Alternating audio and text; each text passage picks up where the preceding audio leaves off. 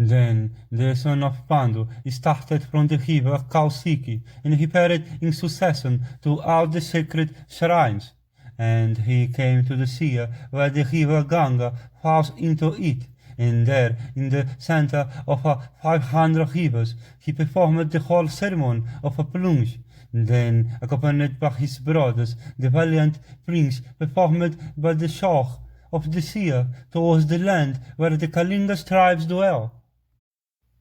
There is the land where the Kalinga tribes dwell.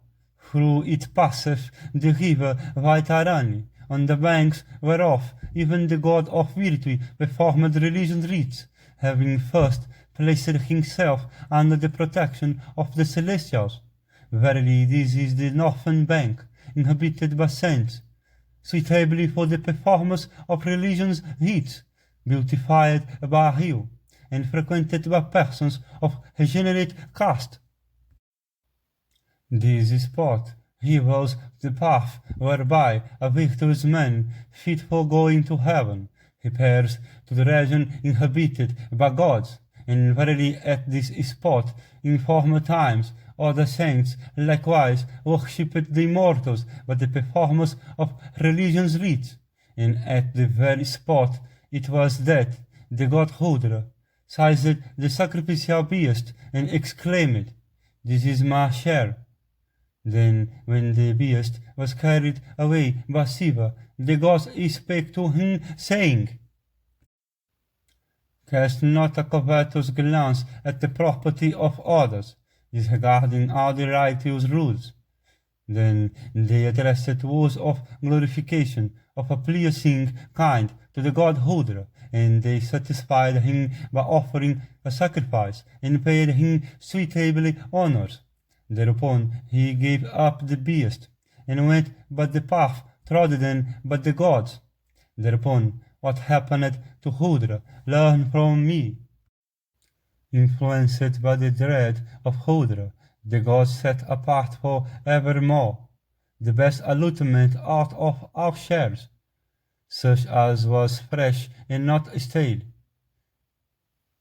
Whosoever performs his ablutions at this spot, while reciting this ancient history, beholds with his mortal eyes the path that leads to the region of the gods. Then all the sons of Pandu, and likewise the daughter of Drupada, all of whom were the favored of fate, descended to the river Vaitarani, and made libations to the names of their fathers. Yudhishthira said, "How great must be the force of a pious deed, having taken my bath at this spot in a proper form, asking to touch no more the region inhabited by mortal men. Saint of a virtuous life, I am beholding all the regions, and this is the noise of the magnanimous dwellers of the wood. We are reciting their audibly prayers." Lomasa said, "The place whence this noise comes and reaches thy ears is at the distance of 300,000 yojanas, to be sure. Hast thou quiet and utter no word? This is the divine forest of the self-existent On, which hath now come to our view. There Visvakarma, of a dreaded name, performed religious rites. On the marked occasion of that sacrifice, the self-existent On made a gift of this entire earth with all its hill and forest tracts to Kasyapa by way of gratuity for ministering as a priest. And then, as soon as that goddess, earth, was giving away, she became sad at heart and wrathful, spake the following words to that great Lord, the ruler of the world: "It is unworthy of thee to give me away to an ordinary mortal, and this act of gift on thy part will come to nothing. Here am I going to descend into the bottom of the nether world." Then, when the blessed Saint Kasyapa beheld the god's earth despondent, and said, "He performed a propitiatory act calculated to appease her wrath, and then the earth was pleased with his pious deed, and she uprose again from within the waters, and showed herself in the form of a sacred altar. This is the spot which distinctly manifests the form of an altar. Ascend over it, and thou wilt gain valor and strength. And this is the very altar which reaches as far as the sea, and rests itself upon its bosom. May good luck be thine, though thou mount hereupon, and of thyself cross the sea. And while thou this day mountest upon it, I shall administer the sermon for averting all evil from thee. For this altar here, as soon as it gets a mortal touch, at once enter into the sea. Salutation to the God who protects the universe. Salutation to thee that art beyond the universe. Vouchsafe thy presence in this sea. Thou must recite the following words of truth, and while reciting, thou must quickly ascend this altar. The God of fire, and the sun, and the organ of generation, and water, and goddess, and the seed of Vishnu, and the navel of nectar. The God of fire is the organ that generates. The earth is thy body. Vishnu deposited the seed that caused thy being, and thou art the navel of nectar. Thus the words of truth must be audibly recited, and while reciting, one must plunge into the Lord of Rivers. Otherwise, this Lord of Waters of divine birth, this best storehouse of the waters, should not be touched, even with the end of a sacred grass. Then, when the ceremony of averting evil had been completed in his behalf, the magnanimous Yudhishthira went into the sea, and having performed all that the saint had did, repaired to the skirts of the Mahendra hill, and spent the night at that spot.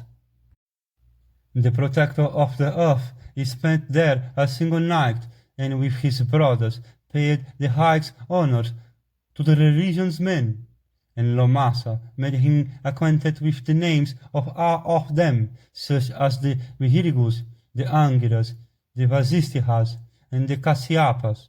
And the royal saint paid visit to them all, and made obeisance to them with joined palms.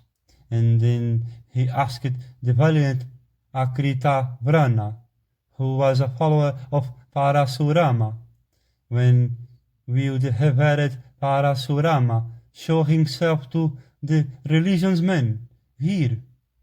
It is desired on that occasion to obtain a sight of the descendant of Vihirigu. Akrita Vrana said, thy journey to this spot is already known to Rama, whose soul spontaneously knows everything, and he is in every way well pleased with thee, and he will show himself readily to thee. And the saints who practice penances here are permitted to see him on the 14th and the 8th day of the lunar course. On the morrow, at the end of this very night, there will set in the 14th day of the lunar course.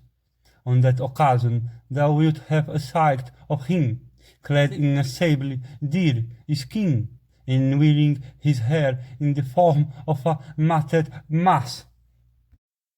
Yudhishthira said, thou hast been a follower of the mighty Rama, Jamadagni son. Thou must therefore have been the eyewitness of all the deeds achieved by him in former days. I therefore request thee to narrate to me how the members of the military caste were vanquished by Rama on the field of battle, and what the original cause of those conflicts was. Akrita Varana said, With pleasure shall I recite to thee that excellent history, the history of the godlike deeds of Hama, the son of Jamadagni, who traced his origin to Bihiriguhes. I shall relate the achievements of the great ruler of the Haya tribe, that King Arjuna, by name the mighty lord of the Haya tribe, was killed by Hama. He was endowed with 1,000 arms, and by the favor of Dattatreya, he likewise had a celestial car made of gold, and his rule extended over the entire animated world, wheresoever located on this earth. And the car of that mighty monarch could proceed everywhere in an unobstructed course, and grow resistless by the victory of a granted boon. He never mounted on that car, trampled upon gods and yakishas and saints on all sides round, and all the born beings wheresoever placed were harassed by him. Then the celestials and the saints of a hugely virtuous life meet together, and thus he spake to Vishnu, the god of gods, the slayer of demons, and possessed of powers that never failed, saying, for the purpose of preserving all the born beings, it is necessary that Arjuna should be killed by thee. And the mighty ruler of the Haya tribe, placing himself on his celestial car, affronted Indra, while that deity was enjoying himself with Sakhi, his queen. Then the blessed and the revered god held a consultation with Indra, with a view to destroying Kartaviriya's son. And on that occasion, all that was for the good of the world of beings was communicated by the Lord of gods, and the blessed God, worshipped by the world, to do all that was necessary, went to the delightful Vadari wood, which was his own chosen retreat for practicing penances.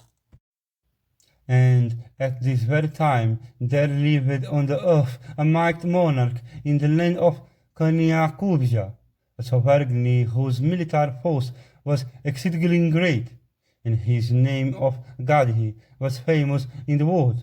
He, however, betook himself to a forest life, and while he was dwelling in the midst of the wood, there was born to him a daughter beautiful as a nymph of heaven, and Hika, the son of Vihirgu, asked for her to be united with himself in marriage.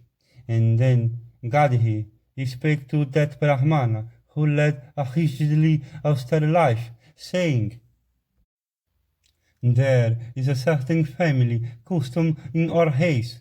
It hath been founded by my ancestors of a bygone age, and be it known to thee that the intending bridegroom must offer a dowry consisting of 1,000 fleet steeds, whose color must be brown, and every one of whom must possess a single sable ear.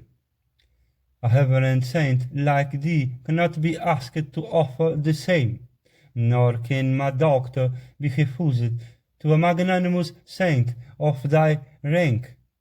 Thereupon Hika said, I will give thee 1,000 fleet steeds, brown in hue and possessing a single sable ear.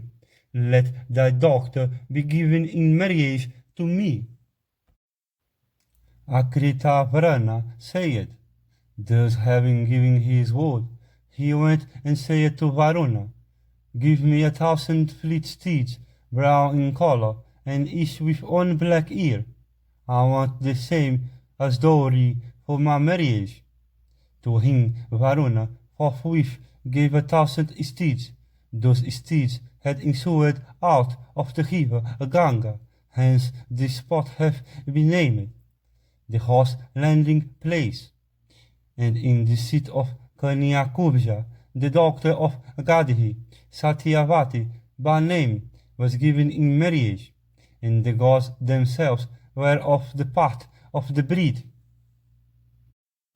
Hika, the most excellent of the sacerdotal caste, thus procured 1,000 steeds, and had a sight of the dwellers of heaven, and won a wife in the proper form. And he enjoyed himself with the girl of his land waste, and thus gratified all the wishes and desire that he ever had.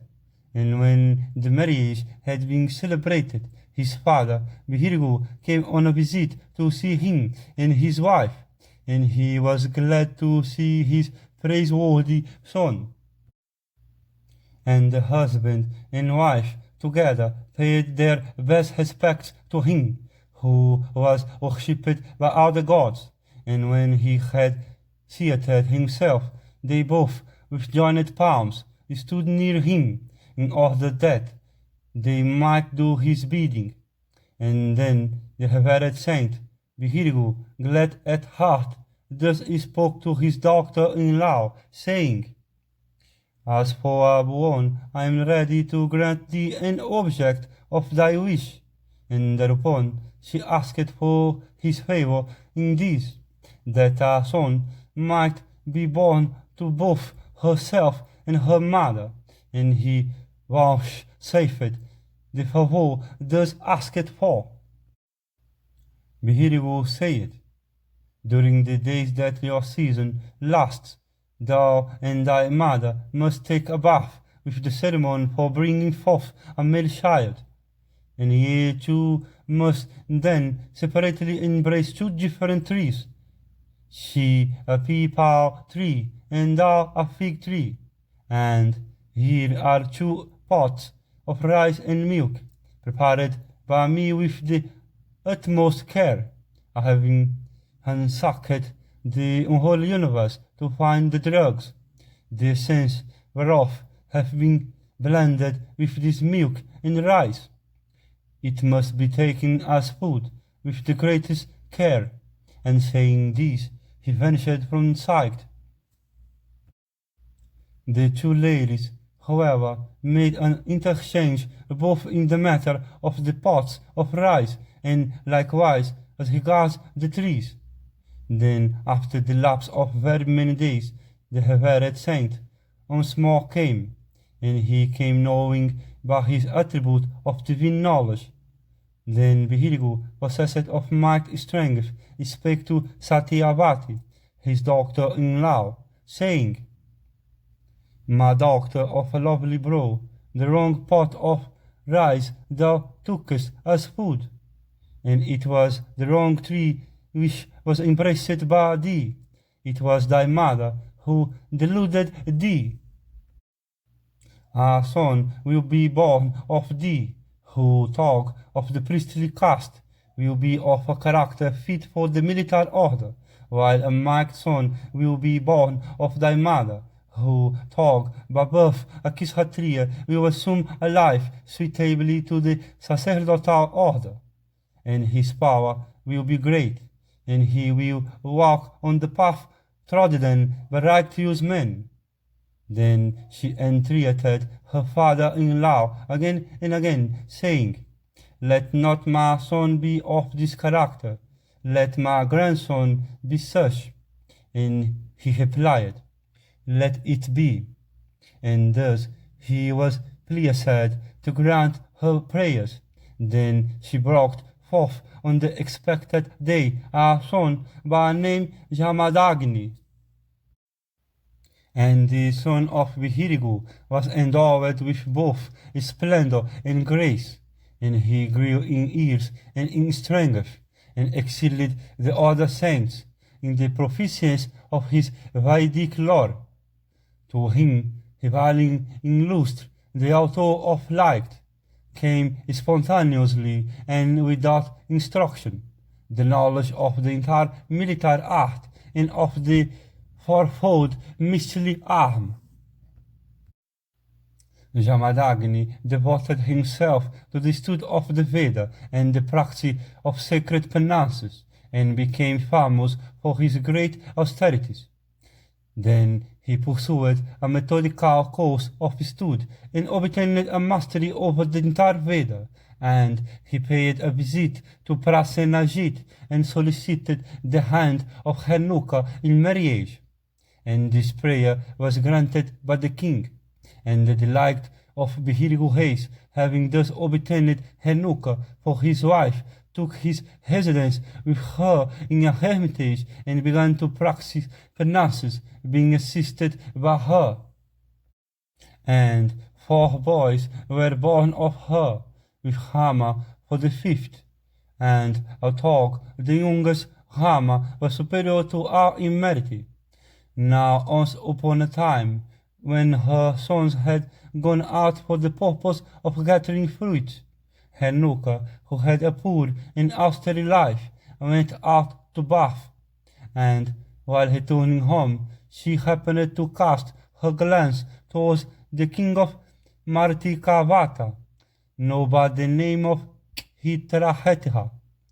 The king was in the water with his wives, and wearing on his breast a lotus wreath, was engaged in sport. And beholding his magnificent form, Renuka was inspired with desire. And this unlawful desire she could not control, became polluted within the water, and came back to the hermitage frightened at heart. Her husband readily perceived what state she was in, and mild and powerful, and of a wrathful turn of mind, when he beheld that she had been guilty, and that the lust of chastity had abandoned her. He approached her by crying out, Fie!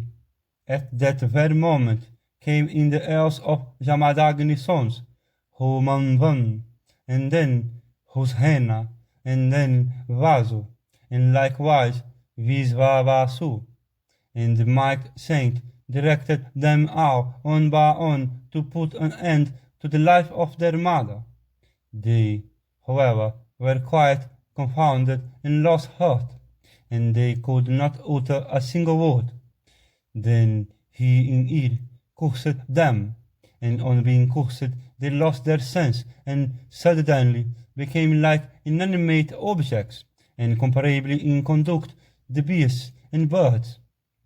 And then Rama, the slayer of hostile heroes, came to the hermitage last of all. The might-armed Jamadagni of great austerities addressed, saying, Kill this wicked mother of thine without compunction. Thereupon Rama immediately took up an axe and therewith severed his mother's head. Then the wrath of Jamadagni of might soul was at once appeased, and well pleased, he spake the following words: Thou hast, my boy, performed at my bidding this difficult task, being vested in virtue. Therefore, whatsoever wishes there may be in thy heart, I am ready to grant them all. Do thou ask me.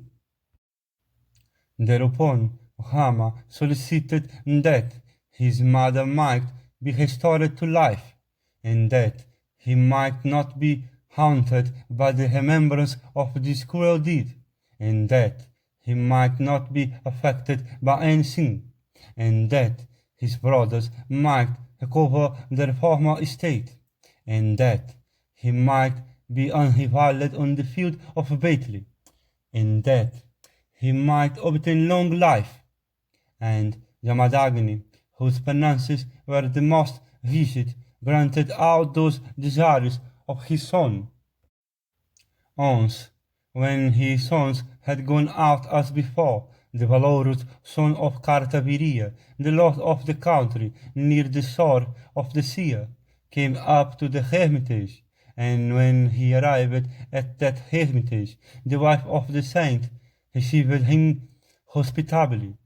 He, however, intoxicated with a warrior pride, was not at all pleased with the reception accorded to him, and by force and in defiance of all resistance, seized and carried off from that hermitage the sheaf of the cows, whose milk supplied the sacred butter, not heeding the loud lowing of the cow. And he once only pulled down the last trees of the wood. When Hama came home, his father himself told him all that had happened.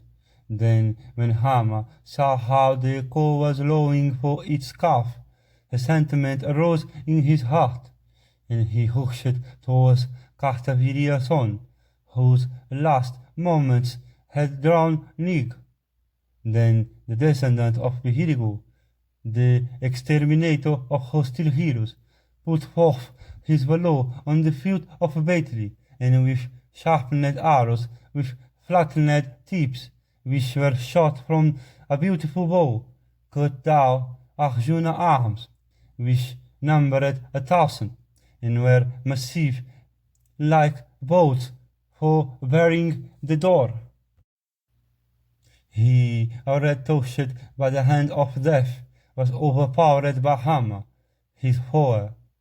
Then the king's men of Arjuna, their wrath excited against Hama, rushed at Jamadagni in his hermitage while Hama was away, and they slew him there. For although his strength was great, yet being at the time engaged in penances, he would not fight. And while thus attacked by his foes, he repeatedly shouted the name of Hama in a helpless and piteous way. And the sons of Kartavirya shot Jamadagni with their arrows, and having thus chastised their foe, went their way. And when they had gone away, and when Jamadagni had breathed his last, Hama, the delight of Vihirigu haste, returned to the hermitage, bearing in his arms fuel for her legion's reach.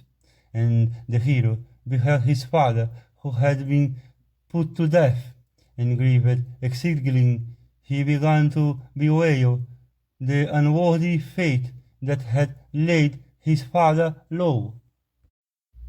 Rama said, "The blame is mine, that like a stag in the wood thou hast been shot dead with arrows, by those mean and stupid wretches, the sons of Kartavirya, and virtuous and unswerving from the path of righteousness, and inoffensive to all animated beings, as thou wert. How came it to be permitted by fate that thou shouldst die in this way? What an awful sin must have been committed by them, who have killed thee with hundreds of sharpened shafts, although thou wert an aged man, and engaged in penances at the time, and absolutely averse to fighting with them. With what face will those shameless persons speak of this deed of theirs to their friends and servants, that they have slain an unassisted and unresisting virtuous man? Thus he, great in penance, bewailed much in a piteous manner, and then performed the obsequies of his departed Tsar. And Hama, the conqueror of hostile cities, cremated his father on the funeral pyre, and vowed the slaughter of the entire military caste, and of exceeding strength in the field of battle, and possessed of valor, suited to a heroic soul, and comparably to the god of death himself. He took up his weapon in wrathful mode, and single-handed put Kartavirya sons to death. And chieftain of the military caste, Hama, the leader of all capable of beating their foes, thrice smote down all the Kshatriya followers of Kartavirya's son. And 7 times did that powerful lord exterminate the military tribes of the earth.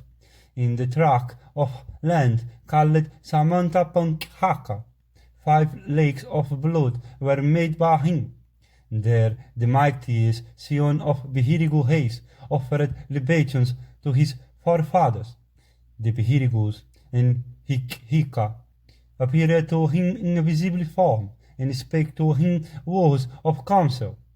Then the son of Jamadagni, of dreaded name, performed a mighty sacrifice and gratified the Lord of the Celestials and bestowed the earth to the ministering priests. And he raised an altar made of gold, 10 vitimas in breadth and 9 in height, and made a gift of the same to the magnanimous Kasyapa.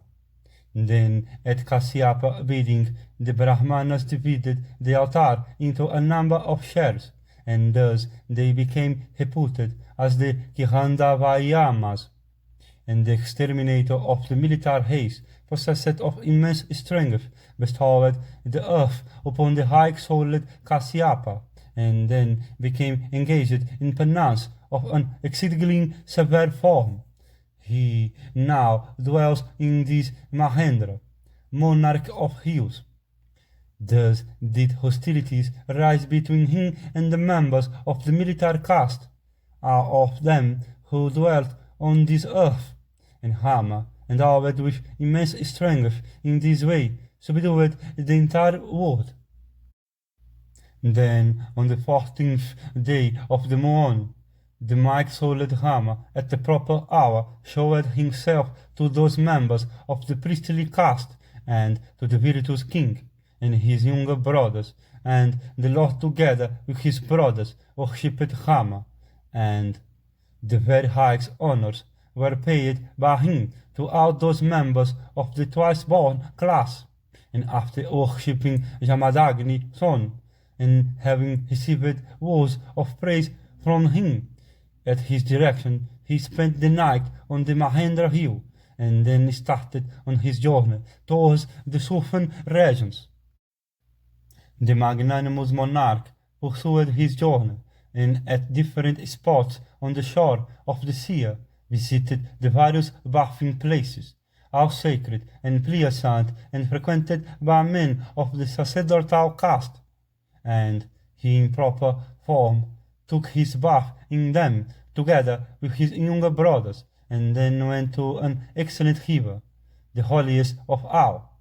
There the magnanimous king took his plunge and offered libations to his forefathers and the gods, and distributed riches to the leaders of the twice-born class.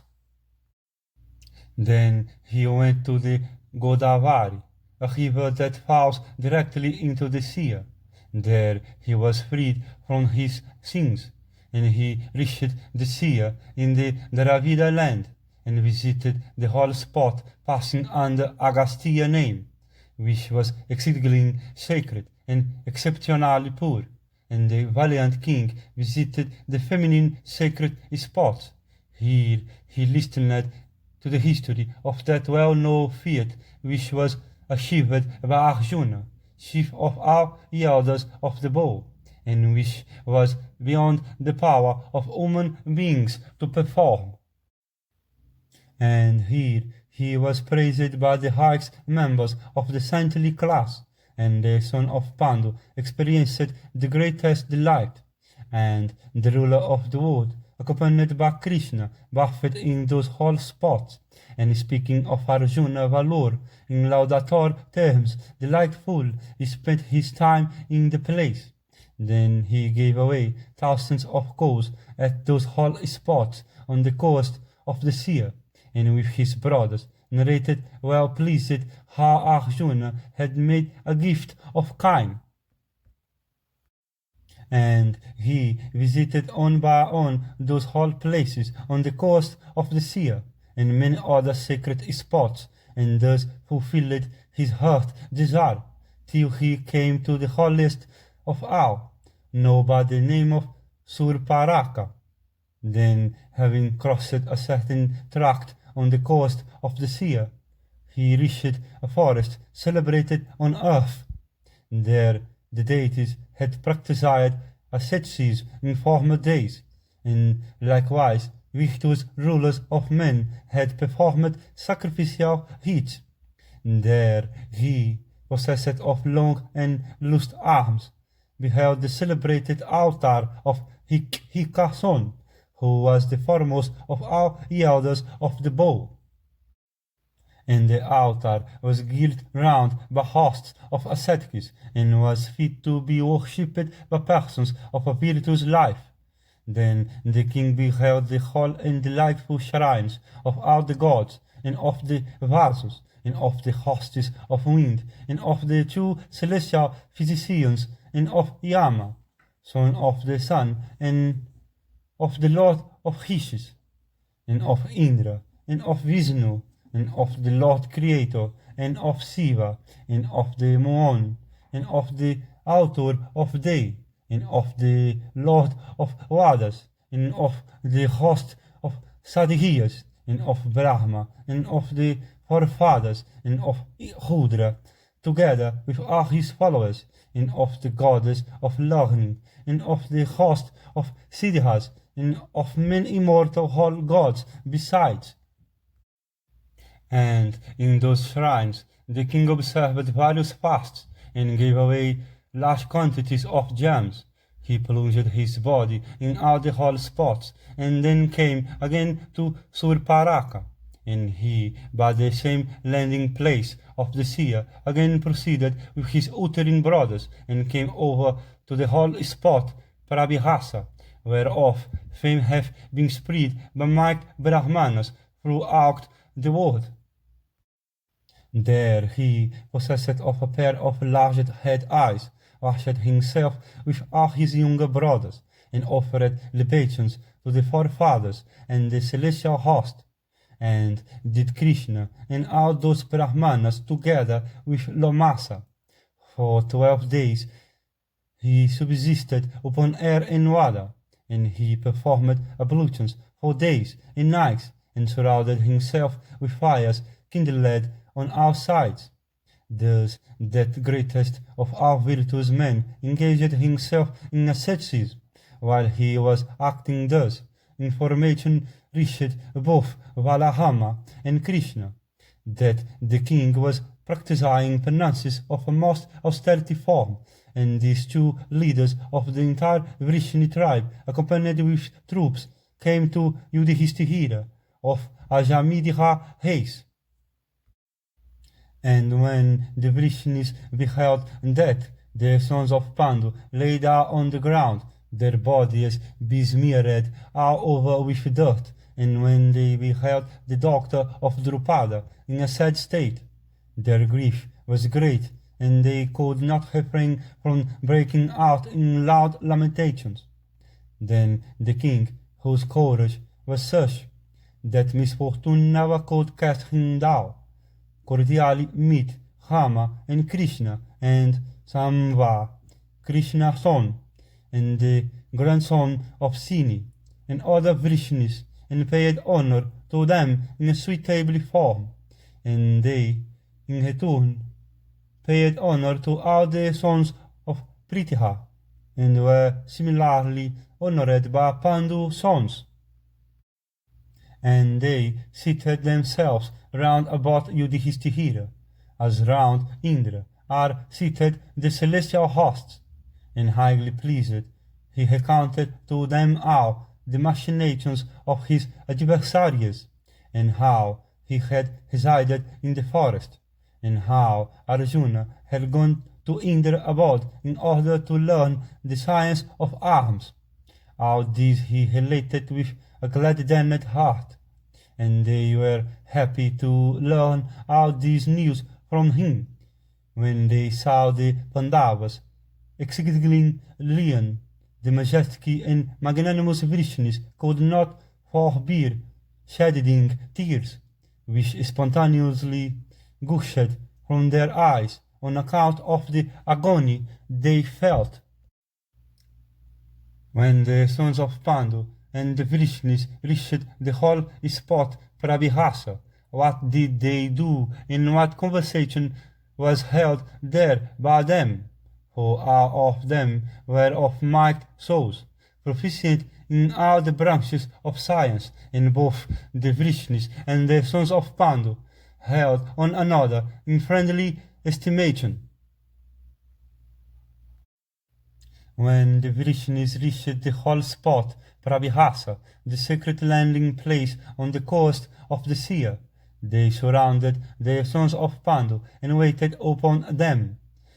Then Valahama, assembling in Hui the milk of the cow, and the kunda flower, and the muon, and the silver, and the lotus root, and who wore a wealth made of wild flowers, and who had the plowshare of his arms, he spake to the lotus-eyed one, saying, I do not see that the practice of virtue leads to any good, or that unrighteous practice can cause evil. Sighs the magnanimous Yudhishthira is in this miserable state, with matted hair, a hesitant of the wood, and for his garment wearing the bark of trees. And Duryodhana is now ruling the earth, and the ground doth not yet swallow him up. From this, a person of limited sense won't believe a vicious course of life is preferably to a virtuous one. When Duryodhana is in a flourishing state, and Yudhishthira, hobbybed of his throne, is suffering thus, what should people do in such a matter? This is the doubt that is now perplexing all men. Here is the Lord of men, is sprung from the God of virtue, holding fast to a righteous path, strictly truthful and of a liberal heart. The son of Tirtha would give up his kingdom and his pleasure, would not swerve from the righteous path in order to thrive.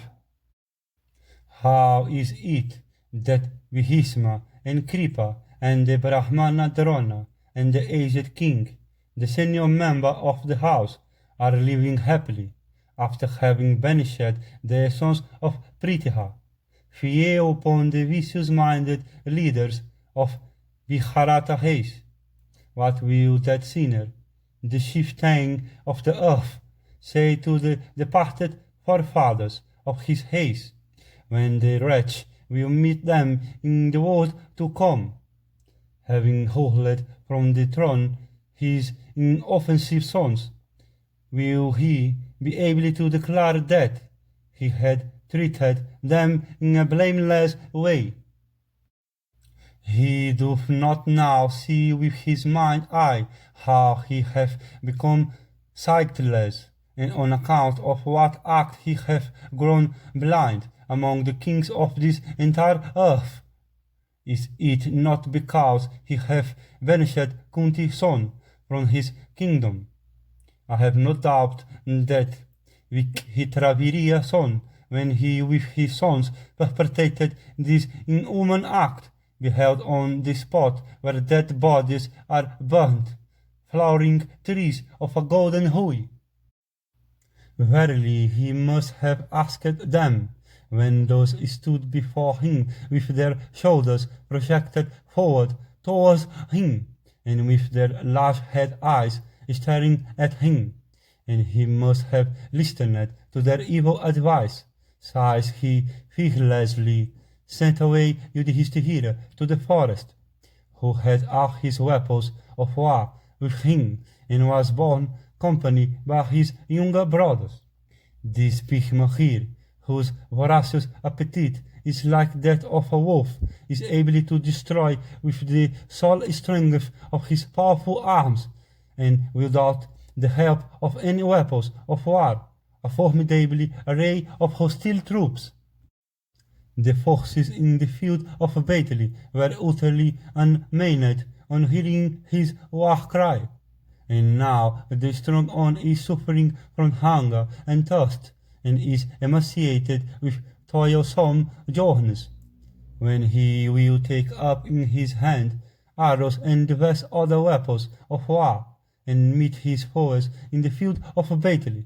He will then remember the sufferings of his exceedingly miserable forest life, and kill his enemies to a man. For certainly do I anticipate this. There is not throughout the whole world a single soul who can boast of strength and prowess equal to his.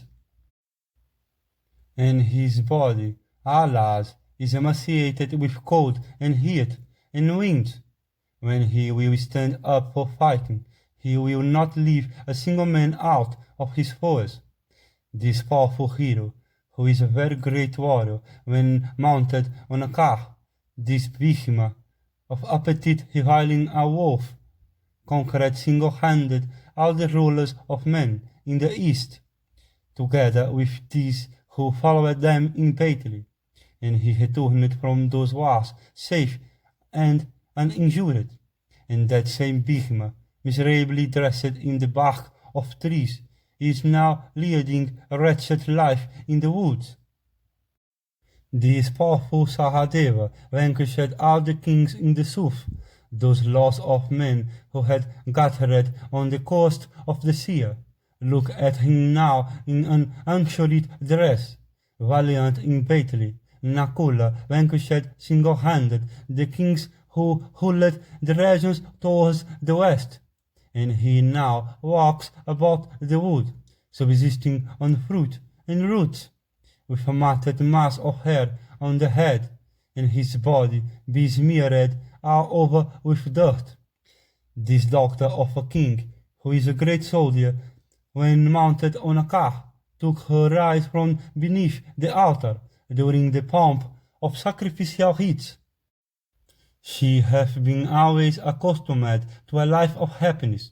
How is she now enduring this exceedingly miserable life in this wood? And the son of the god of virtue, virtue which stands at the head of all the three pursuits of life, and the son of the wind god, and the son of the lord of celestials, and those two sons of the celestials physicians, being the sons of all those gods and always accustomed to a life of happiness.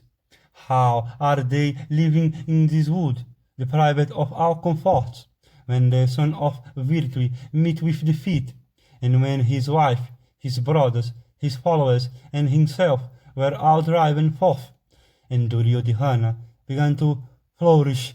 Why did not the earth subside with all its hills?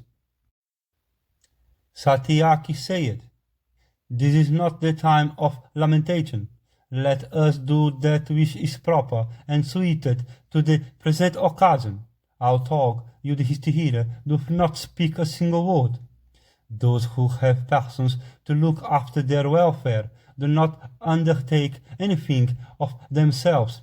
They have orders to do their work, as Saivya and others did for Yayati. Likewise, those who have appointed functionaries to undertake their work on their own responsibility, as the leaders of men, they may be said to have real patrons, and they meet with no difficulty, like helpless beings. How is it that, when the sons of Pritha have for their patrons these two men, Rama and Krishna, and the two others, Pradyumna and Sambhav, together with myself, these patrons being able to protect all the three worlds, how is it that the son of Pritha is living in the wood with his brothers? It is fit that this very day the arm of the Dasarhas should march out, variously armed with checkered mails. Let the Dhritarashtra sons be overwhelmed with the forces of the Vrishnis, and let them go with their friends to the abode of the god of death. Let him alone who yields the bow made of the horn. Thou alone, if roused, won't be able to surround even the whole of this earth. I ask thee to kill Dhritarashtra son with all his men, as the great Indra, the lord of the gods, killed Vritra. Arjuna, the son of Pritha, is my brother, and my friend, and my preceptor, and is like the second self of Krishna. It is for this that men desire for a worthy son, and that preceptor seeks a pupil who won't contradict him not. It is for this that the time is come for that excellent work, which is the best of all tasks and difficult to perform. I shall baffle Duryodhana volleys of arms by my own excellent weapons. I shall overpower all in the field of battle. I shall in my wrath cut off his head with my excellent shafts, little inferior to snakes and poison and fire. And with the keen edge of my sword I shall forcibly sever his head from the trunk in the field of battle. Then I shall kill his followers, and Duryodhana, and all of Kuru haste. Let the followers of Bhishma look at me with joy at their heart, when I shall keep up the weapons of war in the field of battle, and when I shall go on slaying all the best fighting men on the side of the Kurus. As at the end of time fire will burn vast heaps of straw. Kripa and Drona and Vikarna and Karna are not able to bear the keen arrows shot by Pradyumna. I know the power of Arjuna's son. He conducts himself like the son of Krishna in the field of battle. Let Samba chastise by the force of his arms Dusasana. Let him destroy by force Dusasana and his chariot and his car. In the field of battle, when the son of Jambavati becomes irresistibly in fight, there is nothing which can withstand his force. The arm of the demon Samvara was speedily halted by him when on a boy. Banham was killed in fight as Vakakra, whose thighs were round and whose muscular arms were of exceeding length. Who is there that won't be able to go forward to the car of Samba, who is great in fight when mounted on a car? As a mortal coming under the clutches of death can never escape. Who is there that once coming under his clutches in the field of battle is able to return with his life? The son of Vasudeva will burn down by the volleys of his fiery shafts all the hostile troops, and those two warriors, Bhishma and Drona, who are great on a car, and Somadatta, surrounded by all his sons. What is there in all the worlds, including the gods, which Krishna cannot encounter on an equal footing? When he takes up the weapons of war, he holds in his hands excellent arrows, arms himself with his dice, and thus becomes unrivaled in fight. Then let Aniruddha take up in his hand his buckler and sword, and let him cover the surface of the earth with Dhritarashtra's sons, their heads separated from their trunks, their bodies devoid of all consciousness, as in a sacrificial heat. The altar is overspread with sacred grass placed upon the same. And Gada, and Uluka, and Vahuka, and Bihanu, and Nitiha, and the young Nishatiha, valiant in battle, and Sarana, and Hahudesna, irresistibly in war, let them perform feats befitting their haste. Let the united arm of the Satyavrtas and Suras, together with the best soldiers of the Vrishnis, the Bihojas, and the Andihakas, kill those sons of Dhritarashtra in the field of battle, and let them swell their expanded fame throughout the world. Then let Abhimanyu rule the world, long as this most excellent of virtuous men, the magnanimous Yudhishthira, may be engaged in fulfilling his vow, the vow that was accepted and declared by him, the most righteous of Kuru race, on the occasion of the famous play it dies. Afterward, the victorious king will protect the earth. All his foes defeated in battle by shafts which will be discharged by us. Then there will remain no sons of the Dhritarashtra on earth, nor the son of the Sharyata. This is the most important work for us to do, and this will surely lead to fame. Krishna said, "No doubt what thou sayest is true. We accept thy words. This bull of the Kuru race would never accept the sovereignty of the earth, unless it were won by prowess of his own arms. Neither for the sake of pleasure, nor from fear, nor from covetousness, would Yudhishthira ever renounce the rules of the caste, nor would these two heroes, who are marked when mounted on a car, Bhishma and Arjuna, nor the twin brothers, nor Krishna, the doctor of Drupada. He possessing the appetite of a wolf, and the winner of riches, are both unrivaled in fight throughout the world. And why should not this king rule over the entire world when he hath the two sons of Madri to espouse his cause? The high-souled ruler of Panchala together with the Kekaya king, and we should put forth our united strength, and then would the enemies of Yudhishthira be annihilated." Yudhishthira said, "It is not strange that thou shouldst speak thus. To me truth seems to be the first consideration, above that of my sovereign power itself. It is Krishna alone who precisely knoweth what I am, and it is I alone who precisely know what Krishna is. As soon as he will perceive that the time is come for feats of bravery, then he of beautiful hair will defeat Suryodhana. Let the brave men of Dasarha race go back today. They are my patrons and the foremost of human beings.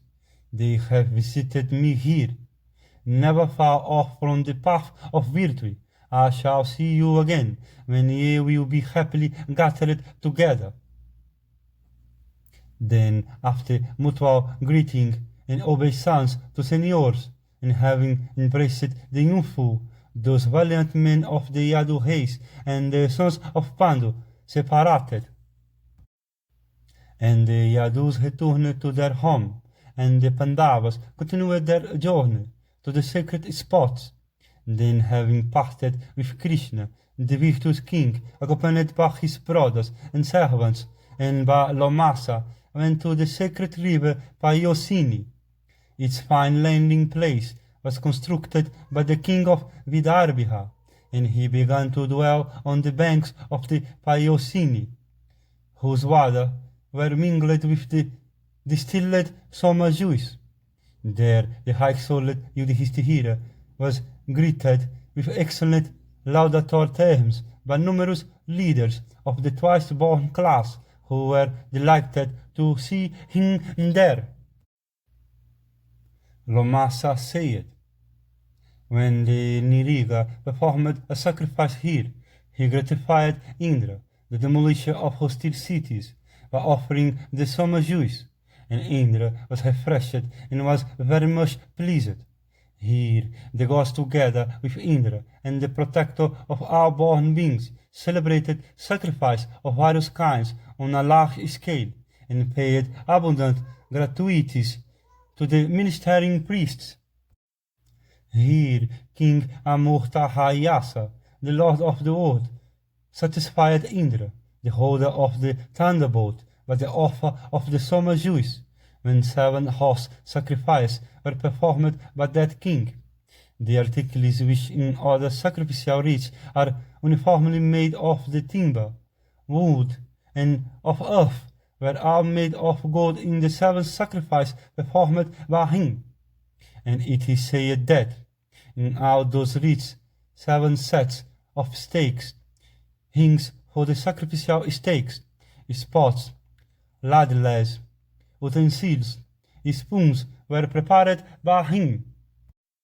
On each sacrificial stake, 7 rings were fastened at the top, and the celestials together with Indra themselves erected the sacrificial stakes of shining gold which had been prepared for his sacred rites.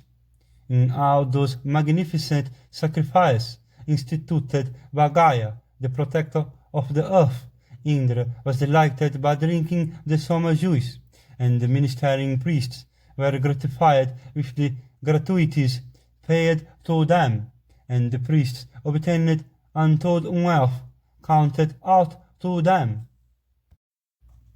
And as the sand grains of the earth, or as the stars in the sky, or as the raindrops when it raineth, cannot be counted by anyone, the wealth Gaia gave away was incapable of being counted by figures.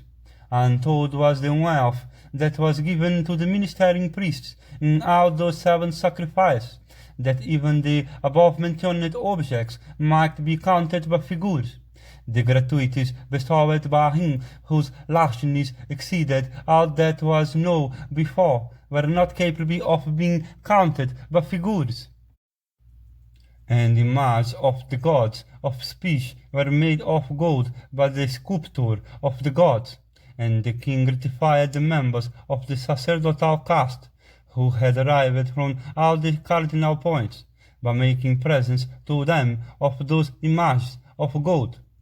When the high-souled Gaia performed his sacrificial rites, he erected sacrificial piles at many different spots, that little space was left on the surface of the earth, and he, by that sacred act, attained the regions of Indra. Whoever should bathe in the river Paiosini and go to the regions attained by Gaia. Therefore, thou and thy brothers should bathe in this river. Then thou wilt be freed from all these sins. Yudhishthira with his brothers performed ablutions in the Paiosini river. Then the powerful monarch, together with his brothers, journeyed to the hill of Sapphires and the great river Narmada. The blessed saint Lomasa there named to him all the delightful holy spots and all the sacred shrines of the celestials. Then he, with his brothers, visited those places according to his desire and convenience, and at various places Brahmanas by thousands received gifts from him. One who visits the Saphir hill and plunges his body in the river Narmada attains the regions inhabited by the celestials and kings. This period is the junction between the Treta and the Kali age. This is the period when a person gets rid of all his sins. This is the spot where Saryati performed sacrificial rites, wherein Indra appeared in a visible form and drank the summer juice with the 2 celestial physicians, and Bihirigu, son of severe austerities, conceived anger towards the great Indra, and the might Hyavana paralyzed Indra, and for his wife obtained the prince Sukanya. How was the chastiser of the demon Paka, the god possessed of the 6 attributes, paralyzed by Hyavana?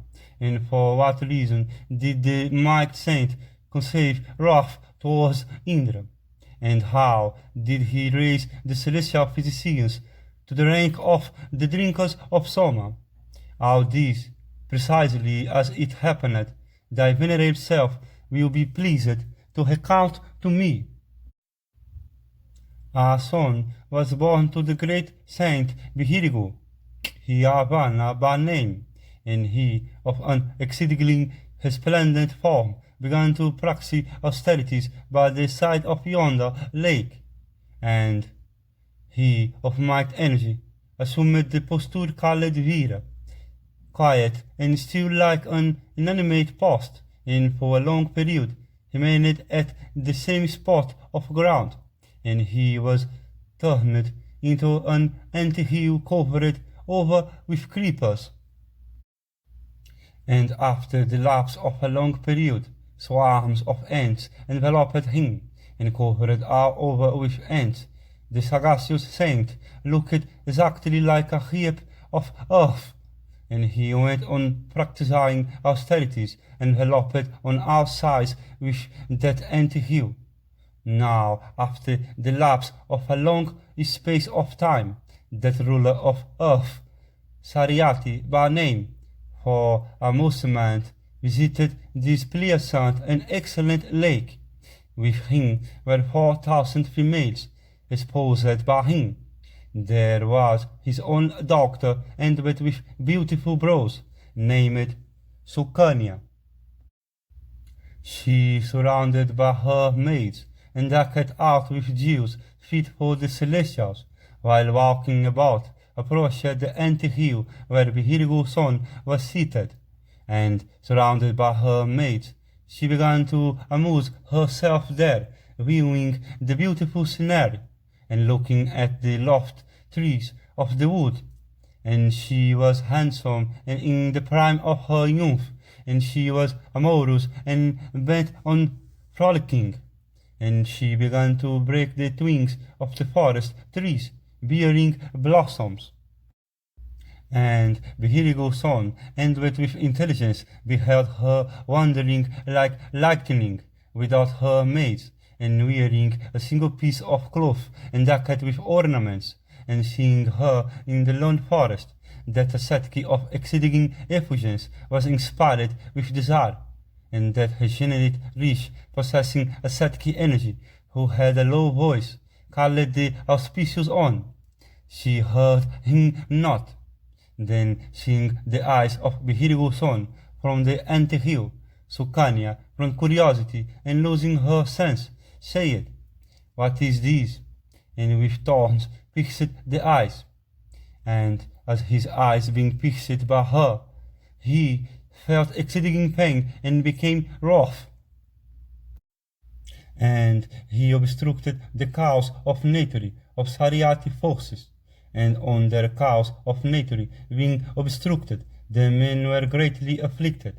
And seeing this state of things, the king asked, "Who is it that hath done wrong to the illustrious son of Virgo, old and ever engaged in austerities and of wrathful temper? Tell me quick, if ye know it." The soldiers answered him, saying, "We do not know whether anyone hath done wrong to the rich. Do thou, as thou list, make a searching inquiry into the matter." Thereupon that ruler of earth, using both menace and conciliation, asked his friends. They too did not know anything, seeing that the arm was distressed, owing to the obstruction of the course of nature, and finding her father aggrieved, Sukanya said, "Hoving in the forest, I lighted in the ant-hill, here upon some brilliant substance. Thereupon, taking it for a glow-worm, I neared it, and fixed it."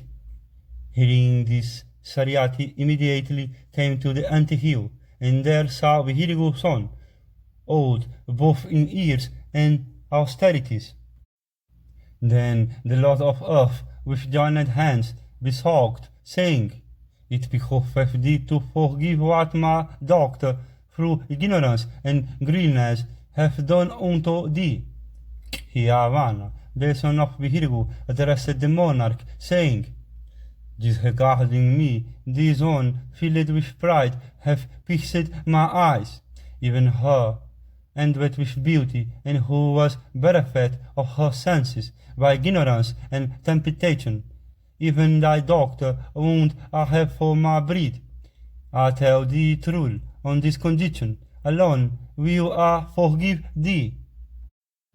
Hearing the words of the sage, Sariati, without pausing, bestowed his daughter on the high-souled Vana. Having received the hand of that girl, the whole one was pleased with the king, and having won the rich grace, the king went to his city, accompanied by his troops, and the faithless Sukanya, having obtained that ascetic for her husband, began to tend him, practicing penances and observing the ordinance, and that on of a graceful countenance and void of guilt worshipped Hiavana and ministered unto guests and the sacred fire. Once on a time, those celestials, namely the twin as wings, happened to behold Sukanya, when she had bathed, and when her person was bare, and seeing that on of excellent limbs, and like unto the daughter of the Lord of Celestials, the nose born as wings neared her, and addressed her, saying, Thou of shapely tykes, whose daughter art thou, and what doest thou in the wood? We desire to know this. Do thou, therefore, tell us. Thereupon she replied bashfully unto those foremost of celestials, Know me a Sariati doctor, and Hiavana wife. There the Aswings again spake unto her, smiling, What for hath thy father bestowed thee on a person who is verging on death? Surely thou shinest in this wood like lightning, not in the regions of the celestials themselves have our eyes lighted on thy like. Unadorned and without gay robes as thou art, thou beautifiest this wood exceedingly. Still thou canst not look beautiful when thou art soiled with mud and dirt, as thou causest, if decked with every ornament and wearing gorgeous apparel. Why, in such plight servest thou a decrepit old husband, and on that hath become incapable of realizing pleasure and of maintaining thee. Do thou, forsaking Hiavana, accept one of us for husband. It behoveth thee not to spend thy youth fruitlessly. Thus addressed, Sukanya answered the celestials, saying, I am devoted to my husband, Hiavana. Do ye not entertain any doubts? Thereupon they again spake unto her, We two are the celestial physicians of naught. We will make thy Lord young and graceful. Do thou then select one of us, ourselves and thy husband, for thy partner. Promising this, do thou bring hither thy husband.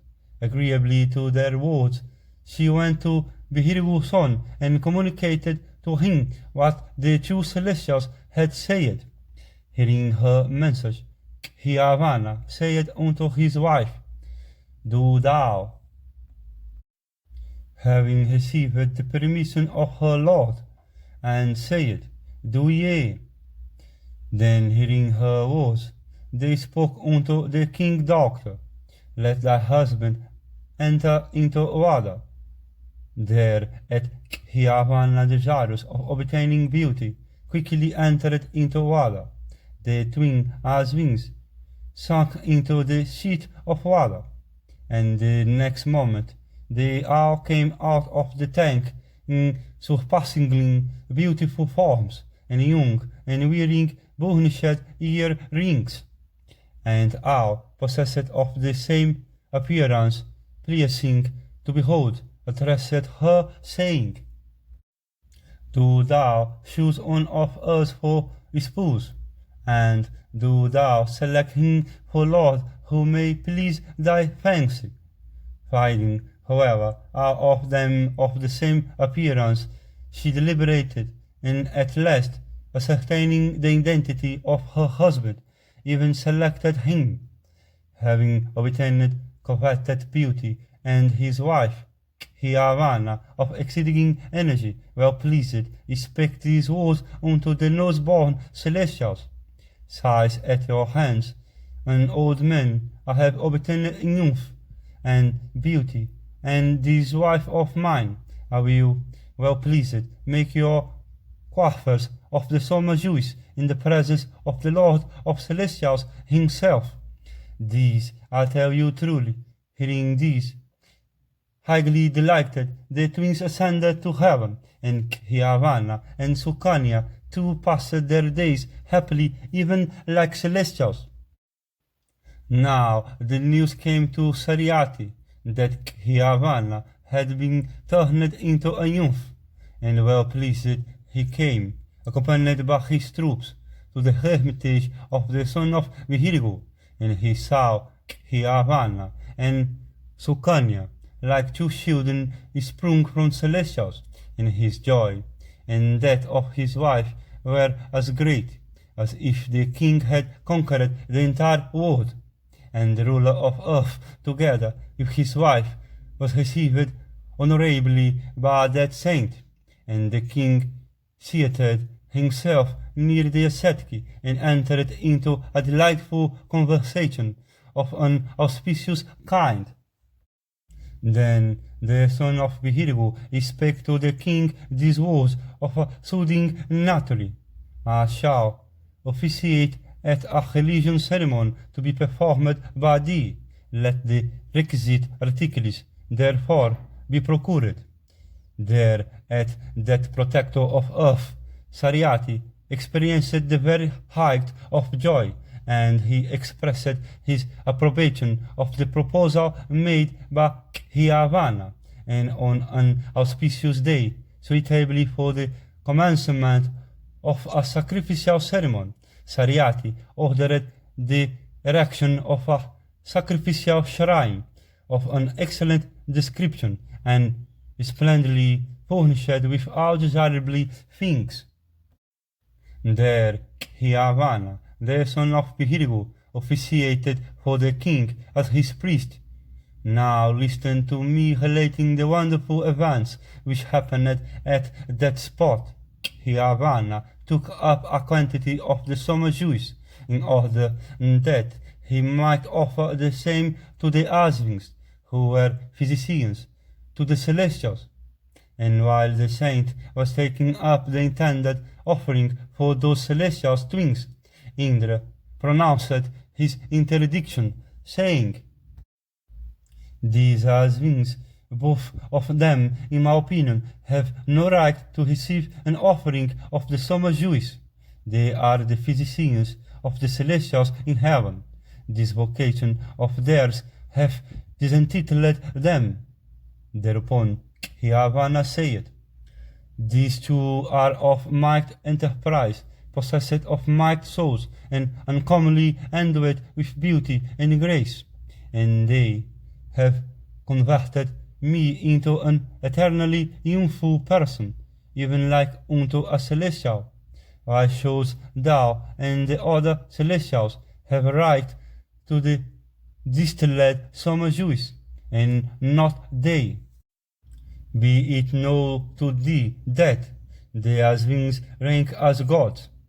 At this Indra spake, saying, These two practice the healing art.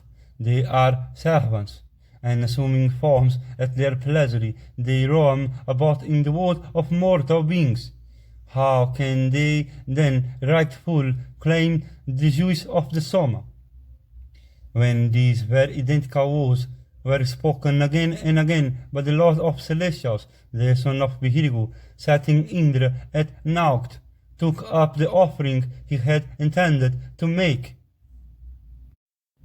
And as he was about to take up an excellent portion of the summer juice, with the object of offering it to the two Asvins, the destroyer of the demon Vala observed his act, and thus he spoke unto him, If thou take up the summer with a view to offering it to those celestials, I shall hurl at thee my thunderbolt of awful form, which is superior to all the weapons that exist. Thus addressed by Indra, the son of Vihirgu cast at Indra a smiling glance, and took up in due form a goodly quantity of the summer juice, to make an offering to the Asvins. Then Sakhi Lord hurled at him the thunderbolt of awful form, and as he was about to launch it, his arm was paralyzed. But here he goes on, and having paralyzed his arm, Havana recited sacred hymns and made offerings on the fire. His object gained, he now attempted to destroy that celestial. Then by the virtue of that saint ascetic energy, an evil spirit came into being, a hook demon, Mada by name, of great strength and gigantic proportions, and his body was incapable of being measured either by demons or by gods. And his mouth was terribly and of hook size, and with teeth of sharpened edge, and one of his jaws rested on the earth, and the other stretched to heaven, and he had 4 fangs, each extending as far as 100 yojanas, and his other fangs were extended to the distance of 10 yojanas, and were of a form resembling towers on a palace, and which might be likened to the ends of spears, and his 2 arms were like unto hills, and extended 10,000 yojanas, and both were of equal bulk. And his 2 eyes resembled the sun and the moon, and his face revealed the conflagration at the universal dissolution, and he was licking his mouth with his tongue, which, like lightning, knew no rest, and his mouth was open, and his glance was frightful, and seemed as if he would possibly swallow up the world. The demon rushed at the celestial by whom 100 sacrifices had been performed, and his intent was to devour that deity, and the world resounded with the loud and frightful sounds uttered by the Asura. When the god who had performed 100 sacrifices beheld the demon Mada of a frightful mien coming towards him with open mouth, his intention being to devour him, and looking like the god of death himself, while his own arms remained paralyzed, he through fear repeatedly licked the corners of his mouth.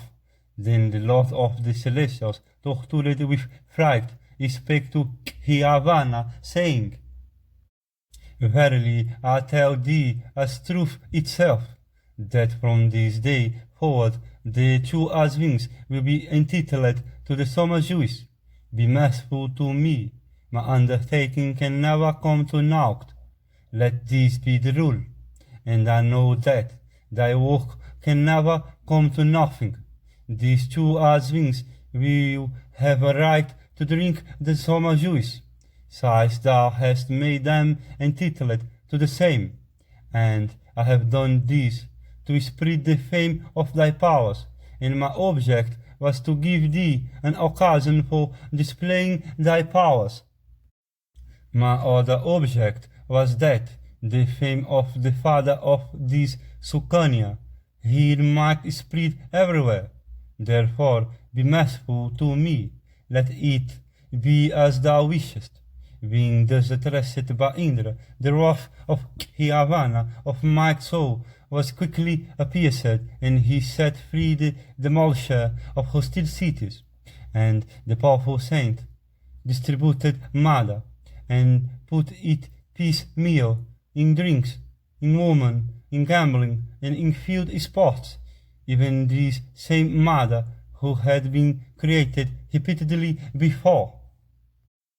Having thus cast down the demon Mada and gratified Indra with a summer drought, and assisted King Saryati in worshipping all the gods together with the 2 wings, and spread his fame for power over all the worlds, the best of those endowed with speech passed his days happily in the wood, in the company of Sukanya, his loving wife. This is his lake, shining and resounding with the voice of birds. Here must thou, together with thy uterine brothers, offer libations of water to thy forefathers and the gods. And having visited it and Sikataksha, thou shalt repair to the sighing the hava, wood, and behold a number of small artificial rivers, and thou shalt touch the waters of all the whole lakes, and reciting the hymns of the god Sittihanu, meet with success in every undertaking, for this is the junction of the two ages of the world, the Vapara and Tirtha. It is a time capable of destroying all the sins of a person.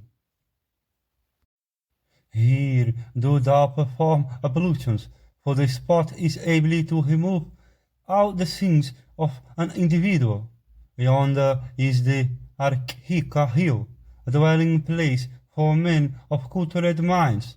Fruits of all the seasons grow here at all times, and the streams run forever. It is an excellent place fit for the celestials, and there are the whole cairns of diverse forms, set up by the celestials. This is the bathing spot belonging to the moon, and the saints are in attendance here on all sides round. They are the dwellers of the wood, and the Valakhilias, and the Pavakas, who subsist on air only. These are 3 peaks and 3 springs. Thou mayest walk round them all, on by on. Then thou mayest wash thyself at pleasure.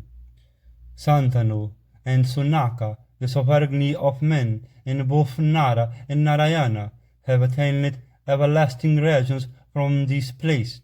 Here did the gods constantly lie down as the forefathers, together with the mighty saints. In this Archika hill they all carried on austerities, sacrifice to them. Here did they, the saints, eat rice cooked in milk. And here is the Yamuna of an exhaustless spring. Krishna here engaged himself in a life of penances. The twin brothers and Bhishmasena and Krishna and all of us will accompany thee to this spot. This is the whole spring that belongeth to Indra. Here the creative and the dispensing deity and Varuna rose upwards, and here too they dwelt, observing forbearance and possessed of the highest faith. This excellent and propitious hill is fit for persons of a kindly and candid disposition. This is that celebrated Yamuna, frequented by hosts of mighty saints, the scene of the vast religious rites, whole and destructive of the dread of sin. Here did Mandihata himself of a mighty bow perform sacrificial rites for the gods, and did Somaka, who was the son of Sahadeva, and a most excellent maker of gifts. How was that tiger among kings, Mandihata, Yuvanasva's son, born, even he who was the best of monarchs, and celebrated over the 3 worlds? And how did he of unmeasured lustre attain the very height of real power? Since all the 3 worlds were as much under his subjection as they are under that of Vishnu of mighty soul, I am desirous of hearing all these in connection with the life and achievements of that sagacious monarch. I should like to hear how his name of Mandihata originated, belonging as it did to him who rivaled in lustre Indra himself, and how he of unrivaled strength was born, for thou art skilled in the art of narrating events. Hear with attention how the name of Mandihata, belonging to that monarch of mighty soul, have come to be celebrated throughout all the worlds.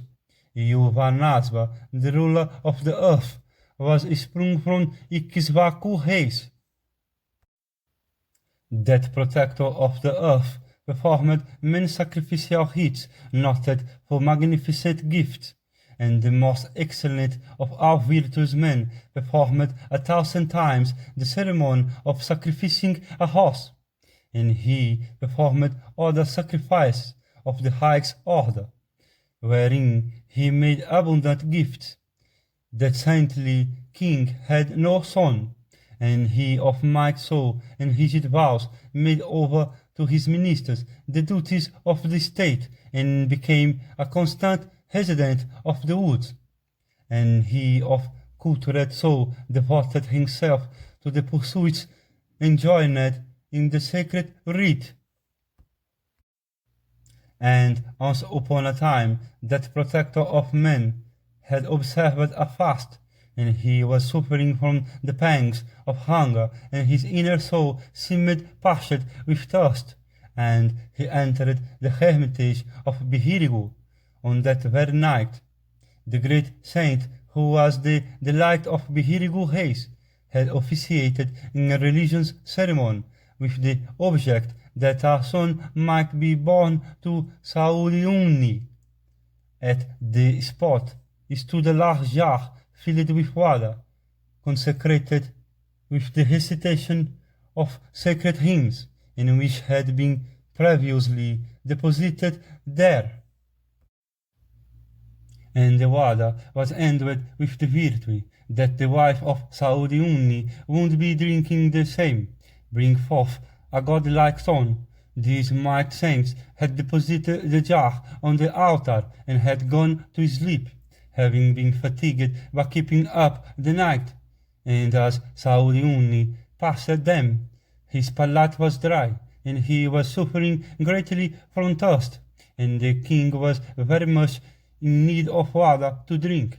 And he entered that hermitage and asked for drink, and becoming fatigued, he cried in feeble voice, proceeding from a parched throat, which resembled the weak, inarticulate utterance of a bird, and his voice reached nobody's ears. Then the king beheld the jar filled with water,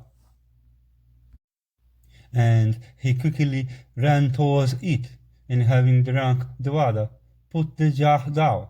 And as the water was cool, and as the king had been suffering greatly from thirst, the draught of water relieved the sagacious monarch and appeased his thirst.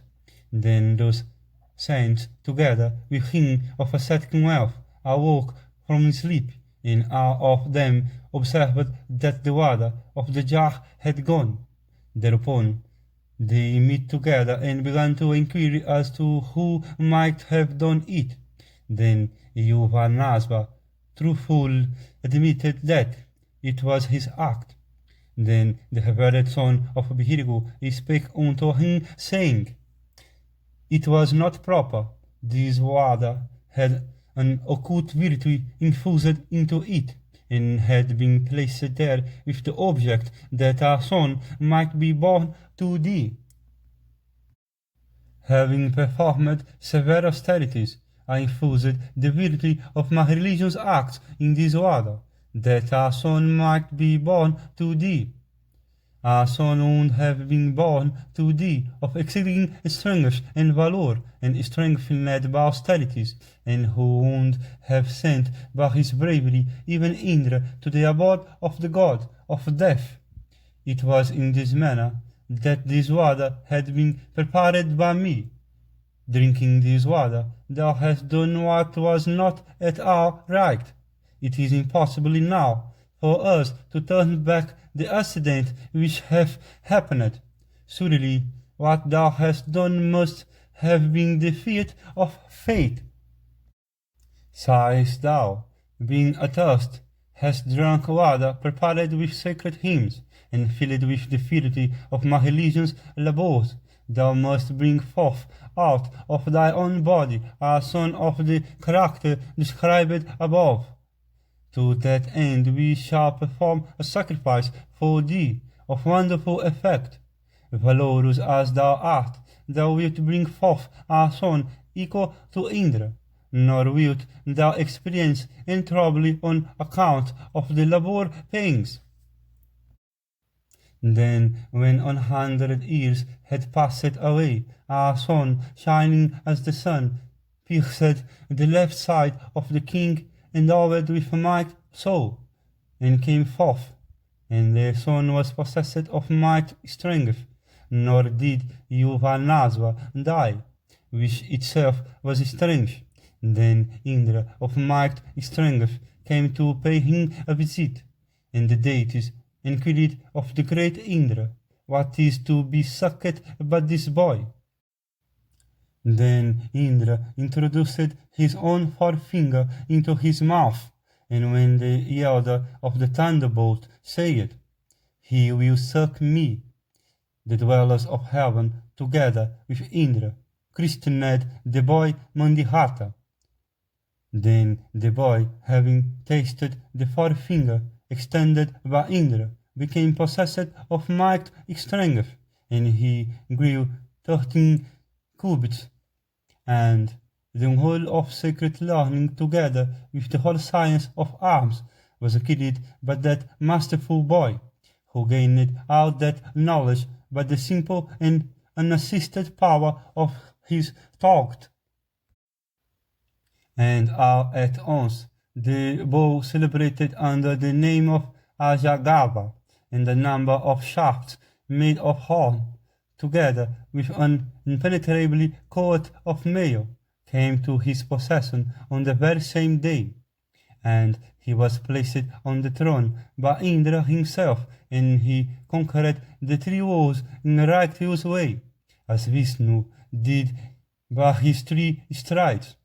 And the well of the car of that mighty king was irresistibly in its course, and the gems of their own accord came into the possession of that saintly king. This is the tract of land which belonged to him. It abounds in wealth. He performed a number of sacrificial rites of various kinds, in which abundant gratuities were paid to the priests. He of might, force, and unmeasured lustre erected sacred pillars, and performed splendid pious deeds, and attained the position of sitting at Indra's side. That sagacious king of unswerving piety sent forth his fiat, and simply by its virtue conquered the earth, together with the sea, that source of gems, and all the cities. The sacrificial grounds prepared by him were to be found all over the earth, on all sides round. Not a single spot was marked with the same. The mighty monarch is said to have given to the Brahmanas 10,000 padimas of Quem, when there was a drought which continued for 12 consecutive years.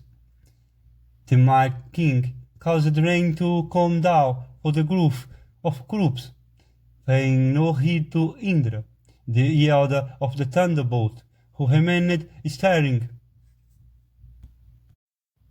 The mighty ruler of the Gandhara land, born in the Luna dynasty of kings, who was terribly like a whoring clown, was slain by him, who wounded him sorely with his shafts. He of cultured soul protected the 4 orders of people, and by him of mighty force the walls were kept from harm, by virtue of his austerity and righteous life. This is the spot where he, lustrous like the sun, sacrificed to the god. Here it is, in the midst of the field of the Kurus, situated in a tract, the holiest of all. Requested by thee, I have thus narrated to thee the great life of Mandihata, and the way in which he was born, which was a birth of extraordinary kind. Kunti's son, thus addressed by the mighty saint, Lomasa immediately put fresh questions to him with regard to Somaka. What was the extent of power and strength possessed by King Somaka? I am desirous of hearing an exact account of his deeds, in of his power. There was a virtuous king Somaka by name. He had 100 wives, all suitably matched to their husband. He took great care, could not succeed in getting a single son from any one of them, and a long time elapsed, during which he continued a sonless man. Once on a time, when he had become old, and was trying every means to have a son was born to him, Jantu by name, out of that century of woman. And all the mothers used to sit surrounding their son, and every one giving him such objects as might conduce to his enjoyment and pleasure. And it came to pass that one day an ant stung the boy at his hip, and the boy screamed loudly on account of the pain caused by the sting, and forthwith the mothers were exceedingly distressed to see how the child had been stung by the ant, and they stood round him and set up cries. Thus there arose a tumultuous noise, and that scream of pain suddenly reached the sovereignty of the earth, when he was seated in the midst of his ministers, with the family priest at his side. Then the king sent for information as to what it was about, and the royal usher explained to him precisely what the matter was with reference to his son. And Somaka got up together with his ministers and hastened towards the female apartments, and on coming there he soothed his son, and having done, and coming out from the female apartments, the king sat with his family, priests, and ministers. Somaka then spake thus: Fear on having on a single son, I had rather be a sonless man, considering how constantly liable to disease are our organized beings. To have an own son is a trouble, with the view that I might have many sons born to me. This century of wives have been wedded by me after inspection, and after I had satisfied myself that they would prove suitably to me. In sui they have none. Having tried every means and put forth great efforts, they have borne the single son, Jantu. What grief can be greater than this? I am grown old in years, and are my wives too, and yet this own son is like the breath of their nostrils, and he is to me.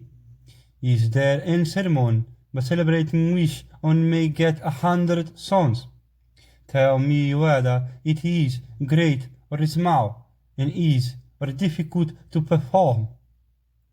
The family priest said, There is a ceremony by virtue of which a man may get a century of sons, if thou art able to perform it. Then I shall explain it to thee.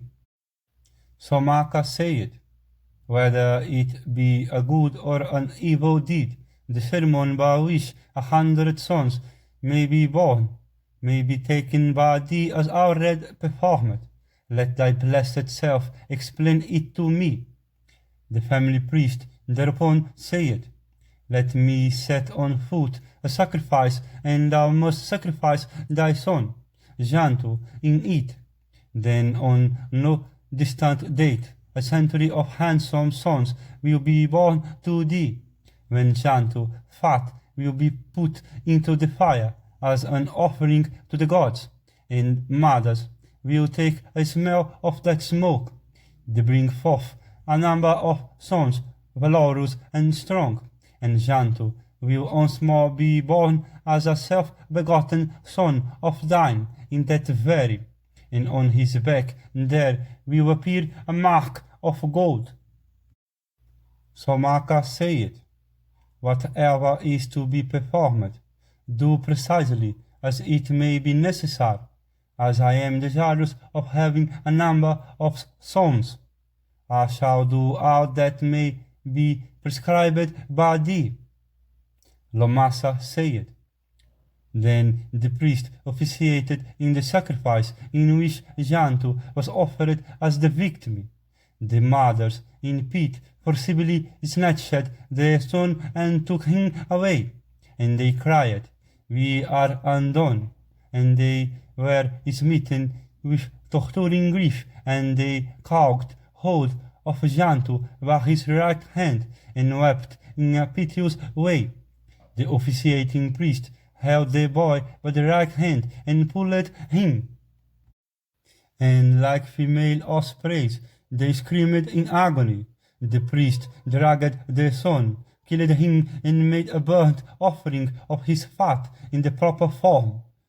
While the fat was being made an offering of the agonized mothers, it smelt its smell, and of a sudden fell to the ground. And then all those lovely women became with child. When 10 months had passed, a full century of sons was born to Somaka, begotten on all those women. Jantu became the eldest and was born of his former mother, and he became the most beloved to the women. Not were their own sons, and on his back there was that mark of gold, and of that century of sons he was superior in merit. Then that family priest of Somaka departed this life, as also Somaka after a certain time. Now he beheld that the priest was being grilled in a terrible hell, and thereupon he questioned him, "Why art thou being grilled in this hell?" Then the family priest, exceedingly scorched with fire, spake to him, saying, "This is the outcome of mine having officiated in that sacrifice of thine." Hearing this, the saintly king thus spake to the god who meteth out punishments to departed souls: "I shall enter here, set free my officiating priest. This revered man is being grilled by hellfire on my account only." The Dharmaraja answered thus: "One cannot enjoy or suffer for on another person acts. These are the fruits of thy acts. See it here." Somaka said, "Without this Brahmana here, I desire not to go to the blessed regions. My desire is to dwell in company with this very man, either in the abode of the gods or in hell, for my deed is identical with what hath been done by him, and the fruit of our virtuous or evil deed must be the same for both of us." The Dharmaraja said, "If this is thy wish, then taste with him the fruit of that act for the same period that he must do. After that thou shalt go to the blessed regions." Lomasa said, "The lotus-eyed king did all that exactly in the way prescribed to him, and when his sins were worked off, he was set free together with the priest. Found of the priest as he was, he won all those blessings to which he had entitled himself by his meritorious acts, and shared everything with the family priest. This is his hermitage, which looketh lovely before our eyes, and one would attain the blessed regions if he should spend 6 nights here controlling his passions. Here, free from excitement and self-controlled, we must spend 6 nights. Be thou ready, therefore. Here, the Lord of born beings himself performed a sacrifice in former times. The ceremony called Istikrita, which occupied 1,000 years, and Amvahisha, son of Nabhihaga, sacrificed near the Yamuna river, and having sacrificed there, he gave away 10 vitimas to the attendant priests, and he obtained the highest success by his sacrifices and austerities. This is the spot where that sovereignty of the entire earth, Nahusha son, Yayati, of immensurate force, and who led a whole life, performed his sacrificial rites. He competed with Indra and performed his sacrifice here. Behold how the ground is studded with places for the sacrificial fires of various forms, and how the earth seems to be subsiding here under the pressure of Yayati pious works. This is the Sami tree, which hath got a single leaf, and this is a most excellent lake. Behold these lakes of Parasurama, and the hermitage of Narayana. This is the path which was followed by Hika son of immensurate energy, who hovered over the earth, practicing the yoga rites in the river Haupia. Here Vata Pisak, a woman, who was decked with pastels for her ornaments, said, as I was reciting here the table of genealogy, having eaten good in Yugandhara, and lived in Akhutasthala, and bathed in Vihutilaya, thou shalt live with thy sons, having passed a single night here, if thou wilt spend the second. The events of the night will be different from those that have happened to thee in the daytime. Today we shall spend the night at this very spot. This is the threshold of the field of the Kurus. At this very spot the monarch Yayati, son of Nahusha, performed sacrificial rites and made gifts of an abundance of gems, and Indra was pleased with those sacred rites. This is an excellent whole bathing place on the river Yamuna, known as Plakishavatarana. Men of cultured minds call it the entrance of the region of heaven. Here, after having performed sacrificial rites of the Sarasvata kind, and making use of the sacrificial stake for their pastille, the highest order of saints performed the whole plunge prescribed at the end of a sacred ceremony. King Bharata here performed sacrificial rites to celebrate the horse sacrifice. Here set free the horse who was the intended victim. That monarch had won the sovereignty of the earth by righteousness. The horses he let go more than once were of a color checkered with black. It was here that Maruta, sheltered by Samvarta, leader of saints, succeeded in performing excellent sacrifices. Having taken his bath at this spot, one can behold all the worlds, and is purified from his evil deeds.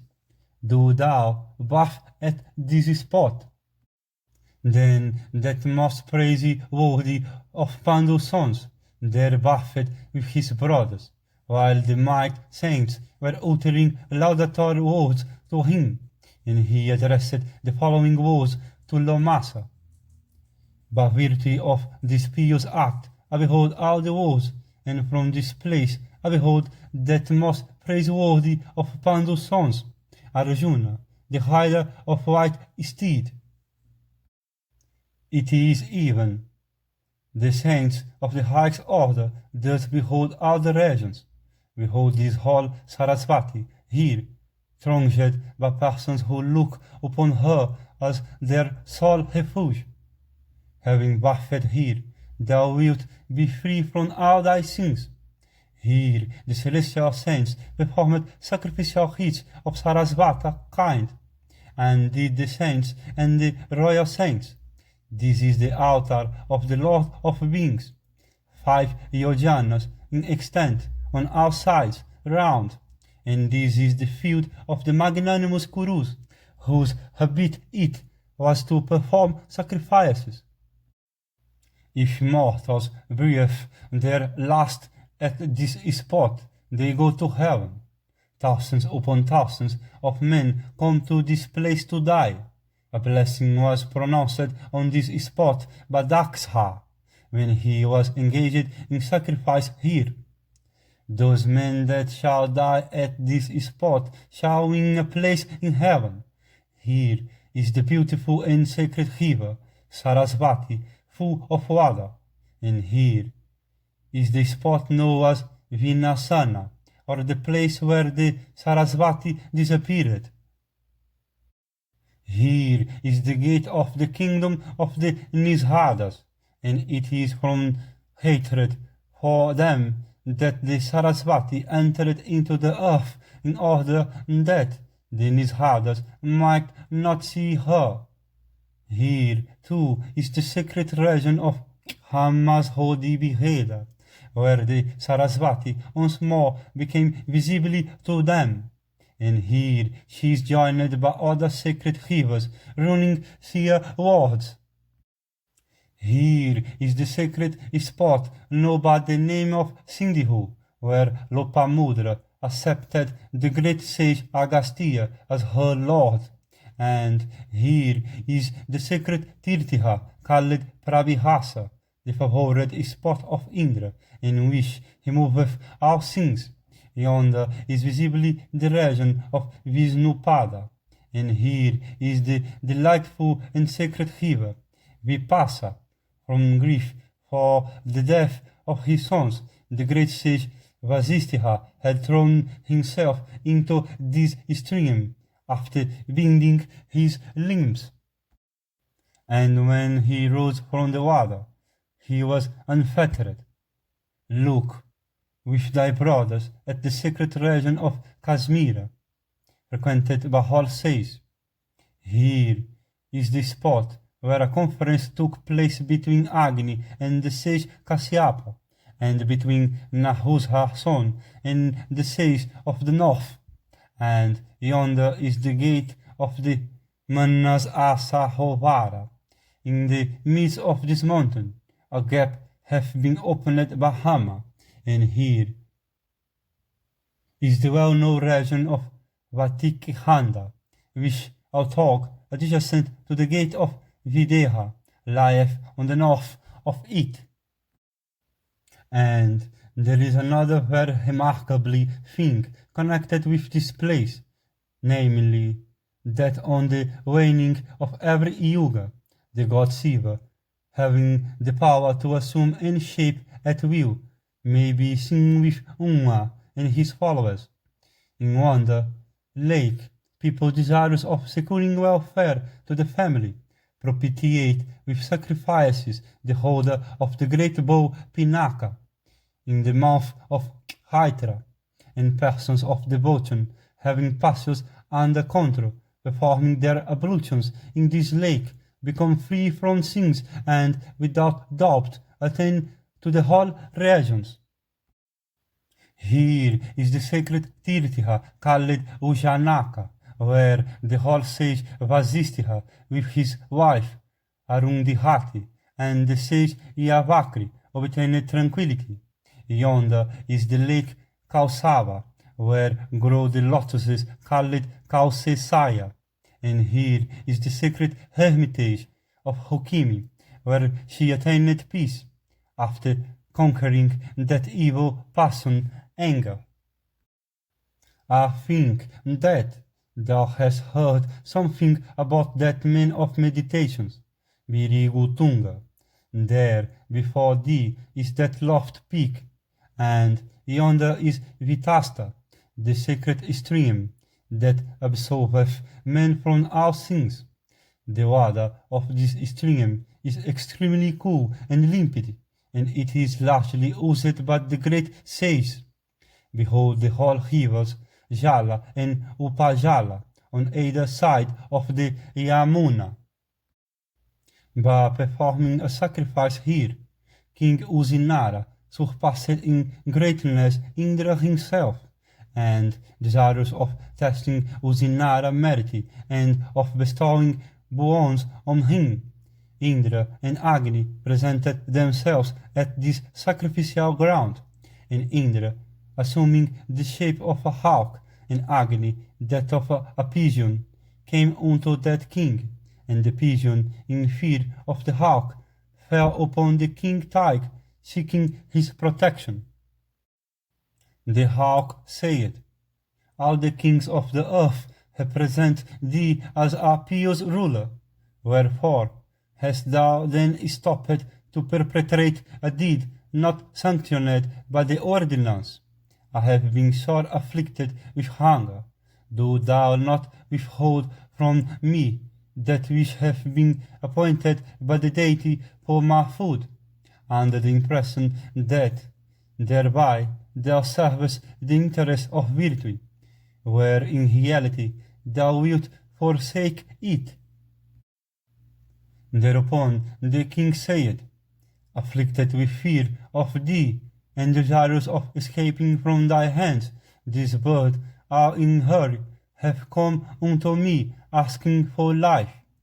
When this pigeon hath in such a manner sought my protection, why dost thou not see that the highest merit is even in my not surrendering it unto thee? And it is trembling with fear, and is agitated, and is seeking its life from me. It is therefore certainly blameworthy to forsake it. He that slayeth a Brahmana, he that slaughtereth a cow, the common mother of all the worlds, and he that forsaketh on seeking for protection are equally sinful." There the hawk replied, "It is from food that all beings derive their life, and it is food that nourisheth and sustaineth them. A man can live long even after forsaking what is dearest to him. He cannot do, after abstaining from food. Being deprived of food, my life will surely leave this body, and will attain to regions unknown to such troubles. At my death, my wife and children will surely perish, and by protecting this single pigeon, thou dost not protect many lives. The virtue that standeth in the way of another virtue is certainly no virtue at all. In reality is unrighteousness, whose prowess consisteth in truth. That virtue is worthy of the name, which is not conflicting. After instituting a comparison between opposing virtues, and weighing their comparative merits, on ought to expose that which is not opposing. Do thou, striking a balance between virtues, adopt that which preponderates. At this the king said, "As thou speakest words fraught with much good, I suspect thee to be Suparna, the monarch of birds. I have not the least hesitation to declare that thou art full conversant with the ways of virtue. As thou speakest wonders about virtue, I think that there is nothing connected with it that is unknown to thee. How canst thou then consider the forsaking of one, seeking for help, as virtuous? Thy efforts in this matter have been in quest of food. Thou canst appease thy hunger with some other sort of food, even more copious. I am perfectly willing to procure for thee any sort of food that to thee may seem most tasteful, even if it be an ox, or a boar, or a deer, or a buffalo." Thereupon the hawk said, "I am not desirous of eating a boar, or an ox, or the various species of beasts? What have I to do with any other sort of food? Leave to me this pigeon, whom heaven hath today ordained for my food. That hawks eat pigeons is the eternal provision. Do not for support embrace a plantain tree, not knowing its want of strength.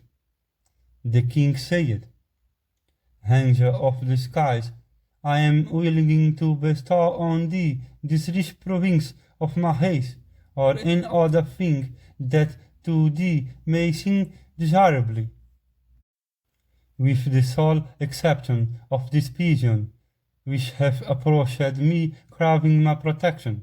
I shall be glad to give unto thee anything that thou mayest like. Let me know what I shall have to do for the deliverance of this bird. These I shall not return to thee on any conditions whatever.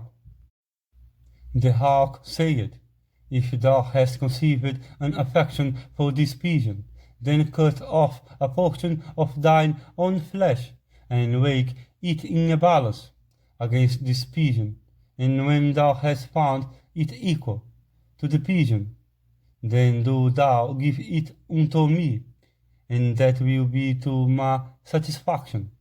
Then the king replied, This request of thine I consider as a favor unto me, and I will give unto thee even my own flesh, after weighing it in a balance. Saying this, the highly virtuous king cut off a portion of his own flesh, and placed it in a balance against the pigeon. When he found that pigeon exceeded his flesh in weight, he once more cut off another portion of his flesh, and added it to the former. When portion after portion had been repeatedly added to weigh against the pigeon, and no more flesh was left on his body, he mounted the scale himself, utterly devoid of flesh. The hawk then said, I am Indra, and this pigeon is Agni, the carrier of the sacrificial clarified butter. We had come unto thy sacrificial ground, desirous of testing thy merit. Since thou hast cut off thy own flesh from thy body, thy glory shall be resplendent, and shall surpass that of all others in the world. As long as men shall speak of thee, long shall thy glory endure, and thou shalt inhabit the holy regions.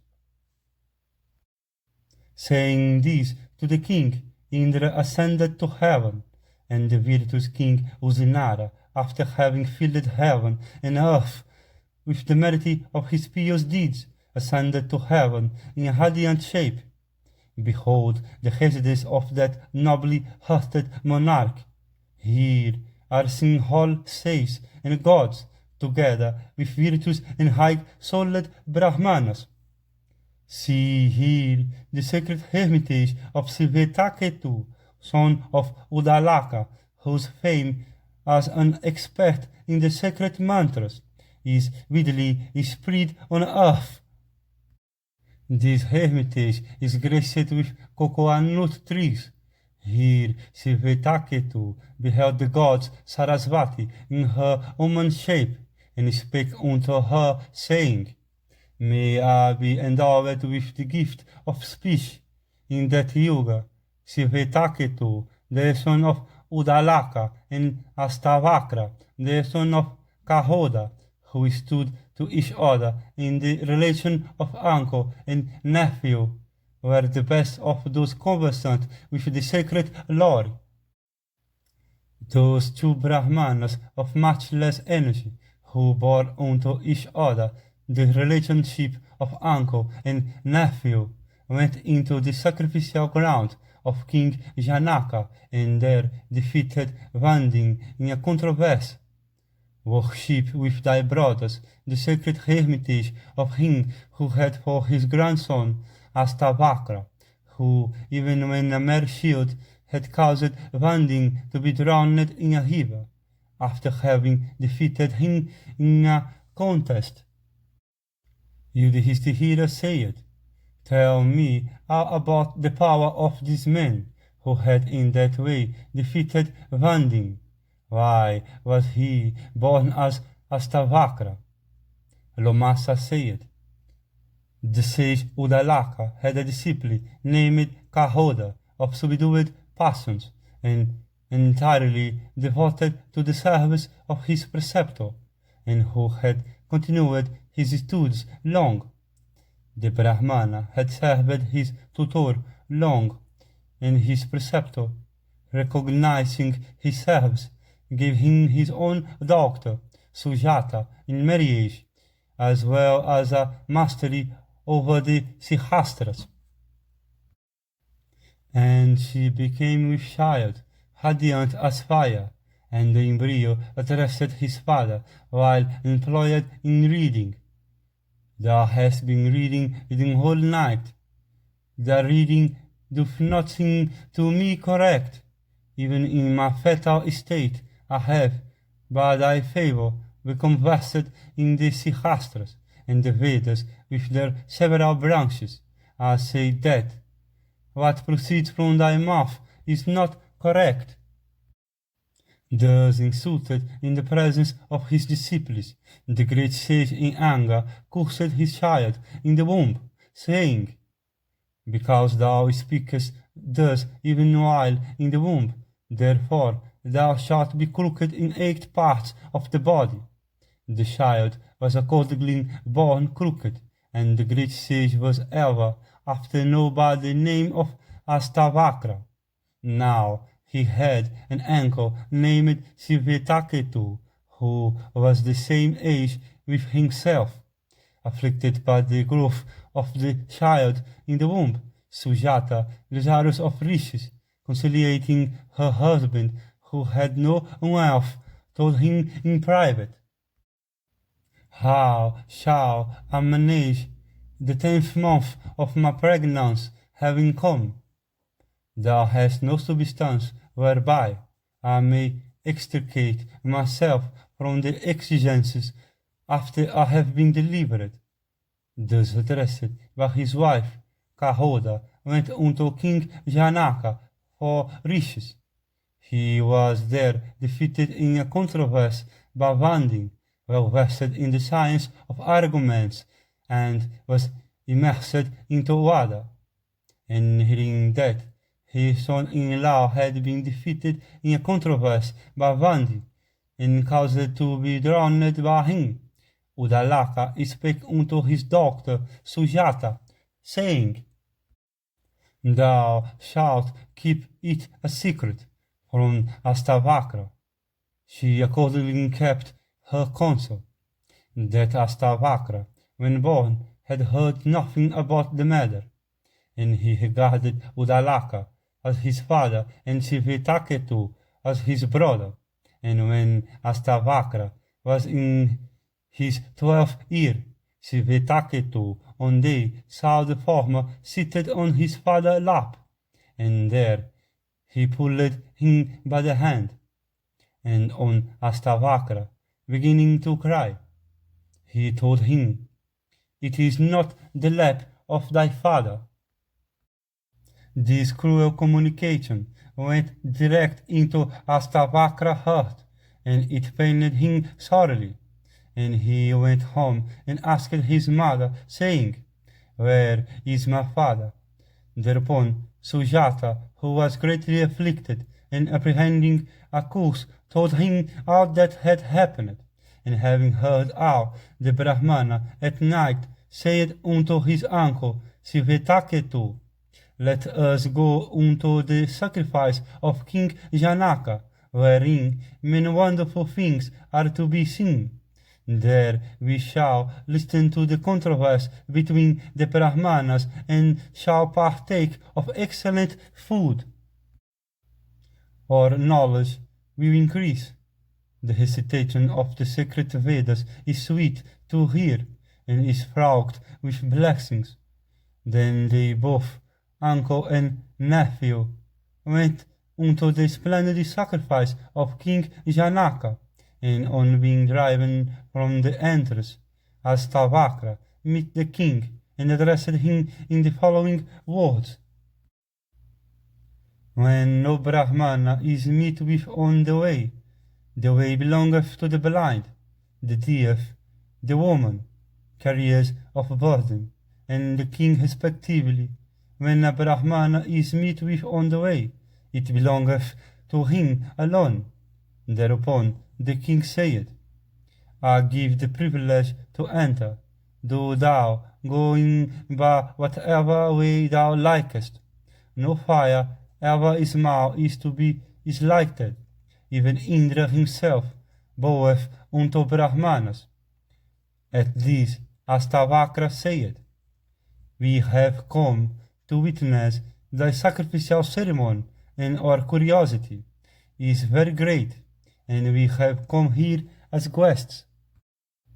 We want the permission of thy order, and we have come desirous of seeing the sacrifice, and to meet King Janaka and speak to him. Thy warder obstruct us, and for this our anger burneth us like fever. The warder said, We carry out the orders of Vandin. Listen to what I have to say. Ladies are not permitted to enter here, and it is only learned old Brahmanas that are allowed to enter.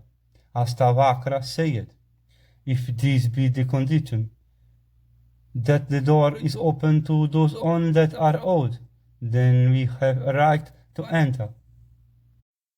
We are old, and we have observed sacred vows, and are in possession of energy proceeding from the Vedic lore, and we have served our superiors, and subdued our passions, and have won proficiency in knowledge.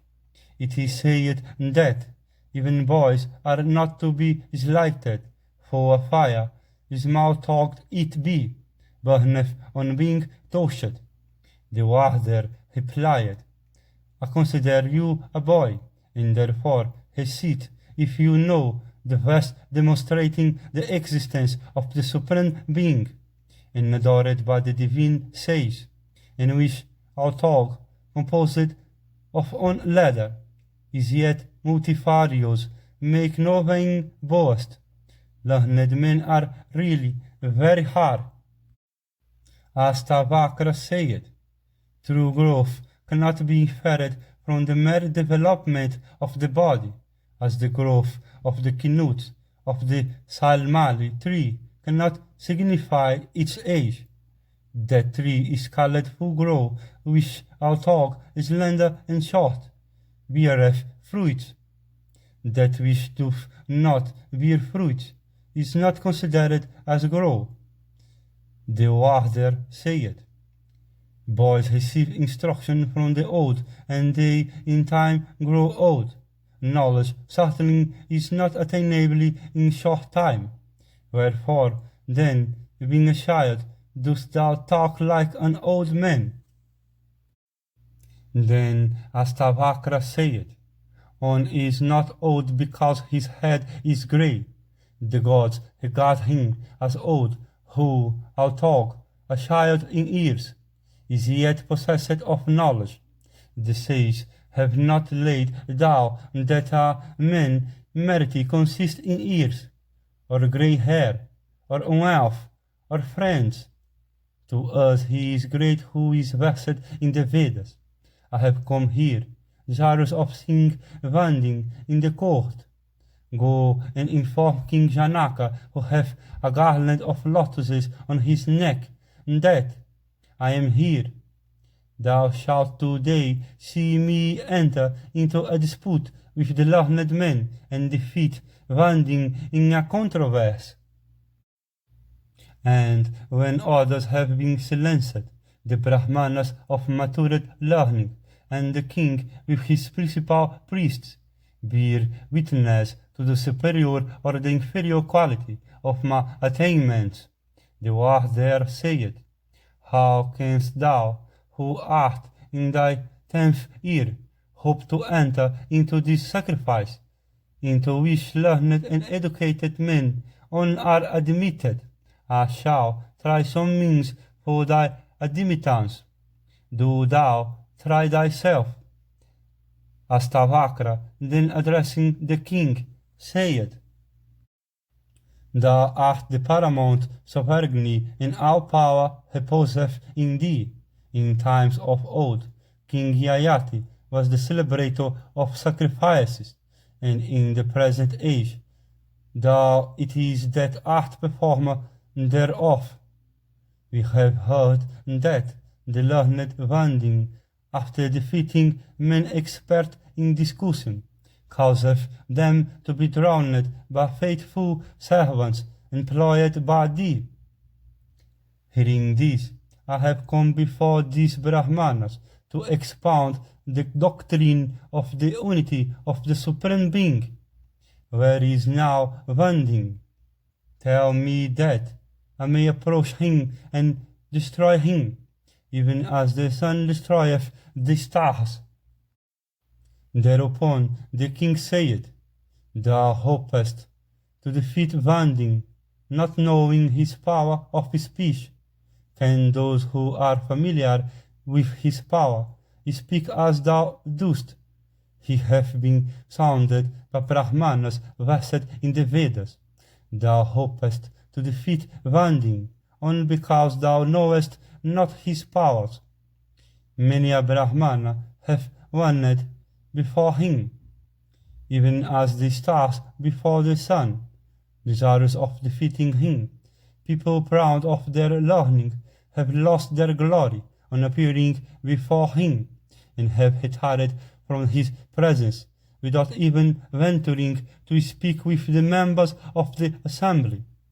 Astavakra said, Vanding hath never entered into disputation with a man like myself, and it is for this on that he looketh upon himself as a lion, and goeth about whoring like on. Today, meeting me, he will lie down dead, even like a cart on the highway, of which the wheels have been deranged. The king said, He alone is a true learned man who understandeth the significance of the thing that hath 30 divisions, 12 parts, 24 joints, and 360 spokes. Astavakra said, May that ever-moving well that hath 24 joints, 6 knobs, 12 peripheries, and 60 spokes protect thee. The king said, Who amongst the gods beareth those two which go together like two mares, and sweep like a hawk, and to what do they give birth? Astavakra said, May God forfend the presence of these two in thy house, yea, even in the house of thy enemies. He who appeareth having for his chariot the wind begetteth them, and they produce him. Thereupon the king said, What is that doth not close its eyes, even while sleeping?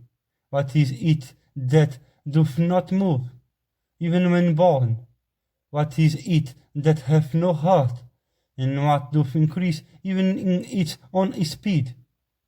Astavakra said, It is a fish that doth not close its eyes lids while sleeping, and it is an egg that doth not move when produced. It is a stone that hath no heart, and it is a river that increase in its own speed. The king said, It seemeth that thou art no human being. I consider thee not a boy, a matured man. There is no other man who can compare with thee in the art of speech. I therefore give thee admittance.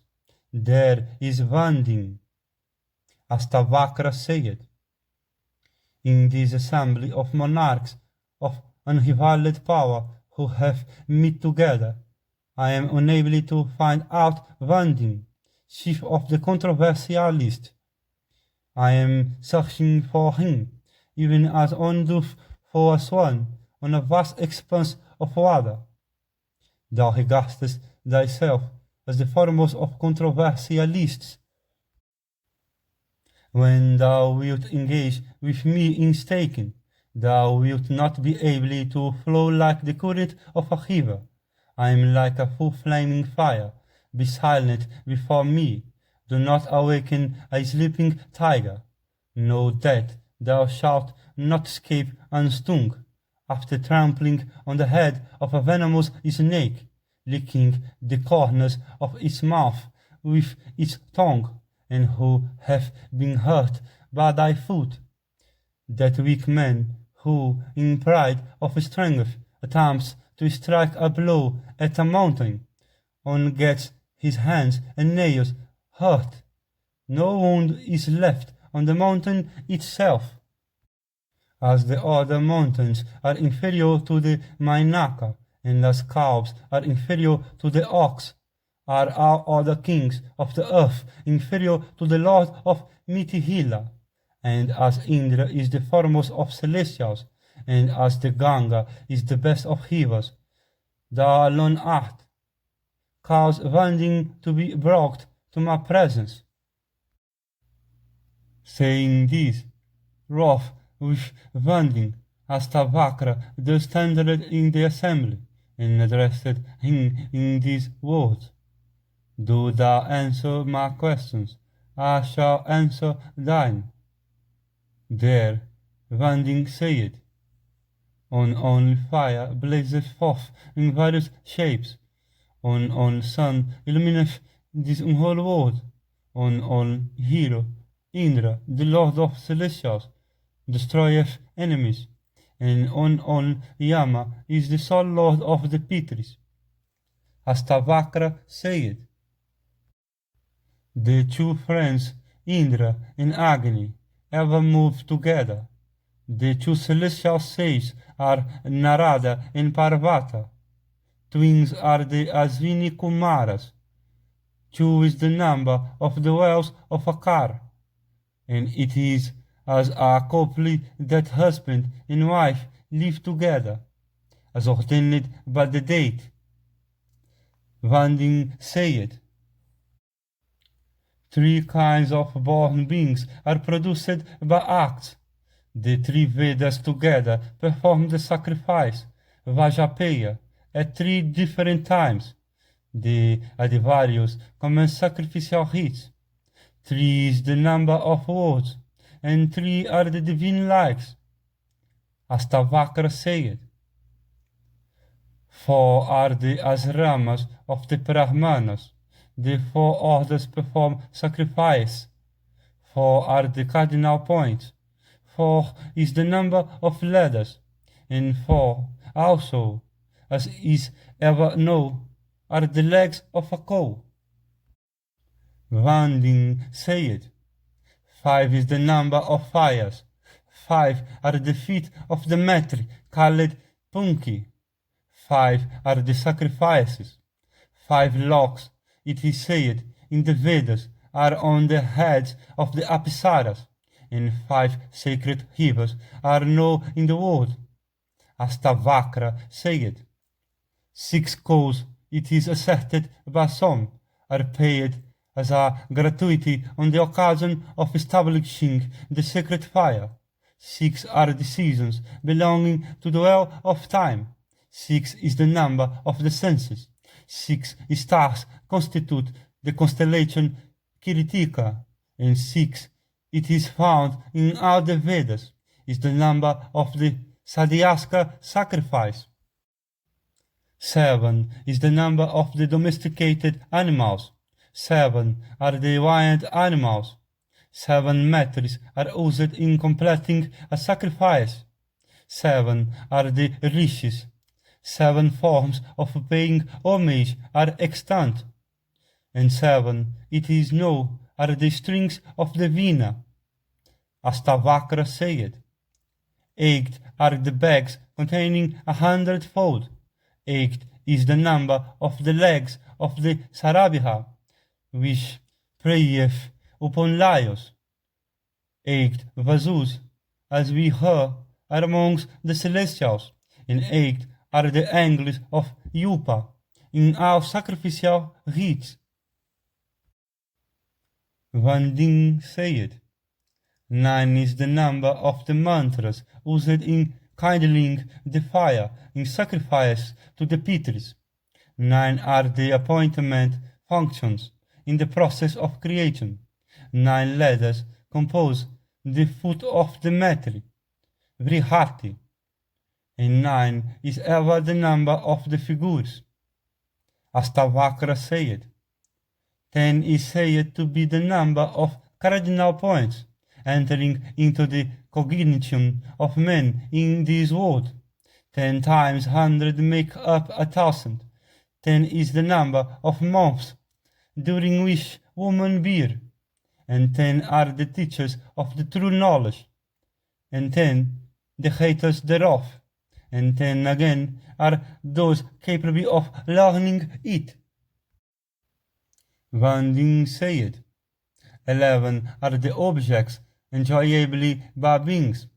11 is the number of the yupas. 11 are the chains of the natural state, pertaining to those having life. And 11 are the hudras among the gods in heaven. Astavakra said. 12 months compose the year. 12 letters go to the composition of a foot of the metric called Jagati. 12 are the minor sacrifice, and 12, according to the learned, is the number of the Adityas. Van Ding said. The 13th lunar day is considered the most auspicious. 13 islands exist on earth. Having proceeded thus far, Van Ding stopped. Thereupon, Astavakra supplied the latter half of the sloka. Astavakra said. 13 sacrifices are preceded over by Kasi, and 13 are devoured by Atikhandas of the Veda. And seeing Astavakra speaking and the sutta son silent and pensive, and with head downcast, the assembly broke into a long uproar. And when the tumult thus arose in the splendid sacrifice performed by King Janaka, the Brahmanas, well pleased, and with joined hands, approached Astavakra and began to pay him homage. Thereupon Astavakra said, Before these men, defeating the Brahmanas in controversy, used to cast them into water. Let Van Ding today meet with the same fate, seize him and throw him in water. Van Ding said, I am the son of King Varuna. Simultaneously with thy sacrifice, there have commenced a sacrifice extending over 12 years. It is for this that I have dispatched the principal Brahmanas thither. They have gone to witness Varuna's sacrifice. There they are returning. I pay homage to the worshipful Astavakra, by whose grace today I shall join him who hath begot me. Astavakra said, defeating the Brahmanas either by words or subtility, Van Ding had cast them into the waters of the sea. Have I today rescued by dint of my intellect? Now let candid men judge, as Agni, who knoweth the character of both the good and the bad, leaveth unscorched by his heat the bodies of those whose designs are honest, and is thus partial to them. Good men judge the assertions of boys, although lacking the power of speech, and are favorably disposed towards ever perceive him. Men attain that condition through these 12: virtue, true, self-restraint, penances, goodwill, modest, forgiveness, exemption from envy, sacrifice, charity, concentration, and control over the senses. Thou hearest my words as if thou hadst been stupefied in consequence of having eaten the fruit of the silesmataki tree, or flattery hath robbed thee of thy sense, and for this it is that our talk fixed by my words as an elephant, thou hearest them not. Janaka said, listen to thy words, I take them to be excellent and superhuman. Thy form standeth manifest as superhuman, as thou hast today defeated Vanding in discussion.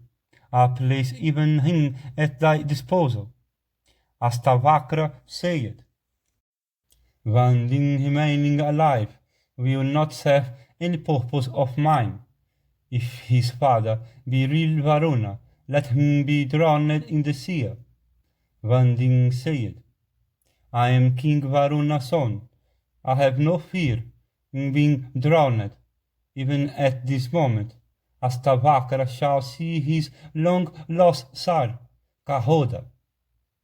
Then rose before Janaka all the Brahmanas, after having been duly worshipped by the magnanimous Varuna. Kahoda said, it is for this that men pray for sons, by performing meritorious acts, that in which I have failed, have been achieved by my son. Weak persons may have sons endowed with strength, dunces may have intelligent sons, and the illiterate may have sons possessed of learning. Vanding said, it is with thy sharpened axe that even Yama severeth the heads of foes. May prosperity attend thee. In the sacrifice of King Janaka, the principal hymns relating to the Ukitiha rites are being chanted, and the summer juice is being adequately quaffed, and the gods themselves in person and with cheerful hearts are accepting their sacred shares.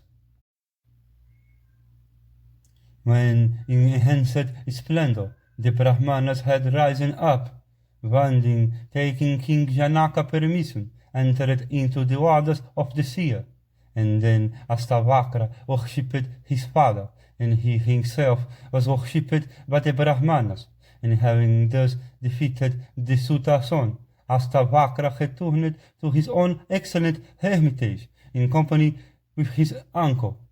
Then, in the presence of his mother, his father addressed him, saying, thou speedily enter into this river, Samanga, and accordingly he entered. All his limbs were immediately made strength, and from that day that river came to be called Samanga, and she became invested with the virtues of purifying. He that shall bathe in her will be freed from his sins. Do thou with thy brothers and wife descend to the river, and perform thy ablutions. Sion of the Ajamidha race, living happily and cheerfully at this place together with thy brothers and the Brahmanas, thou wilt perform with me other acts of mercy, being intent upon good deeds.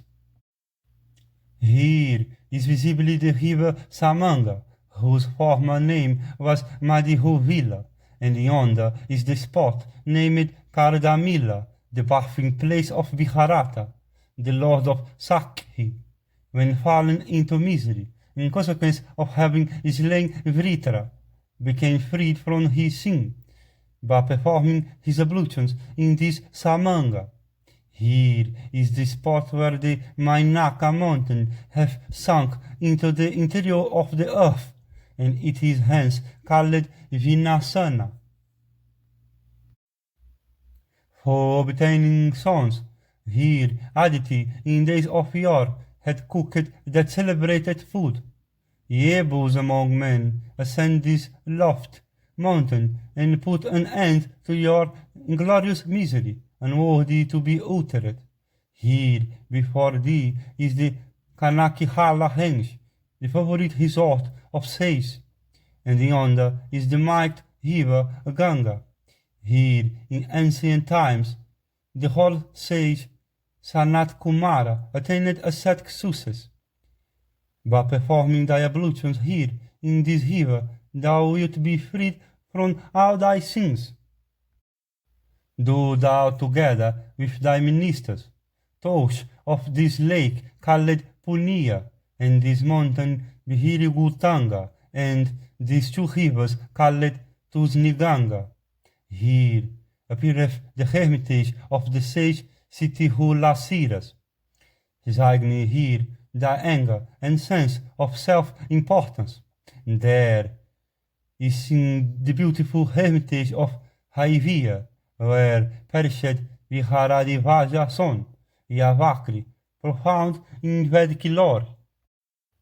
Yudhishthira said, how did the mighty sage Yavakri, son of the ascetic Viharadivaja, acquire profundity in the Vedas, and how did he perish? I am anxious to hear all this, just as it happened. I take delight in listening to the narration of the deeds of godlike men.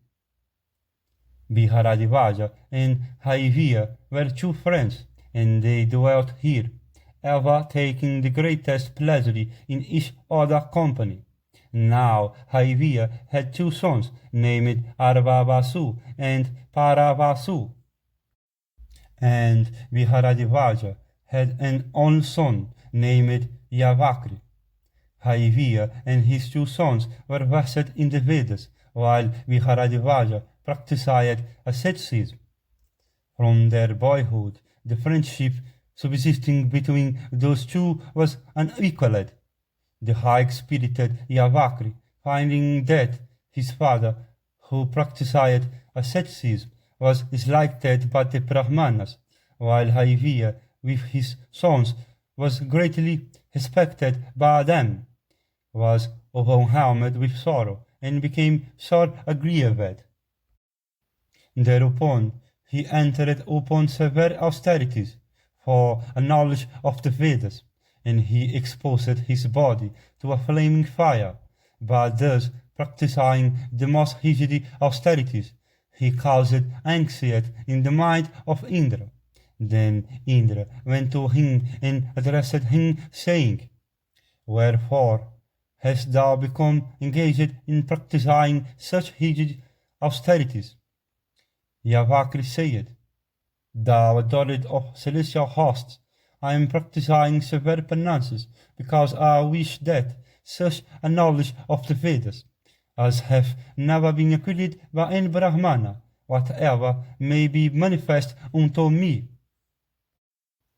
These endeavors of mine have been for Vedic lore, but the force of my asceticism, a purpose to obtain all sorts of knowledge. A knowledge of the Vedas, as learned through teachers, is acquired in a long time. Therefore, I have put forth these high endeavors. Indra said, the way that thou hast adopted is not the proper way. What for wilt thou destroy thyself? Go and learn from the lips of a preceptor. Having said this, Sakra went away, and Yavakri, of immeasurable energy, once more directed his attention to asceticism. We have heard that, carrying on severe austerities, he again greatly agitated Indra. And the god Indra, the slayer of Vala, again came unto that great sage, who was engaged in austere penances, and forbade him, saying, thou art striving with the object that Vedic lore may be manifest unto thee as well as unto thy father. Thy exertions can never be successful, nor is this act of thine well advised. Yavakri said, if thou wilt not do for me what I want, I shall, observing stricter vows, practice still severer penances. Know that if thou do not fulfill all my desires, I shall then cut off my limbs and offer them as a sacrifice into a blazing fire. Knowing the determination of that high-souled sage, the sagacious Indra reflected and hit upon some expedient to dissuade him.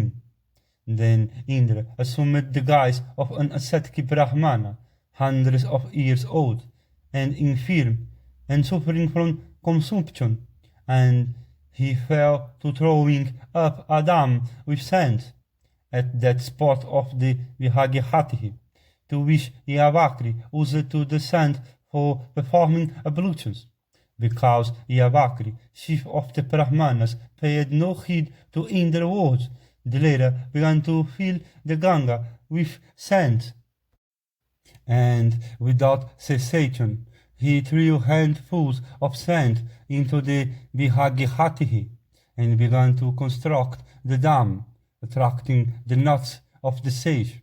And when that bull among the sages, Yavakri, saw Indra thus earnestly engaged in constructing the dam, he broke into laughter and said the following words: "What art thou engaged in, and what is thy object? Why dost thou, for nothing, make this mighty endeavor?" Indra said, "I am trying to dam the Ganga, that there may be a commodious passage. People experience considerably difficult in crossing and recrossing by boat." Yavakri said, "Thou canst not dam up this mighty current, desist from what is impracticable, and take up something that is practicable." Indra said, "I have imposed on myself this heavy task, even as, for obtaining a knowledge of the Vedas, thou hast begun these penances, which can never be fruitful." Yavakri said, "If those efforts of mine be fruitless, even as those of thy own, then be thou pleased to do for me what is practicable. Vouchsafe unto me boons whereby I may excel other men." Then Indra granted boons, as was prayed for by the mighty ascetic. Indra said, "As thou desirest, the Vedas will be manifest unto thee, yea, even unto thy father, and all thy other desires will be fulfilled. Return home." Having thus obtained the object of his desire, Yavakri came unto his father and said, "The Vedas will be manifest unto thee as well as unto myself, and I have obtained boons whereby we shall excel all men." There Viharadvaja said, "As thou hast obtained the objects of thy desire, thou wilt be proud, and when thou art puffed up with pride and hast become uncharitable, destruction will soon overtake thee." There is a current anecdote narrated by the gods. In ancient times, there lived a sage named Valadihi, possessed of great energy, and in grief for the death of a child. He practiced the severest penances to have a child that should be immortal, and he obtained a son even as he desired. The gods, though very favorably disposed, did not yet make his son immortal like unto the gods. They said, "On condition can a mortal being be made immortal. Thy son's life, however, shall depend on some instrumental cause." Thereupon Valadihi said, "These mountains have been existing eternally and indestructibly. Let them be the instrumental cause of my son's life." Afterwards, a son was born to the sage named Medhavi, and he was of a very irritable temper, and hearing of, he grew hot and began to insult the sage, and he ranged over the earth, doing mischief to the Munis. One day, meeting with the learned sage Die Hanus hacks haar, and with energy, medi havi, maltreated him. Thereupon the former cursed him, saying, Be thou reduced to ashes. Medi havi, however, was not reduced to ashes. Then the Hanus hacks her, caused the mountain which was the instrumental cause of Medi havi life to be shattered by buffaloes. And the boy perished with the destruction of the instrumental cause of his life, and embracing his dead son, Medi havi father began to bewail his fate. Now hear from me what was chanted by the sage conversant with the Vedas when they found the sage mourning. A mortal on no condition whatever can overcome what have been ordained by fate. Lo, the Hanus Hakisha succeeded in shattering even the mountain by buffaloes. Thus young ascetics, puffed up with pride for having obtained boons, perish in a short time. Be thou not one of them. This Haivia is possessed of great energy, and his two sons are like him. Therefore, be thou vigilant, as never to approach him. Haivia is a great ascetic of an irritable temper. When angry, he can do thee harm. Yavakri said, I shall do as thou biddest me. Do thou not by any means entertain angst for death. Haivia serveth my regard, even as thou, my father. Having replied unto his father in these sweet words, Yavakri, fearing nothing and nobody, began to delight in want only, offending other monies. One day, in the month of Chaitra, while fearlessly wandering at large, Yavakri approached the hermitage of Haivia, and in that beautiful hermitage, adorned with trees bearing blossoms, he happened to behold the daughter-in-law of Haivia, sauntering about like a Kinara woman, and having lost his senses through passion, Yavakri shamelessly spake unto the bashful maiden, saying, Be thou attached unto me. Thereupon, knowing his nature, and afraid of a curse, as well as thinking of Haivia power, she went unto him, saying, I agree. Then, taking him in private, she kept him chained. Returning to his hermitage, Haivia found his daughter-in-law, Paravasu, wife, in tears. There, consoling her with soft words, he inquired of her as to the cause of her grief. Thereupon the beautiful damsel told him all that Yavakri had said unto her, and what she had cleverly said unto him. Hearing of this gross misbehavior of Yavakri, the mind of the sage flamed up, and he waxed exceedingly wroth. And being thus seized with passion, the great sage of highly irascible temper tore off a matted lock of his hair, and with holy mantras offered it as a sacrifice on the sacred fire. At this there sprang out of it a female exactly resembling his daughter-in-law, and then he plucked another matted lock of his hair, and again offered it as a sacrifice into the fire. Thereupon sprang out of it a demon, terribly to behold, and having fixed eyes. Then those two spake unto Haivia, saying, What shall we do? There the angry sage said unto them, Go and kill Yavakri. Then saying, We shall do, the two went away with the intention of slaying Yavakri, and with her charms the female whom the large-hearted sage had created robbed Yavakri of his sacred water pot. Then with his uplifted spear the demon flew at Yavakri when he had been deprived of his water pot. and handed unclean. And seeing the demon approach with uplifted spear for the purpose of slaying him, Yavakri rose up on a sudden and fled towards a tank. Finding it devoid of water, he hurried towards all the rivers.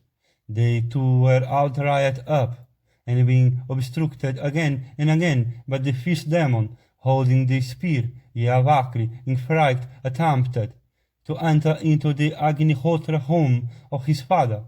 There he was repulsed by a blind Sudra, was there, and he remained at the door, grasped by the men. In finding Yavakri thus grasped by the Sudra, the demon hurled his spear at him, and thereupon he fell down dead, pierced in the heart. After slaying Yavakri, the demon went back to Haivia, and with the permission of that sage began to live with the female. Biharadevaja returned to his hermitage after performing the ritual duties of the day, and having collected the sacrificial fuel, and because his son had been slain, the sacrificial fires which used to welcome him every day did not on that day come forward to welcome him.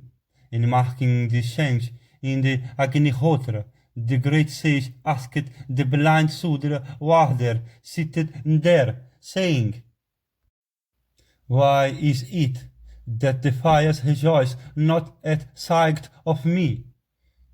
Thou too dost not rejoice as is thy wont. Is it all well with my hermitage? I hope that my son of little sense had not gone to the sage Haivia. Answer speedily all these questions of mine. My mind misgiveth me." The Sudra said, "Thy son of little sense had gone to the sage Haivia, and therefore it is that he lieth prostrate, having been slain by a powerful demon. Being attacked by the Rakshasa, holding a spear, he attempted to force his way into this room, and I, therefore, barred his way with my arms. Then, desirous of having water in an unclean state, as he stood hopeless, he was slain by the vehement Rakshasa, carrying a spear in his hand.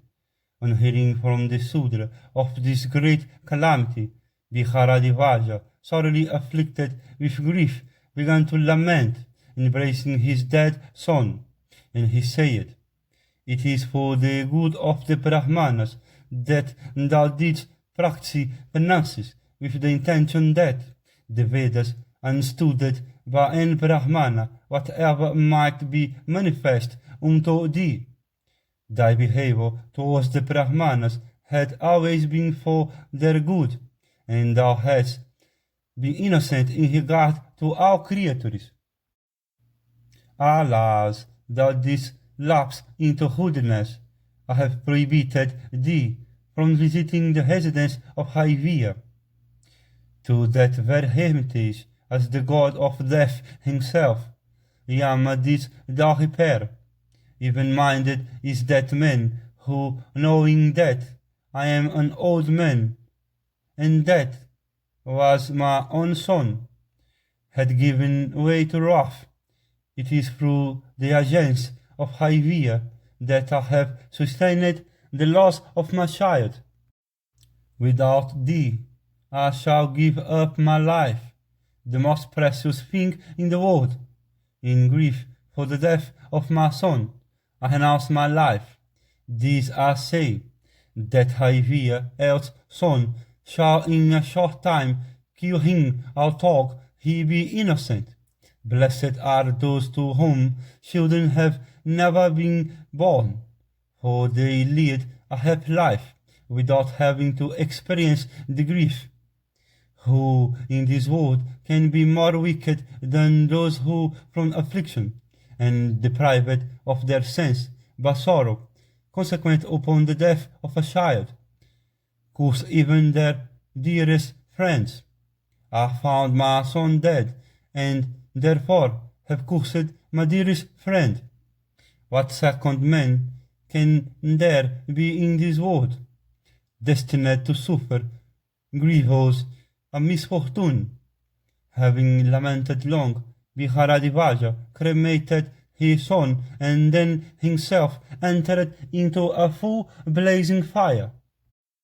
At that very time, the mighty king Vrihadiumna of high fortune, who was the Yajamana of Haivia, commenced a sacrifice, and the two sons of Haivia, Arvavasu and Paravasu, were engaged by that intelligent monarch to assist him in the performance of the ceremony, and, taking the permission of their father, the two went to the sacrifice, while Haivia, with Paravasu's wife, remained in the hermitage. And it came to pass that, one day, desirous of seeing his wife, Paravasu returned home alone, and he met his father in the wood, wrapped in the skin of a black antelope. And the night was far advanced and dark, and Paravasu, blinded by drawn scenes in that deep wood, mistook his father for a strangling deer, and mistaking him for a deer, Paravasu, for the sake of a personal safety, unintentionally killed his father. Then, after performing the funeral rites, he returned to the sacrifice and there addressed his brother, saying, "Thou wilt never be able to perform this task unassisted. I again have killed our father, mistaking him for a deer. For me, do thou observe a vow prescribed in the case of killing a Brahmana. I shall be able to perform this work without an assistant." Arvavasu said, "Do thou then thyself officiate at this sacrifice of the gifted Vrihadiumna, and for thee will I, bringing my senses under perfect control, observe the vow prescribed in the case of slaying a Brahmana." Having observed the vow relative to the killing of a Brahmana, the sage Arvavasu came back to the sacrifice. Seeing his brother arrive, Paravasu, in a sense shocked with malice, addressed Vrihadiumna, saying, "See that this slayer of a Brahmana enter not into thy sacrifice, nor look at it. Even by a glance, the killer of a Brahmana can, without doubt, do thee harm." Immediately on hearing this, the king ordered his attendants. On being driven out by the king's attendants, and repeatedly addressed by them, "Slayer of a Brahmana," Arvavasu more than once cried, "It is not I that have killed a Brahmana." Not did he own that he had observed the vow for his own sake. He said that his brother had committed the sin, and that he had freed him therefrom. Having said this in anger, and been reprimanded by the attendants, the Brahmana sage of austere penances retired in silence into the woods. There, betaking himself to the severest penances, the great Brahmana sought the protection of the sun. Thereupon, the revelation teaching the mantra relative to the worship of the sun become manifest unto him, and that eternal deity who obtaineth his share first appeared before him in an embodied form. The celestials were well pleased with Arvavasu for his acts, and they made him engaged as the chief priest in the sacrifice, and Paravasu to be dismissed from it. Then Agni and the other celestials bestowed wounds on Arvavasu, and they prayed that his father might be restored to life. He further prayed that his brother might be absolved from his sin. that his father might have no recollection of his having been slain, that Viharadivaja and Yavakri might both be restored to life, and that the solar revelation might attain celebrity. Then the god said, so be it, and conferred on him other boons. There are of these persons regained their life. Yavakri now addressed Agni and the other deities, saying, I had obtained a knowledge of all the Vedas, and practiced penances. How came it then that Haivia succeeded in killing me in that way? Thereupon the gods said, never act again as those have done. What thou askest about is quite possible, for thou hast learned the Vedas without exertion, and without the help of a preceptor. These men, bearing various troubles, had satisfied his preceptor by his conduct, and obtained the excellent Vedas through great exertions and in a long time. Having said this to Yavakri, and restored all those to life, the celestials with Indra at their head ascended to heaven. Here is the sacred hermitage of that sage embellished with trees bearing blossoms and fruits at all seasons.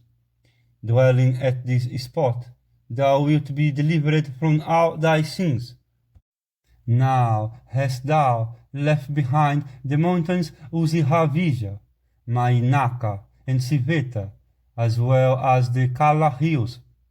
Here flow before thee the 7 Gangas. This spot is pure and holy. Here Agni blazeth forth without intermission. No son of Manu is able to obtain a sight of this wonder. Therefore, concentrate your mind in order that he may intently behold these Tirthas. Now wilt thou see the playground of the gods, marked with their footprints. As we have passed the mountain Kala, we shall now ascend that white rock, the mountain Mandara, inhabited by the Yakishas, Manibihadra, and Kuvera, king of the Yakishas. At this place 8,000 fleet Gandharvas, and 4 times as many King Purushas, and Yakishas of various shapes and forms, holding various weapons, attend upon Manibihadra, king of the Yakishas. In these regions their power is very great, and in speed they are even as the wind. They can, without doubt, displace even the Lord of the Celestials from his seat. Protected by them, and watched over by the Hakishasas, these mountains have been rendered inaccessible. Therefore, do thou concentrate thy thoughts. Besides these, here are 6 ministers of Kuvera and his Hakishasa kindred. We shall have to meet them, and therefore gather up thy energies. The mountain Kailasa is 6 yojanas in height. It contains a gigantic jujube tree, and numberless gods and Yakishas, and Hakishasas, and Kinnaras, and Nagas, and Suparnas, and Gandharvas pass this way, in going towards Kuvera Palace. Protected by me, as well as by the might of Bhishmasena, and in virtue of thy own asceticism and self-command, do thou today mix with them. May King Varuna and Yama, conqueror of Betelis, and Ganga, and Yamuna, and this mountain, and the Maruts, and the twin wings, and all rivers and lakes, vouchsafe thy safety. And mayst thou have safety from all the Celestials, and the Asuras, and the Vasus. I hear thy roar from this golden mountain, sacred to Indra. In these mountainous regions protect the king, worshipped by all of the Ajamidha race. This king is about to enter into these mountainous regions. Do thou, therefore, confer protection upon him. Having thus addressed the river, Lomasa bade Yudhishthira, saying, Be thou careful. Yudhishthira said, This confusion of Lomasa is unprecedented. Therefore, protect ye Krishna and be not careless. Lomasa knows this place to be certainly difficult of access. Therefore, do ye practice here the utmost cleanliness. He next addressed his brother Bhishma of vast prowess, saying, Do thou protect Krishna carefully, whether Arjuna be near or away. Krishna in times of danger ever seeketh protection from thee alone. Then the high-souled monarch approached the twins Nakula and Sahadeva, and after smelling their heads and rubbing their persons with tears, said unto them, Do not fear, proceed, however, with caution.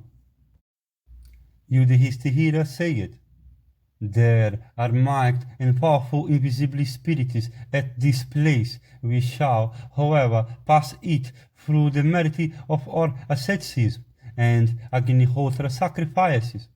Do thou, therefore, restrain thy hunger and thirst by collecting thy energies, and have recourse to thy strength and cleverness. Thou hast heard what the sage had said regarding Mount Kailasa. Ascertain, therefore, after deliberation, how Krishna will pass this spot. Or do return from hence, taking with thee Sahadeva and all our charioteers, cooks, servants, cars, horses, and brahmanas worn out with travel, while altogether with Nakula and the sage Lomasa of severe austerities, proceed subsisting on the lightest fare and observing vows. Do thou in expectation of my return courteously wait at the source of the Ganga, protecting Draupadi till I come back. Bhishma replied, Our talk, this blessed prince, hath been sore afflicted by toil and distress, yet she easily proceedeth in the hope of beholding him of the white steed. Thy dejection is already very great at not seeing the high-souled Arjuna, who never retreateth from fight. It is superfluous then to say that, if thou seest neither myself nor Sahadeva nor Krishna, thy dejection will certainly increase. The Brahmanas had better return with our servants, charioteers, cooks, and whomsoever else thou mayest command. I never shall leave thee in these rugged and inaccessibly mountainous regions, infested by Rakshasas, and also this prince of high fortune, ever devoted to her lords, desireth not to return without thee. Sahadeva is always devoted to thee. He too will never retrace his steps.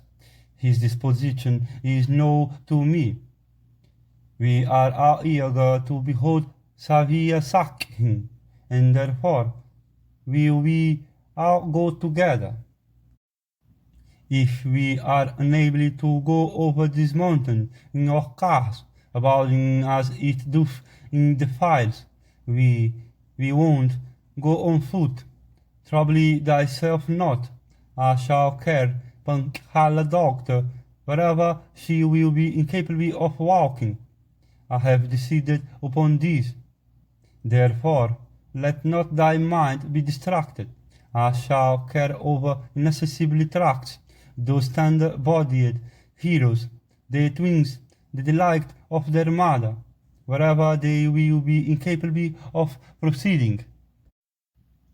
Yudhishthira said, May thy strength increase, as thou speakest thus, and as thou boldly undertakest to carry the illustrious Pankhali and these twins. Blessed be thou. Such courage dwelleth not in any other individual. may thy strength, fame, merit, and reputation increase, as thou offerest to Ker Krishna and our brothers, the twins, exhaustion and defeat never be thine. Then the charming Krishna said with a smile, I shall be able to go, and therefore be thou not anxious on my account.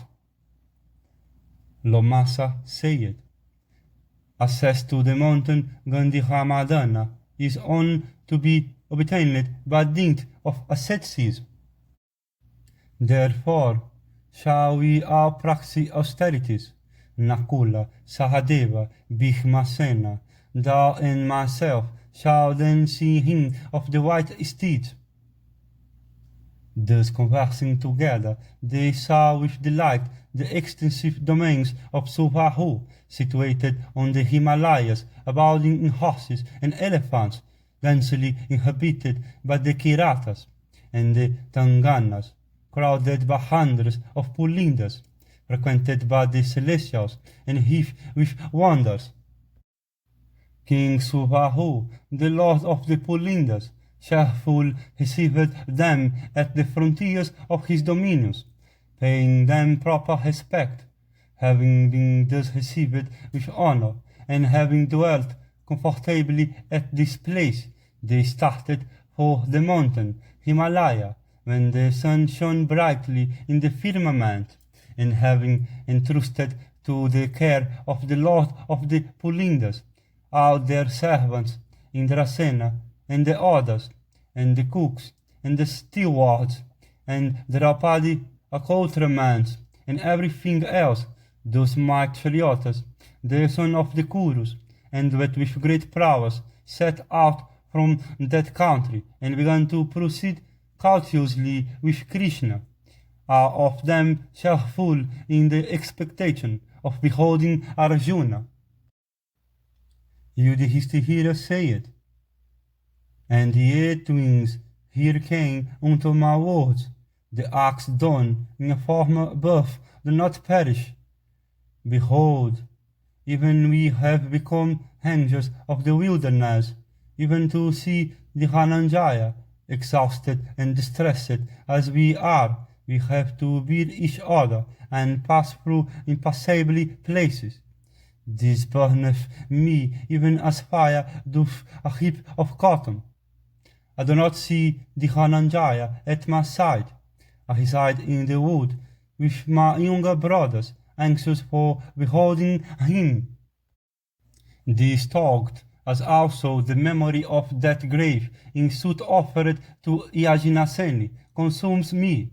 I do not see the invincible Partiha of strong bow and incomparable energy, and who is the immediate elder to Nakula. For this I am miserable, in order to see that hero, the Dhananjaya, firm in promise.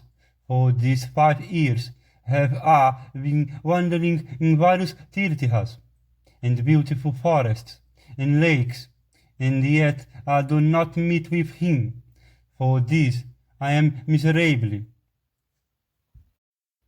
I do not see the long-armed Godakesa of dark blue hue and leonine gait.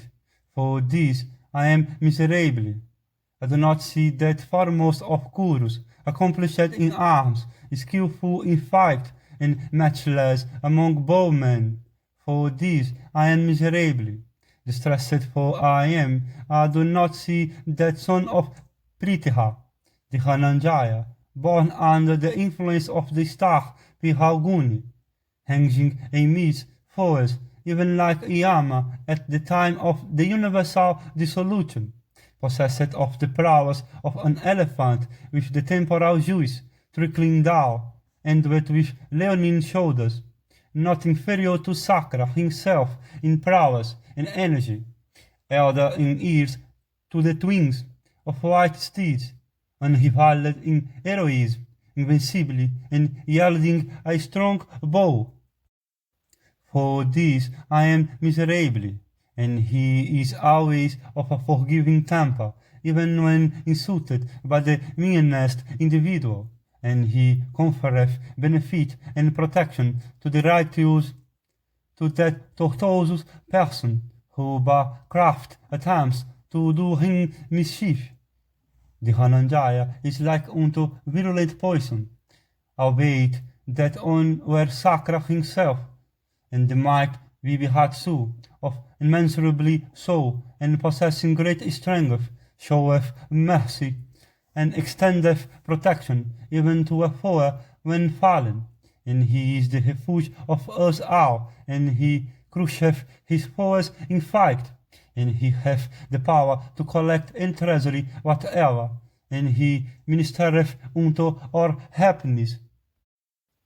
It was through his prowess that I had owned formerly measureless precious jewels of various kinds, which at present Suyodhana hath usurped.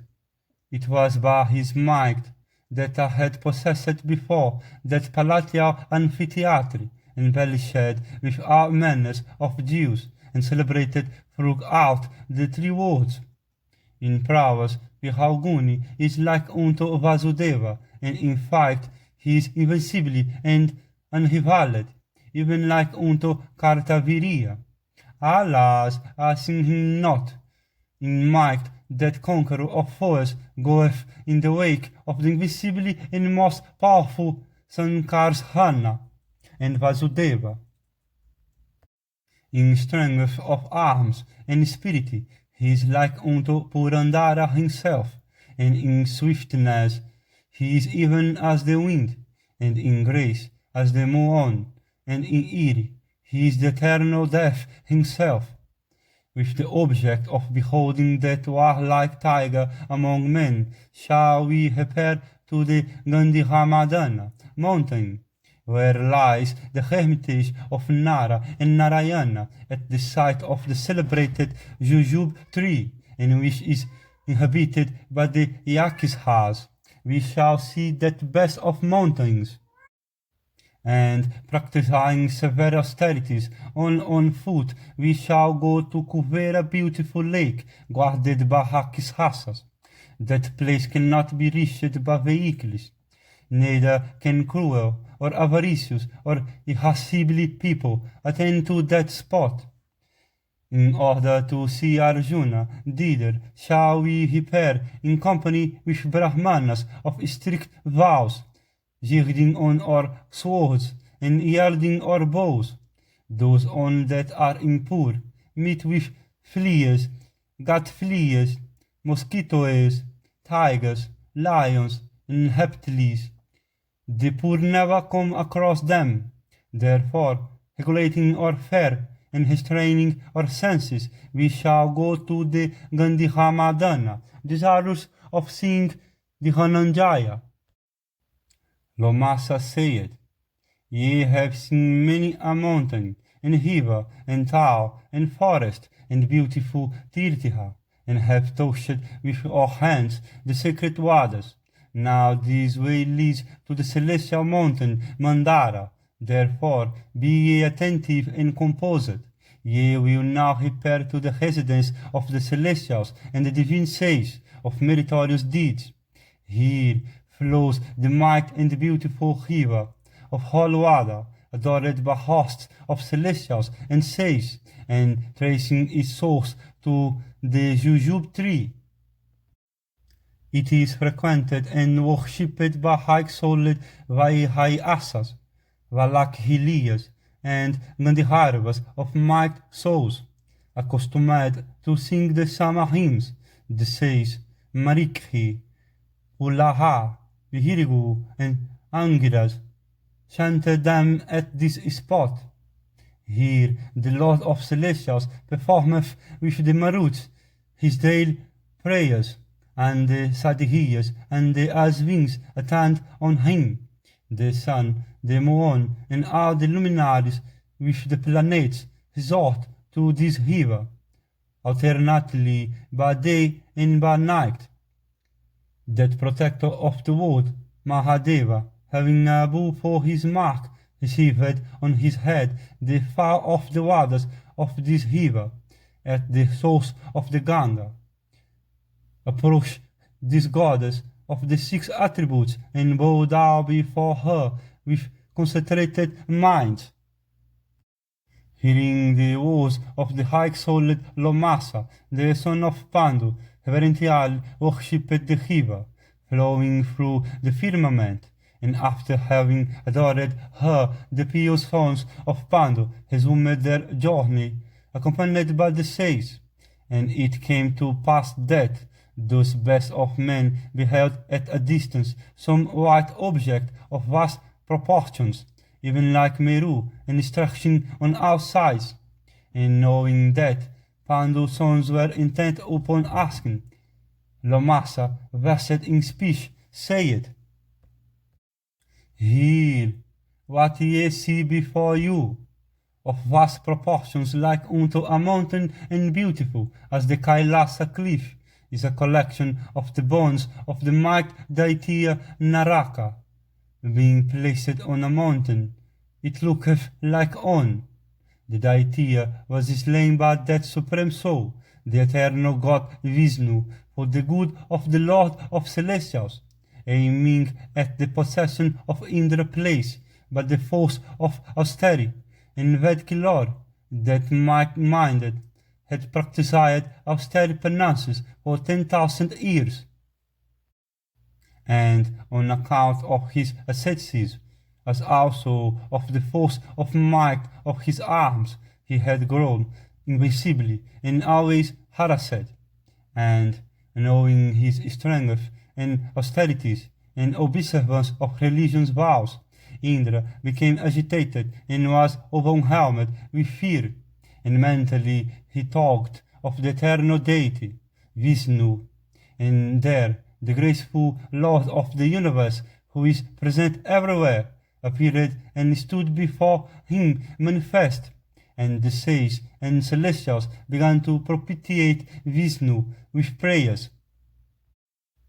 And in his presence even Agni of the 6 attributes and of blazing beauty, being overpowered by his effulgence, became shorn of radiance, and seeing before him the god Vishnu, the chief of the celestials, who yields the thunderbolt, bowing with head down, readily apprised Vishnu of the source of his fear.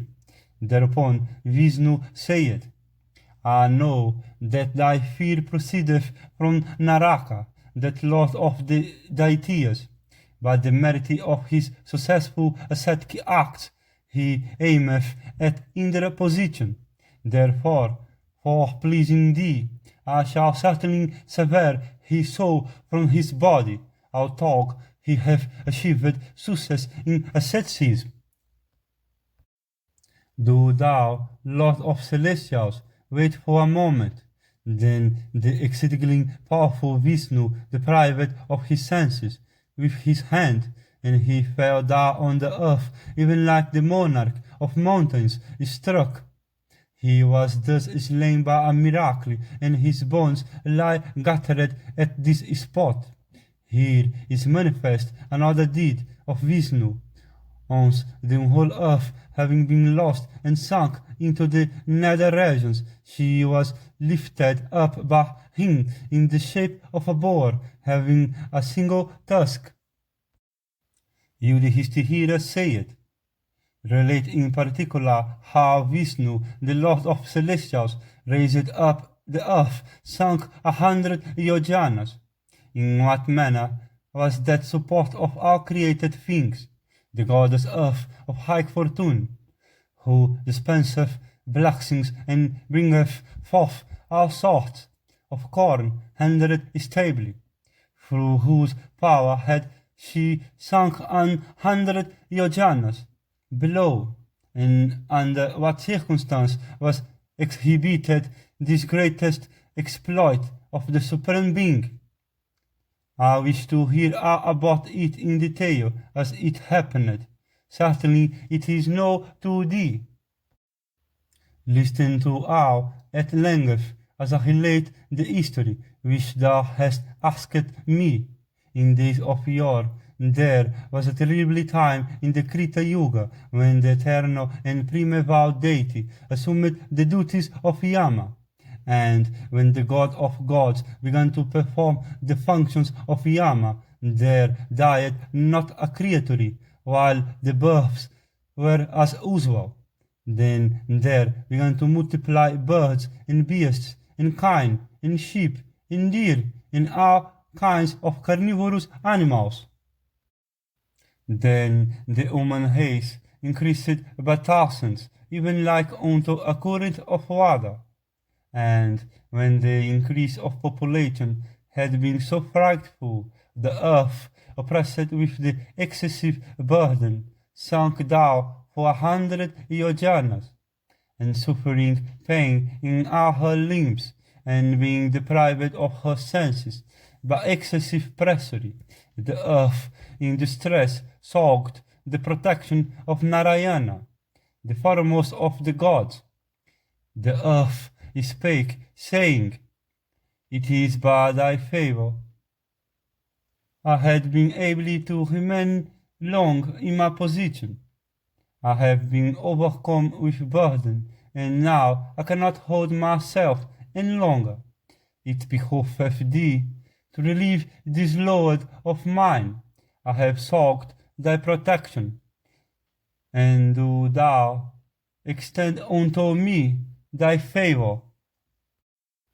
Hearing these words of her, the eternal Lord, possessor of the 6 attributes, complacently said, in words uttered in distinct letters, Vishnu said, "Thou need not fear, the bearer of all treasuries. I shall act that thou mayest be made liked." Having thus dismissed the earth, who hath the mountains for her earrings, he suddenly became turned into a boar, with one tusk, and of exceeding effulgence, causing terror with his glowing red eyes, and emitting fumes from his blazing lustre. He began to swell in magnitude in that region.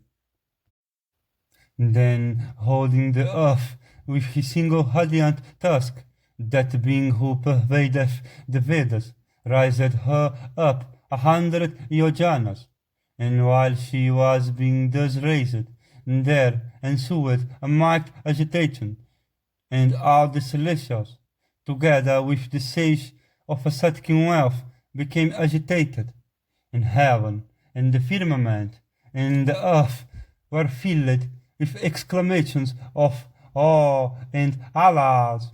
and neither the celestials nor men could rest in peace. Then countless celestials together with the sage went to Brahma, who was seated burning as it were in his lustre. Then approaching Brahma, the Lord of celestials, and the witness of the acts of all beings, they with folded hands spake the following words: "All created beings have become agitated, and the mobile and immobile creatures are restless. Even the oceans are found to be agitated, and this whole earth hath gone down 100 yojanas. What is the matter, and by whose influence is it that the whole universe is in ferment?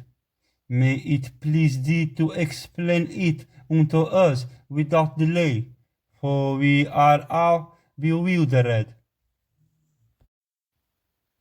Thereupon Brahma replied, "Ye mortals, do ye not entertain fear for the Asuras in any matter or place? Hearken, ye celestials, to the reason to which all this commotion is owing. This agitation in the heavens hath been produced by the influence of the illustrious being who is omnipresent, eternal, and never perishing soul. That supreme soul, Vishnu, hath lifted up the earth, who had entirely sunk down 100 yojanas. This commotion hath taken place in consequence of the earth being raised up, Know ye this and dispel your doubts. The celestials say it.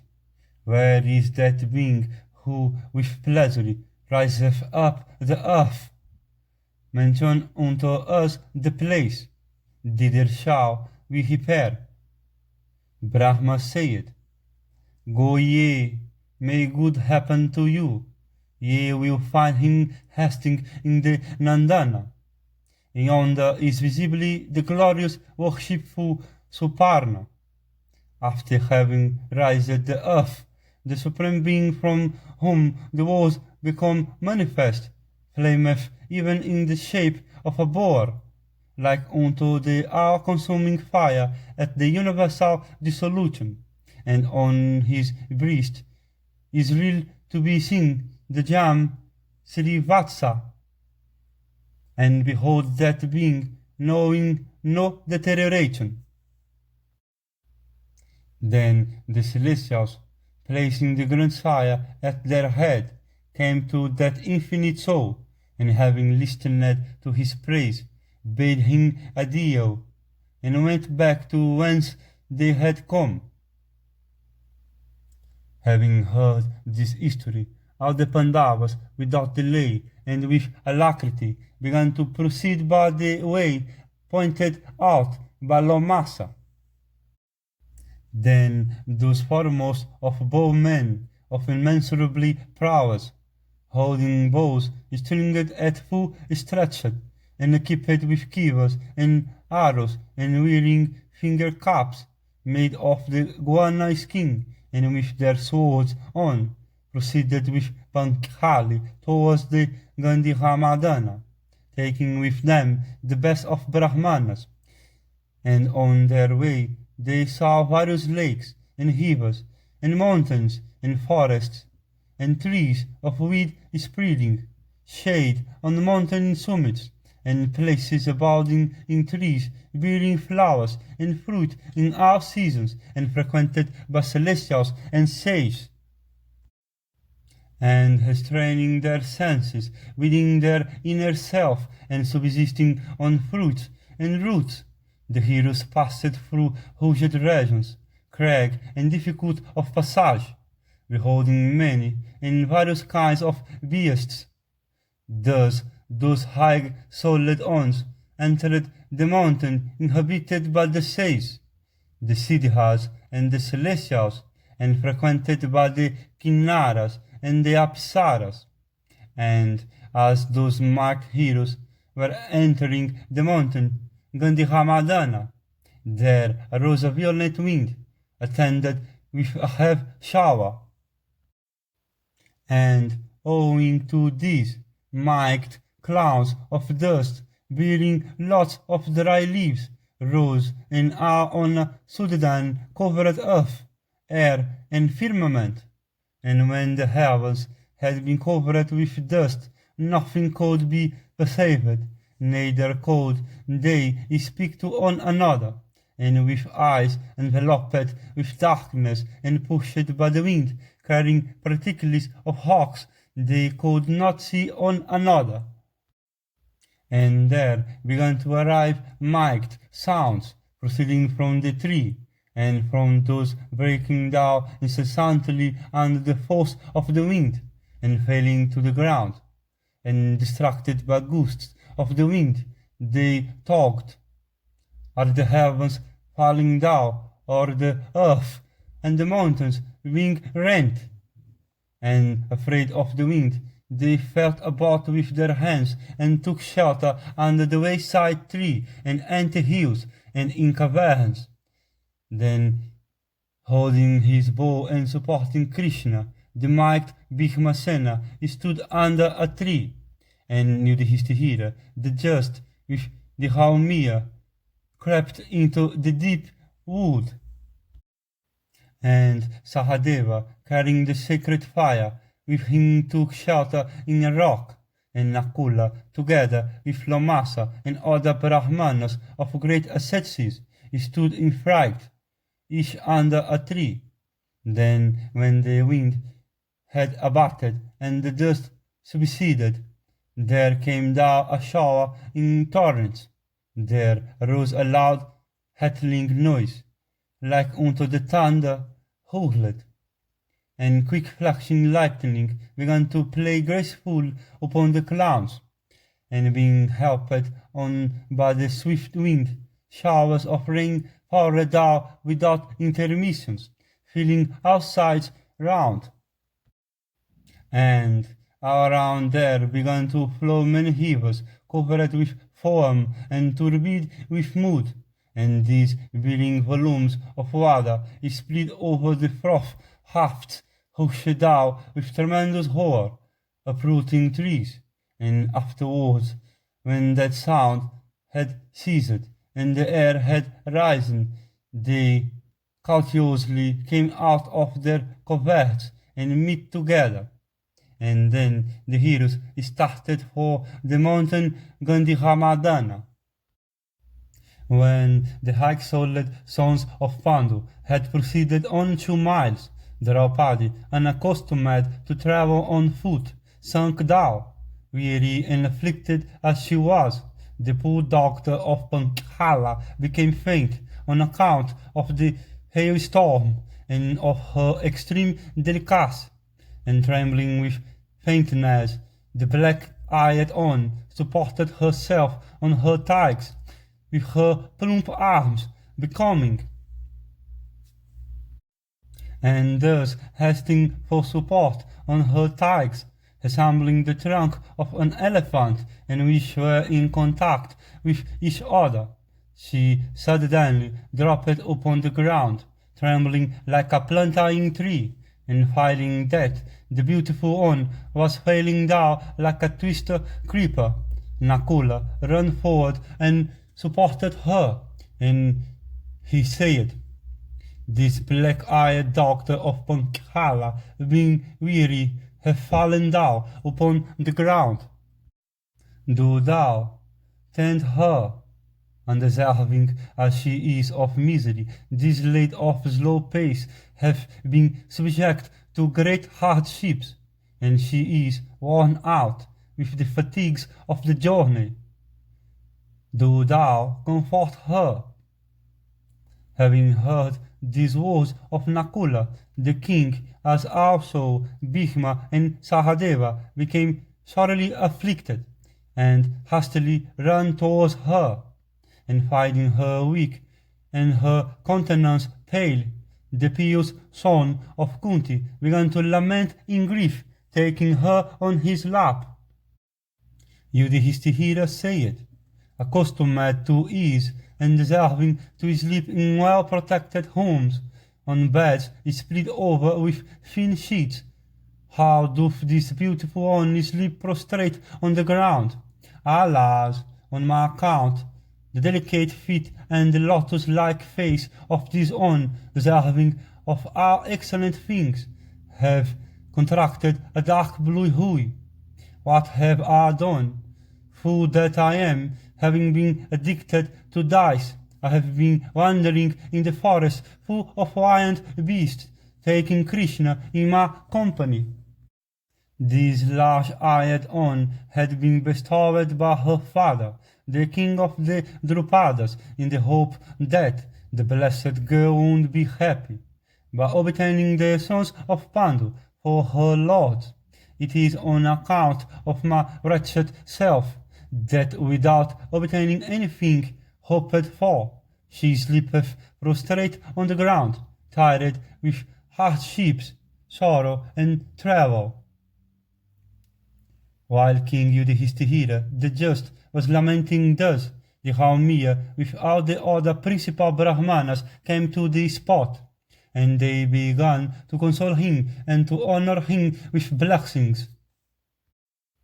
And they recited mantras capable of dispelling Rakshasas and performed rites, and on the mantras being recited by the great ascetics in order to restoration of health, Panchali, frequently touched by the Pandavas with their soothing palms and fanned by cool breezes, surcharged with particles of water, felt ease and gradually regained her senses. and finding that exhausted, full laid, restored to her senses, the sons of Pritha, placing her on their skin, caused her to take haste, and taking her feet of head soles, bearing auspicious marks, the twins began to press them gently with their hands, scarred by the bowstring, and Yudhishthira, the just, the foremost of the Kurus, comforted her and addressed Bhishma in the following words: There yet remain many mountains, hushed and inaccessibly because of snow. How, long-armed on, will Krishna pass over them? Thereupon Bhishma said, I myself shall carry thee together with this prince and these bulls among men, the twins. Resign not thy mind unto despair, or at thy bidding. Hirimva son, the might Gihatotikakha, who is capable of hanging the skies, and who is like unto me in strength, will carry us all. Then, with Yudhishthira permission, Bhishma talked of his Hakishasa son, and no sooner was he talked of by his father, than the pious Gihatotikakha made his appearance, and saluting the Pandavas and the Brahmanas, stood with joined hands, and they caressed him of mighty arms. He then addressed his father, Bhishmasena, of dreadful prowess, saying, Having been talked of by thee, I have come here with speed in order to serve thee. Do thou command me. I shall certainly be able to perform whatever thou biddest. Hearing this, Bhishmasena hushed the Hakishasa to his breast.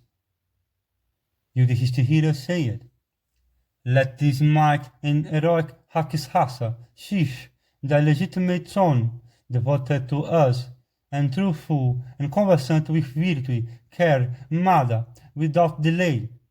And, depending on the strength of thy arms, I shall reach the Gandhimadana unhurt, together with Panchala doctor. Hearing the words of his brother, the tiger among men, Bhishmasena commanded his son, Gihatotikakha, oppressor of foes, saying, This thy mother hath been sorely tired. Thou art again strong and capable of going wherever thou likest. Do thou carry her. May prosperity attend thee. Taking her on thy shoulders, thou shalt go in our company, adopting a course not far overhead. Thou mayest not handle her uneasy.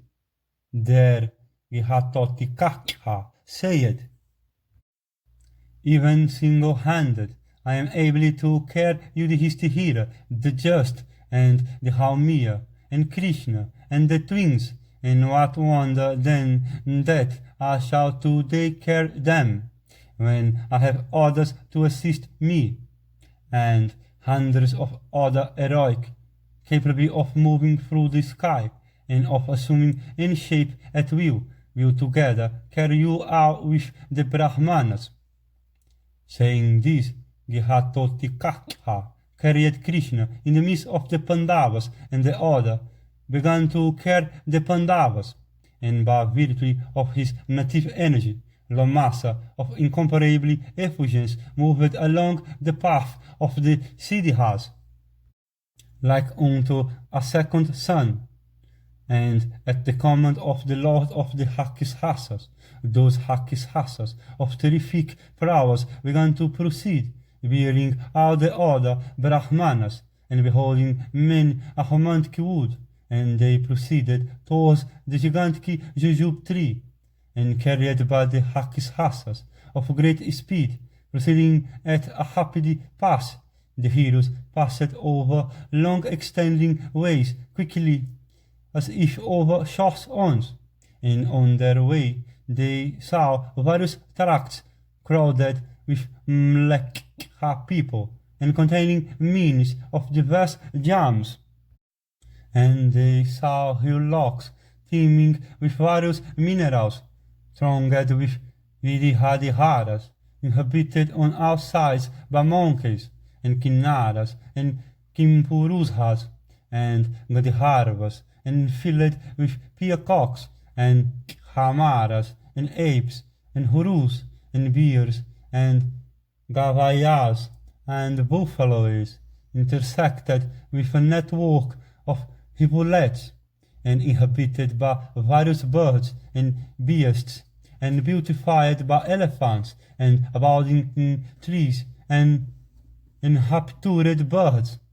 After having thus passed many countries, and the Uttarakurus, they saw that foremost of mountains, the Kailasa, containing many wonders. And by the side of it, they beheld the hermitage of Nara and Narayana, with celestial trees bearing flowers and fruits in all seasons. And they beheld that beautiful jujube of round trunk, and it was fresh, and of deep shade, and of excellent beauty, and of thick, soft, and sleek foliage, and healthful, and having gigantic bogs, and weed spreading, and of incomparably lustre, and being full grown, tasteful, and whole fruits dropping honey. And the celestial tree was frequented by hosts of mighty sages, and was always inhabited by various birds, maddened with animal spirits, and it grew at a spot devoid of mosquitoes and god fleas, and abounding in fruits and roots and water, and covered with green grass, and inhabited by the celestials and the Gandharvas, and of smooth surface, and naturally healthful, and beauteous, and cool, and of delicate feel. Having reached that, together with those bulls among Brahmanas, the high-souled ones gently alighted from the shoulders of the Hakishasas. Then, in company with those bulls among the twice-born ones, the Pandavas beheld that romantic asylum, presided over by Nara and Narayana, devoid of gloom and sacred, and untouched by the solar rays, and free from those hooves, hunger and thirst, heat and cold, and removing sorrow, and crowded with hosts of might sages, and adorned with the grace proceeding from the Vedas, Saman, Rik, and Yajus, and inaccessible to men who have renounced religion, and beautified with offerings, and homers, and sacred, and well swept, and daubed, and shining all around with offerings of celestial blossoms, and spread over with altars of sacrificial fire, and sacred ladles, and pots, and graced with large water jars, and baskets, and the refuge of all beings, and echoing with the chanting of the Vedas, and heavenly, and worthy of being inhabited, and removing fatigue, and attend with splendor, and of incomprehensibly merit, and majesty, with divine qualities. And the hermitage was inhabited by hosts of great sages, subsisting on fruits and roots, and having their senses under perfect control, and clad in black deer skins, and effulgent like unto the sun and Agni, and of souls magnified by asceticism, and intent on emancipation, and leading the Vanaprastha mode of life, and of subdued senses, and identified with the Supreme Soul, and of high fortune, and reciting Vedic hymns. Then, having purified himself and restrained his senses, that son of the Dharma, the intelligent Yudhishthira of exceeding energy, accompanied by his brothers, approached those sages, and all the great sages, endowed with supernatural knowledge, knowing Yudhishthira arrived, received him joyfully, and those sages engaged in the hesitation of the Vedas, and like unto fire itself, after having conferred blessings on Yudhishthira, cheerful accorded him fitting reception, and they gave him clean water and flowers and roots, and Yudhishthira, the just, received with regard the things gladly offered for his reception, but the great sages. And then Pandu's son, together with Krishna and his brothers and thousands of Brahmanas versed in the Vedas and the Vedangas, entered into that whole hermitage, like unto the abode of Sukra, and pleasing the mind with heavenly odors, and resembling heaven itself, and attended with beauty. There the pious beheld the hermitage of Nara and Narayana, beautified by the Bhagihati, and worshipped by the gods and the celestial sages.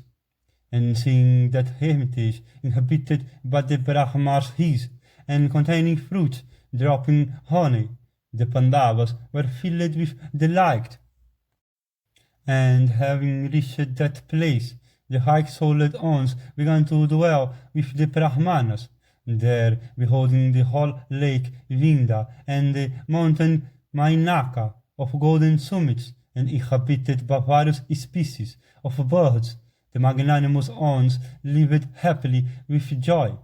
The son of Pandu, together with Krishna, took pleasure in hanging excellent and captivating woods, shining with flowers of every season, beauteous on all sides with trees bearing blown blossoms, and bending down with the weight of fruits, and attended by the numerous male coquillas, and of glossy foliage, and thick, and having cool shade, and lovely to behold. They took delight in beholding the vast beautiful lakes of limpid water, and shining all round with lotuses and lilies. And there the balmy breeze, bearing pure fragrance, blew gladdening out the Pandavas, together with Krishna, and hard by the gigantic Jujub, the mighty son of Kunti, saw the Bhagihati of ease, the scent and cool, and furnished with fresh lotuses, and having stairs made of rubies and corals, and graced with trees, and scattered over with celestial flowers, and gladsome to the mind. And at that spot, frequented by celestials and sages, and extremely inaccessibly, they, after having purified themselves, offered oblations unto the Pitris and the gods and the rishis in the sacred waters of the Bhagihati.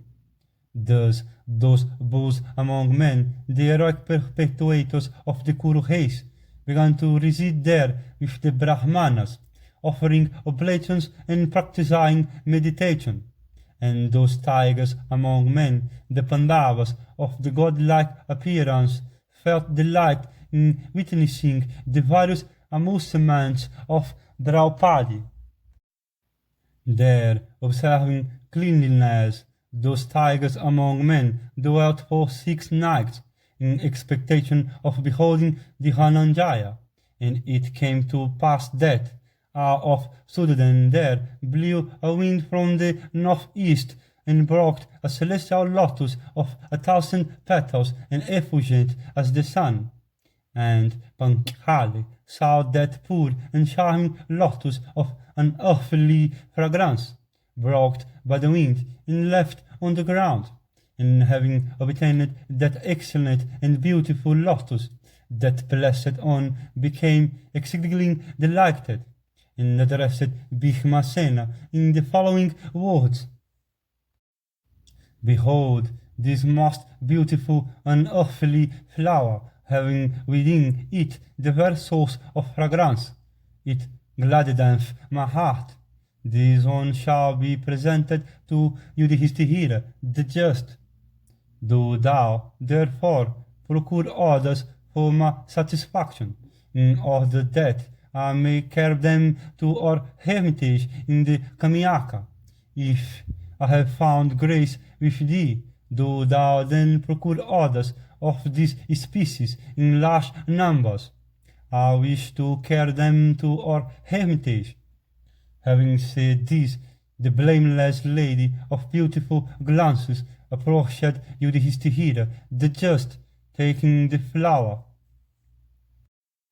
And knowing the desire of his beloved queen, that bore among men, Bhishma of great strength, set out, in order to gratify her, and intent upon fetching the flowers, he began to proceed at a rapid pace, facing the wind, in the direction from which the flower had come, and taking the bow inlaid with gold on the back, as also arrows like unto venomous snakes, he proceeded as a lion in anger, or an elephant in wrath, and all beings gazed at him, holding a mighty bow and arrows, and neither exhaustion nor languor, neither fear nor confusion ever possessed the son of Pritha and the offspring of Vayu.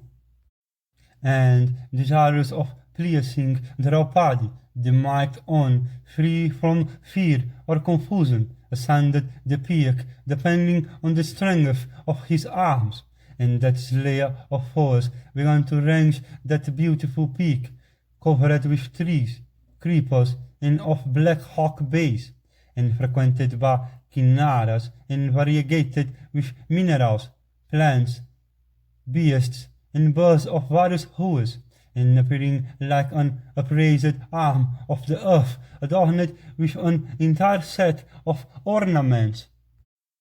And that on of matchless prowess proceeded, fixing his look at the slopes of the Gandhi beautiful with flowers of every season, and revolving various thoughts in his mind, and with his ears, eyes, and mind he vetted to the spots, resounding with the notes of male coquillas, and hissing with the hum of black bees, and like an elephant in hoot, hanging mad in a forest, that on of might prowess smelt the hard odor proceeding from the flowers of every season.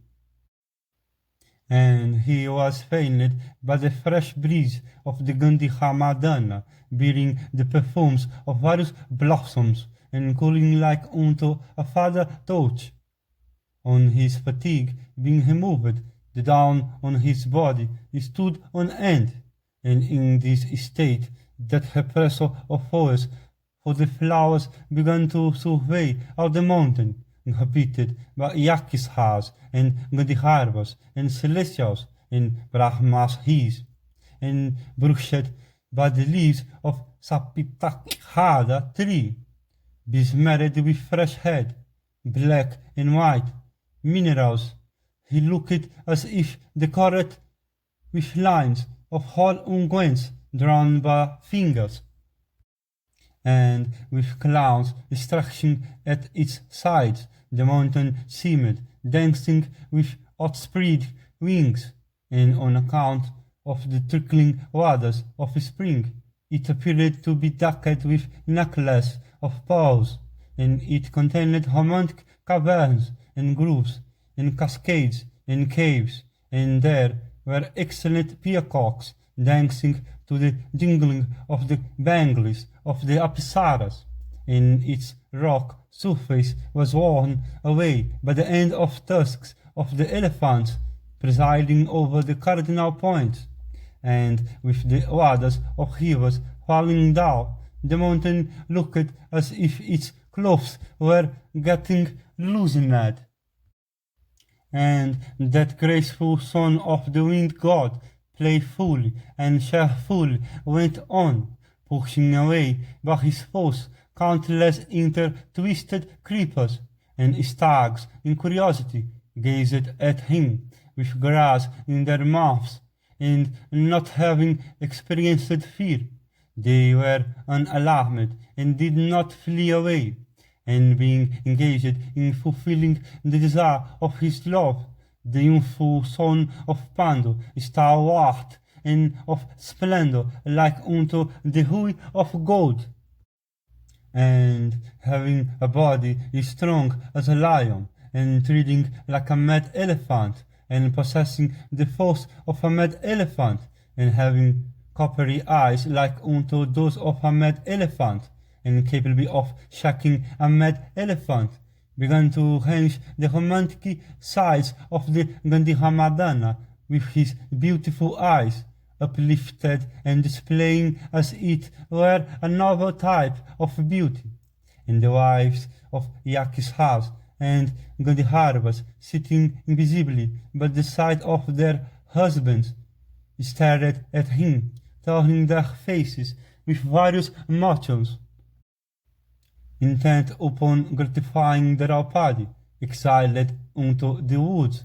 As he was hanging the beautiful Gandhimadana, he remembered the men in various wars caused by Duryodhana, and he thought, now that Arjuna sojourn in heaven and that are to have come away to procure the flowers, what will our brother Yudhishthira do at present?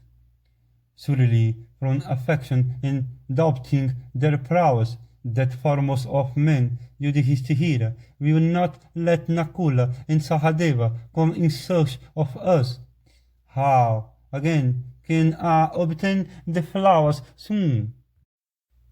Thinking thus, the tiger among men proceeded in a mind like unto the king of birds, his mind and sight fixed on the delightful side of the mountain, and having for his provisions on the journey the woes of Draupadi, the mighty son of Pandu, Vrikodara, Bhishma, endowed with strength and the swiftness of the wind, with his mind and sight fixed on the blooming slopes of the mountain, proceeded speedily, making the earth tremble with his tread, even as doth a hurricane at the equinox, and frightening herds of elephants, and growling lions, and tigers, and deer, and uprooting and smashing large trees, and tearing away by force plants and creepers, like unto an elephant ascending higher and higher the summit of a mountain, and roaring fiercely, even as a cloud attended with thunder, and awakened by that mighty roaring of Bhishma. Tigers came out of their dens, while others, hangers of the forest, hide themselves, and the coursers of the skies sprang up in fright, and herds of deer hurriedly ran away, and birds left the trees, and lions forsook their dens, and the mighty lions were roused from their slumber, and the buffaloes started, and the elephants in fright, leaving that wood, ran to more extensive forests in company with their mates, and the boars, and the deer, and the lions, and the buffaloes, and the tigers, and the jackals, and the gavayas of the wood began to cry in herds, and the rude geese, and the gallinules, and the dukes, and the carandavas, and the plovers, and the parrots, and the male coquillas, and the herons in confusion flew in all directions, while some proud elephants, urged by their mates, as also some lions and elephants in rage, flew at Bhishmasena. And as they were distracted at heart through fear, these fierce animals, discharging urine and dung, set up loud yells with gaping mouths. Thereupon the illustrious and graceful son of the wind god, the mighty Pandava, depending upon the strength of his arms, began to slay on elephant with another elephant, and on lion with another lion, while he dispatched the others with slaps. And on being struck by Bhishma, the lions and the tigers and the leopards, in fright, gave loud cries and discharged urine and dung, And after having destroyed these, the handsome son of Pandu, possessed of might strength, entered into the forest, making outside a sound with his shouts. And then the long-armed one saw on the slopes of the Gandhi a beautiful plantain tree spreading over many a yojana, in like unto a mad lion, that one of great strength proceeds amain towards that tree, breaking down various plants.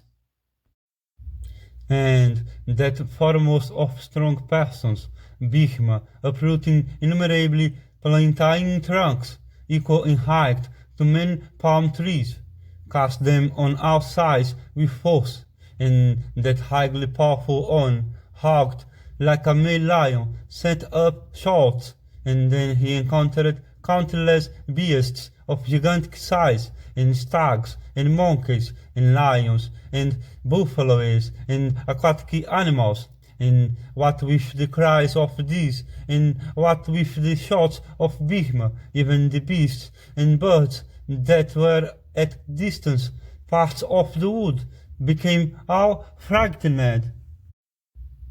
And hearing those cries of beasts and birds, myriads of aquatic fowls suddenly rose up on wetted wings, and seeing these falls of water that blew among the Viharatas, proceeded in that direction, and saw a vast and romantic lake, and that fathomless lake was, as it were, being fanned by the golden plantain trees on the coast, shaken by the soft breeze, and immediately descending into the lake, abounding in lilies and lotuses, he began to sport lustily like unto a maddened elephant. Having thus sported there for a long while, he of immeasurably effulgence ascended in order to penetrate with his speed into that forest filled with trees. Then the Pandava winded with all his might his loud blowing shell, and striking his arms with his hands, the mighty Bhishma made all the points of heaven resound, and filled with the sounds of the shell, and with the shouts of Bhishma Sena, and with the reports produced by the striking of his arms, the caves of the mountain seemed as if they were roaring, and hearing those loud arm strokes, like unto the crashing of thunder, the lions that were slumbering in the caves uttered mighty howls. And being terrified by the yelling of the lions, the elephants sent forth tremendous roars, which filled the mountain, and hearing those sounds emitted, and knowing Bhishmasena to be his brother, the ape Hanuman, the chief of monkeys, with the view of doing good to Bhishma, obstructed the path leading to heaven, and thinking that he should not pass that way, lay across the narrow path, beautified by plantain trees, obstructing it for the sake of the safety of Bhishma, with the object that Bhishma might not come by curse or defeat.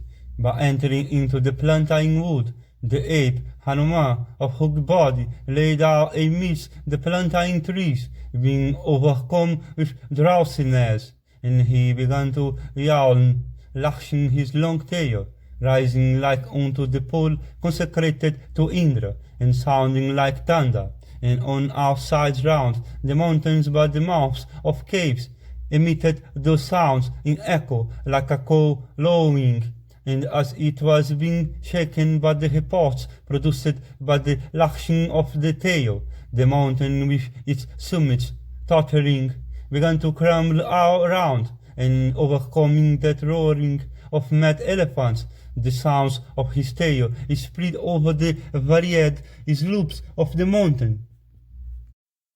On these sounds being heard, the down of Bhishma's body stood on end, and he began to range that plantain wood in search of those sounds, and that one of mighty arms saw the monkey chief in the plantain wood, on an elevated hawk base, and he was hard to be looked at, even as the lightning flash, and of coppery hue like that of the lightning flash, and endowed with the voice of the lightning flash, and quick moving as the lightning flash, and having his short flesh neck supported on his shoulders, and with his waist slender in consequence of the fullness of his shoulders, and his tail covered with long hair, and a little band at the end was raised like unto a banner, and Sir Hanuman had furnished with small lips, and coppery face, and tongue, and had ears, and brisk eyes, and very white incisors sharpened at the edge, and his head was like unto the shining moon, adorned with white teeth within the mouth, and with mane scattered over, resembling a heap of Asoka flowers.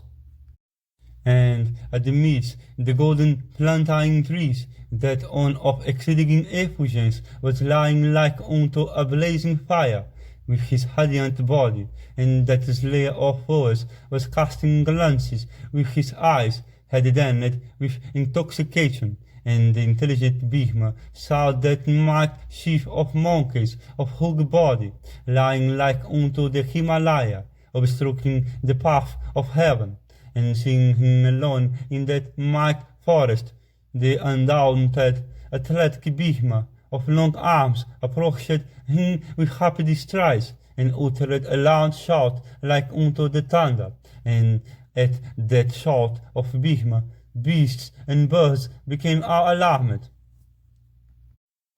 The powerful Hanuman, however, opening his eyes partially, looked at him with disregard, with eyes headed with intoxication, and then smiling, addressing him, Hanuman said the following words: "Ill as I am, I was sleeping sweetly, why hast thou awakened me?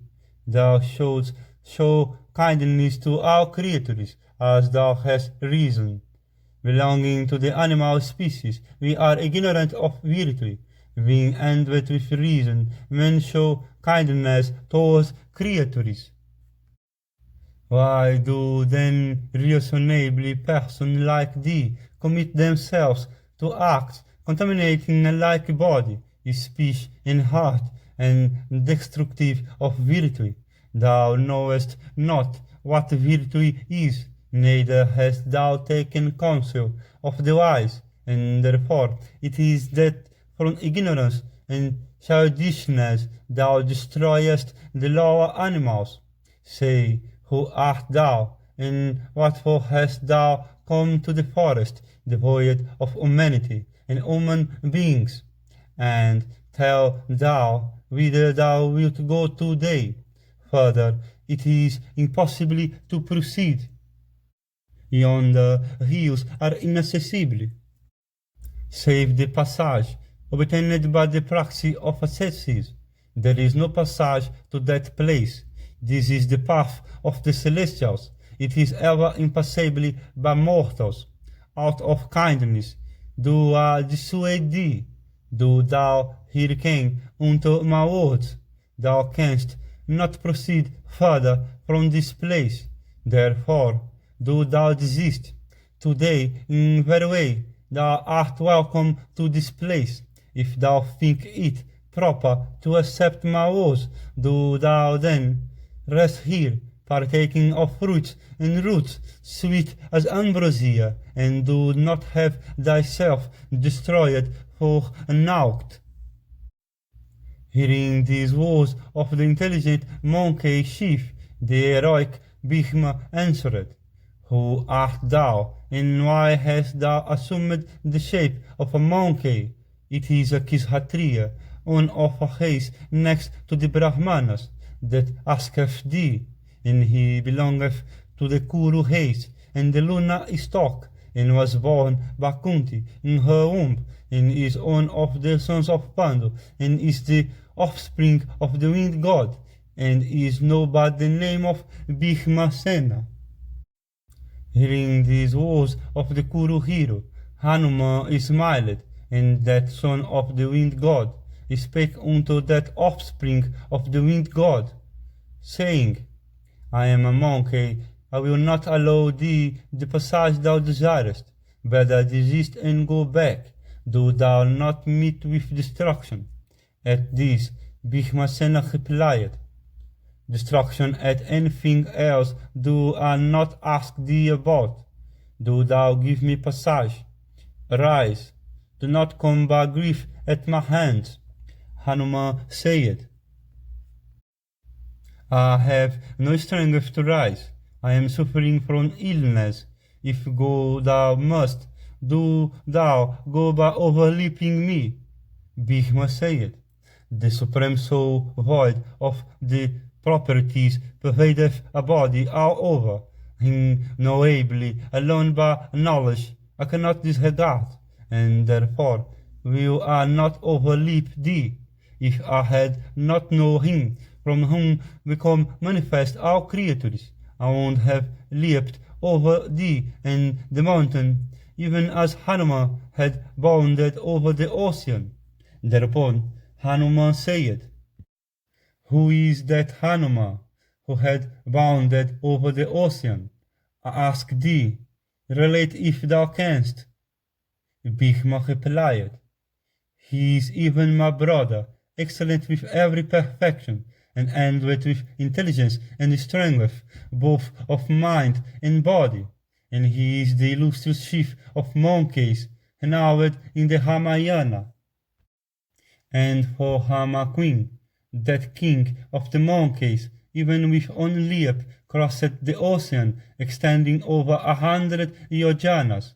That might on is my brother. I am equal unto him in energy, strength, and prowess, and in fight, and ably am I to punish thee. So arise, either give me passage, or witness my prowess today. If thou do not listen to my bidding, I shall send thee to the abode of Yama. Then, knowing him to be intoxicated with his strength and proud of might of his arms, Hanuman, slighting him at heart, said the following words, relent thou, in consequence of age, I have no strength to get up from pit. For me, do thou go, moving aside my tail. Being thus addressed by Hanuman, Bhishma, proud of the strength of his arms, took him for wanting in energy and prowess, and talked within himself. Taking fast hold of the tail, will I send this monkey, destitute of energy and prowess, to the region of Yama. There, with a smile, he slightly took hold of the tail with his left hand, could not move that tail of the mighty monkey. Then, with both arms, he pulled it, resembling the pole he read in honor of Indra.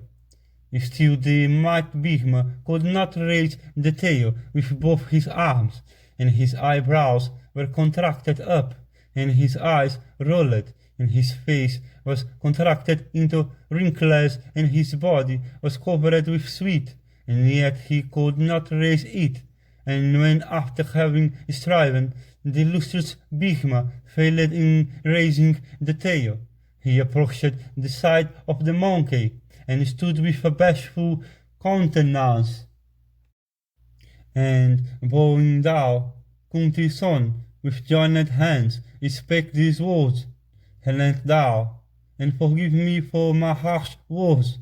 Art thou a Siddha, or a god, or a Gandharva, or a Guhyaka? I ask thee out of curiosity.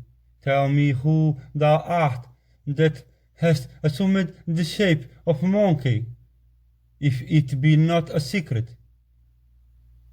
And if I can well hear it, I ask thee as a disciple, and I seek thy refuge. Thereupon Hanuman said, even to extent of thy curiosity to know me, shall I relate all at length. Listen, I was begotten by the wind god, that life of the world. upon the wife of Kesari. I am a monkey, by name Hanuma, out the might monkey kings and monkey chiefs, used to wait upon that son of the sun, Sugriva, and that son of Sakra, Vali, and a friendship subsisted between me and Sugriva, even as between the wind and fire, and for some cause Sugriva, driven out by his brother, for a long time dwelt with me at the Riziamuki. And it came to pass that the might son of Dasahatiha, the heroic Hama, who is Vishnu's self in the shape of human being, took his birth in this world, and in company with his queen and brother, taking his bow, that foremost of bowmen, with the view of compassing his father's welfare, began to reside in the Dandaka forest, and from Janastihana, that might Hakishasa monarch, the wicked Havana, carried away his queen by stratagem and force, the saving that foremost of men, through the agents of Ahakishasa, Marikha, who assumed the form of a deer marked with gem-like and golden spots. And after his wife was carried away, that descendant of Hagihu, while searching with his brother for his queen, met on the summit of that mountain with Sugriva, chief of the monkeys. Then a friendship was contracted between him and the high-souled Hagihava, and later, having slain Vali, installed Sugriva in the kingdom, and having obtained the kingdom, Sugriva sent forth monkeys by hundreds and by thousands in search of Sita. And I too, with innumerable monkeys, set out towards the south in quest of Sita. Then a mighty votary, Sanpati by name, communicated the tidings that Sita was in the abode of Havana. Thereupon, with the object of securing success unto Hama, a of Sudan bounded over the main, extending for 100 yojanas, and, having by my own prowess crossed the ocean, that abode of sharks and crocodiles, I saw in Havana residence the daughter of King Janaka, Sita, like unto the daughter of a celestial. And having interviewed that lady, Vaidehi, Hama beloved, and burned the whole of Lanka with its towers and ramparts and gates, and proclaimed my name there, I returned, hearing everything from me. The lotus-eyed Hama at once ascertained his course of action, and having for the passage of his arm constructed a bridge across the deep, crossed it followed by myriads of monkeys. Then by prowess Hama slew those Hakishasas in battle, and Havana, the oppressor of the wars, together with his Hakishasa followers. And having slain the king of the Hakishasas with his brother and sons and kindred, he installed in the kingdom in Lanka the Hakishasa chief, with his Hana, pious and reverent, and kind to devoted dependants. Then Hama recovered his wife, even like the lost Vedic revelation. Then Hagihu's son, Hama, with his devoted wife, returned to his own city, Ayodhya, inaccessible to enemies, and that lot of men began to dwell there. Then that foremost of kings, Hama, was established in the kingdom. Thereafter I asked a one of the lotus-eyed Hama, saying, May I live as long as the history of thy deeds remaineth extant on earth. Thereupon he said, So be it.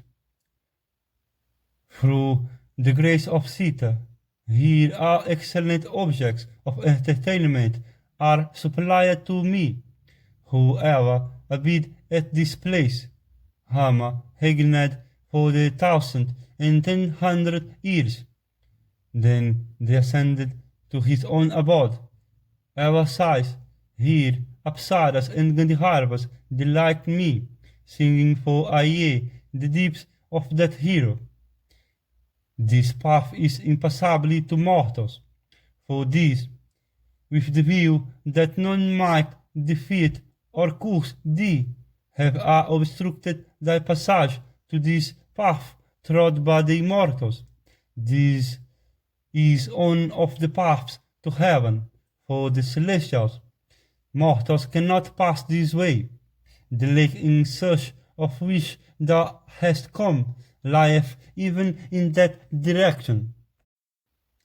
Thus addressed, the powerful Bhishmasena of might arms, affectionately and with a cheerful heart, bowed unto his brother Hanuman, the monkey chief, and said in mild words, None is more fortunate than I am. Now I have seen my elder brother. This is a great favor shown unto me, and I have been well pleased with thee. Now I wish that thou mayest fulfill this desire of mine, a desire to behold that incomparable form of thine, which thou at that time hadst had in bounding over the main, that abode of sharks and crocodiles. There I shall be satisfied, and believe in thy words. Thus addressed, that mighty monkey said with a smile, That form of mine neither thou nor anyone else can behold. At that age the state of things was different, and doth not exist at present. In the Krita age the state of things was one, and in the Treta another, and in the Dvapara still another. Diminution is going on this age, and I have not that form now. The ground rivers, plants, and hawks, and siddhas, gods, and celestial sages conform to time, in harmony with the state of things in different yugas. Therefore, do not desire to see my former shape. I am conforming to the tendency of the age. Verily, time is irresistible. Bhishmasena said, Tell me of the duration of the different yugas, and of the different manners and customs, and of virtue, pleasure, and profit, and of acts and energy, and of life and death in the different yugas. Thereupon Hanuman said, That yuga is called Krita, when the own eternal religion was extant, and in that best of yugas everyone had religion's perfection, and therefore there was no need of religion's acts, and then virtue knew no deterioration, nor did people decrease. It is for this that this age is called Krita. In time the yuga had come to be considered as an inferior one, and in the Krita age there were neither gods, nor demons, nor Gandharvas, nor Yakshas, nor Rakshasas, nor Nagas, and there was no buying and selling, and the Sama, the Hik, and the Yajus did not exist, and there was no manual labor, and then the necessaries of life were obtained only by being talked of, and the only merit was in announcing the word. And during that yuga there was neither disease nor decay of the senses, and there was neither malice, nor pride, nor hypocrisy, nor discord, nor ill will, nor cunning, nor fear, nor misery, nor envy, nor covetousness, and for this that prime refuge of yogis even the supreme Brahma was attainable to all. And Narayana, wearing a white hue, was the soul of all creatures. And in the Krita Yuga, the distinctive characteristics of Brahmanas, Kshatriyas, Vaisyas, and Sudras were natural, and these ever stuck to their respective duties. And then Brahma was the sole refuge, and their manners and customs were naturally adapted to the attainment of Brahma, and the objects of their knowledge was the sole Brahma, and all their acts had reference to Brahma. In this way, all the orders attained merit, and an uniform soul was the object of their meditation, and there was on mantra, and there was on ordinance. And although of different characteristics, all of them followed a single Veda, and they had one religion, and according to the divisions of time, they led the four modes of life, without aiming at an object, and they attained emancipation. The religion consisting in the identification of self with Brahma indicates the Krita Yuga, and in the Krita Yuga, the virtue of the four orders is throughout out entire in fourfold mastery. Such is the Krita Yuga, devoid of the three qualities. Do thou hear from me of the character of the Treta Yuga. In this age, sacrifices are introduced, and virtue decreaseth by quarter, and Narayana assumeth a head color, and men practice truth and devote themselves to religion and religion's heat, and thence sacrifices and various religious observances come into existence. And in the Treta Yuga, people begin to devise means for the attainment of an object, and they attain it through acts and gifts, and they never deviate from virtue, and they are devoted to asceticism and to the bestowal of gifts. And the four orders adhere to their respective duties and perform rites. Such are the men of the Treta Yuga.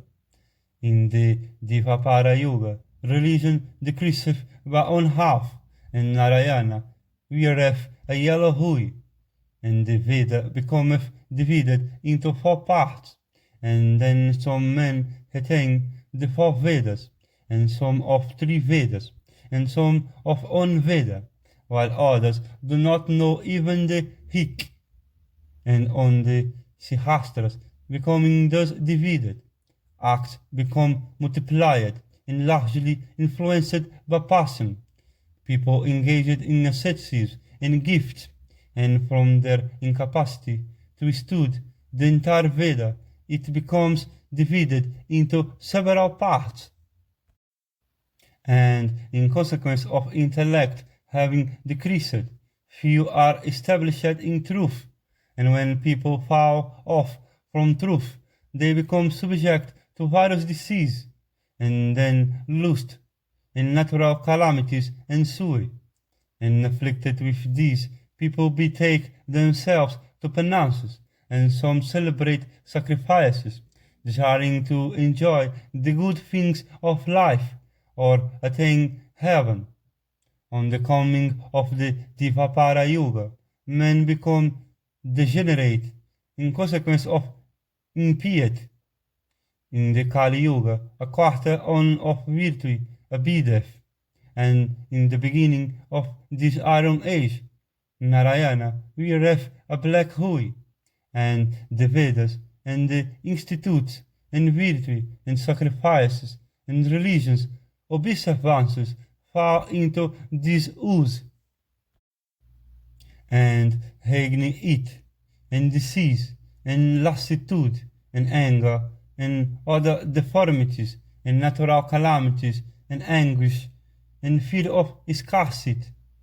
And as the yugas wane, virtue dwindles, and as virtue dwindles, away, creatures degenerate, and as creatures degenerate, their natures undergo deterioration, and the religion's acts performed at the waning of the yugas produce contrary effects, and even those that live for several yugas conform to these changes. As regards the curiosity to know me, I say this: why should a wise person be eager to know a superfluous matter? Have I narrated in full what thou hadst asked me regarding the characteristics of the different yugas? Good happen to thee. Do thou return. Bhishmasena said, without beholding thy former shape, I will never go away. If I have found favor with thee, do thou then show me thy own shape. Being thus addressed by Bhishma, the monkey with a smile showed him that form of his in which he had bounded over the main, and wishing to gratify his brother, Hanuman assumed a gigantic body which in length and breadth increased exceedingly. And that monkey of immeasurable effulgence stood there, covering the plantain grove furnished with trees, and elevating himself to the height reached by the winged ear. And the monkey, having attained his lofty and gigantic body, like unto a mountain, furnished with coppery eyes and sharp teeth, and a face marked by frown, lay covering all sides, and lashing his long tail. And that son of the Kurus, Bhishma, beholding that gigantic form of his brother, wondered, and the hairs of his body repeatedly stood on end. And beholding him like unto the sun in splendor, and unto a golden mountain, and unto the blazing firmament, Bhishma closed his eyes. Thereupon Hanuman addressed Bhishma with a smile, saying, Thou art capable of beholding my size up to this extent. I can, however, go on swelling my size as long as I wish, and a misfortune my size increaseth exceedingly by its own energy. Witnessing that dreadful and wonderful body of Hanuman, like unto the Vindhya mountain, the son of the wind god became bewildered. Then, with his down standing erect, the noble-minded Bhishma, joining his hands, replied unto Hanuman, saying, By me have been beheld the vast dimensions of thy body. Do thou decrease thyself by thy own power. Surely I cannot look at thee, like unto the sun risen, and of immeasurably and irrepressibly, and resembling the mountain Mainaka. Today this wonder of my heart is very great, that thou remaining by his side, Rama should have encountered Ravana personally, depending on the strength of thy arms. Thou wert capable of instantly destroying Lanka, with its warriors and horses, elephants and chariots. Surely there is nothing that is incapable of being achieved by thee, and in fact Ravana, together with his followers, was no match for thee single-handed.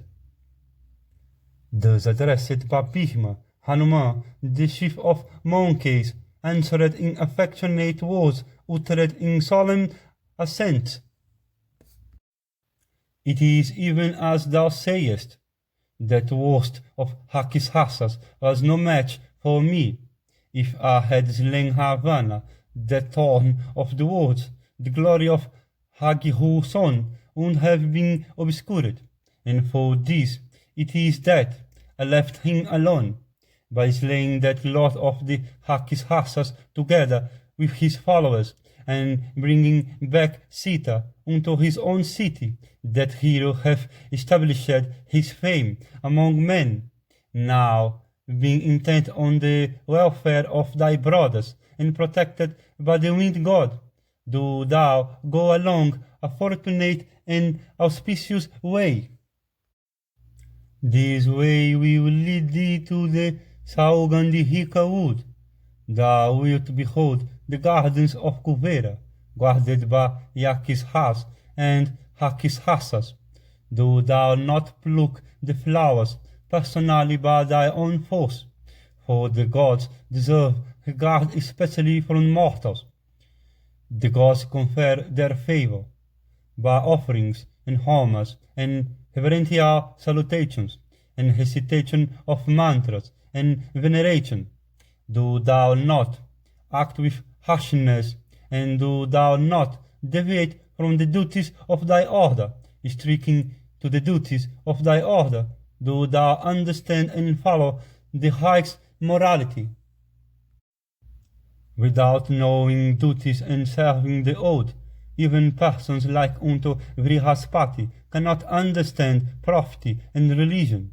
One should ascertain with discrimination those cases in which vice goeth under the name of virtue, and virtue goeth under the name of vice, in which people destitute of intelligence become perplexed.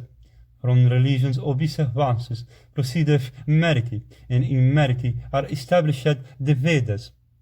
And from the Vedas sacrifices come into existence, and by sacrifices are established the gods.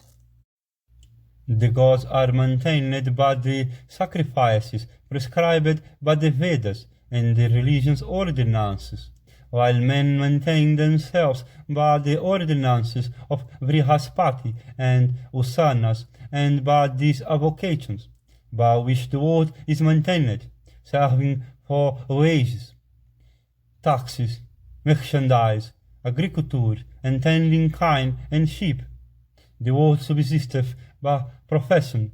The three Vedas and agriculture and trade and government constitutes, it is ordained by the wise, the professions of the twice-born ones, and each order maintaineth itself by following the profession prescribed for it. And when these callings are properly pursued, the world is maintained with ease.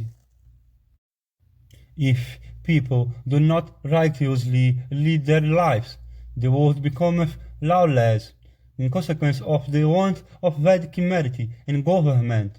And if people do not resort to prescribed vocations, they perish.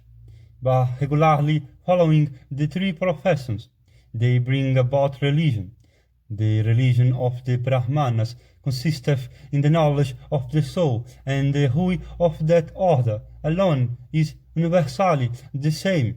The celebration of sacrifices and stud and bestowal of gifts are well known to be the three duties common. Officiating at sacrifices, teaching, and the acceptance of gifts are the duties of a Brahmana. To rule is the duty of the Kshatriya, and to tend that of the Vaisya, while to serve the twice-born orders is said to be the duty of the Sudra. The Sudras cannot beg alms, or perform homage, or observe vows, and they must dwell in the habitation of their masters. Thy vocation is that of the Kshatriya, which is to protect. Do thou carry out thy own duties in an humbly spirit, restraining thy senses.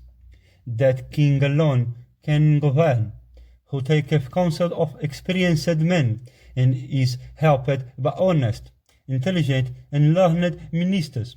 A king who is addicted to vices meeteth with defeat. Then only is the order of the world secured, when the king duly punisheth and conferreth favors.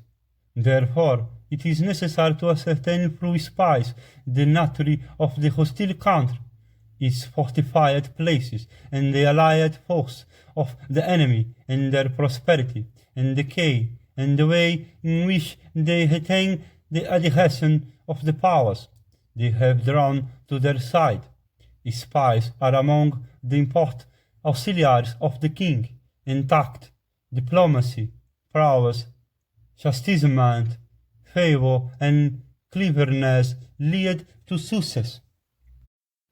And success is to be attained through these, either in separation or combined, namely conciliation, gift, sowing dissensions, chastisement, and sight. And polity have for its root diplomacy, and diplomacy is the main qualification of spies, and polity, if well judged, conferreth success. Therefore, in the matter of polity, the counsels of Brahmanas should be resorted to, and in secret affairs this should not be consulted, namely, a woman, a sot, a boy, a covetous person, a mean-minded individual, and he that betrayeth signs of insanity. Wise men only should be consulted, and affairs are to be dispatched through officers that are able, and polity must be executed through persons that are friendly. Dunces should in all affairs be excluded, in matters religions, pious men, and in matters of gain, wise men, and in guarding families, eunuchs, and in all crooked affairs, crooked men must be employed, and the appropriate or inappropriate of the resolution of the enemy, as also their strength or weakness, must be ascertained through unknown as well as hostile spies. Favor should be shown to honest persons that have prudently sought protection. Lawless and disobedient individuals should be punished, and when the king justly punisheth and showeth favor, the dignity of the law is well maintained.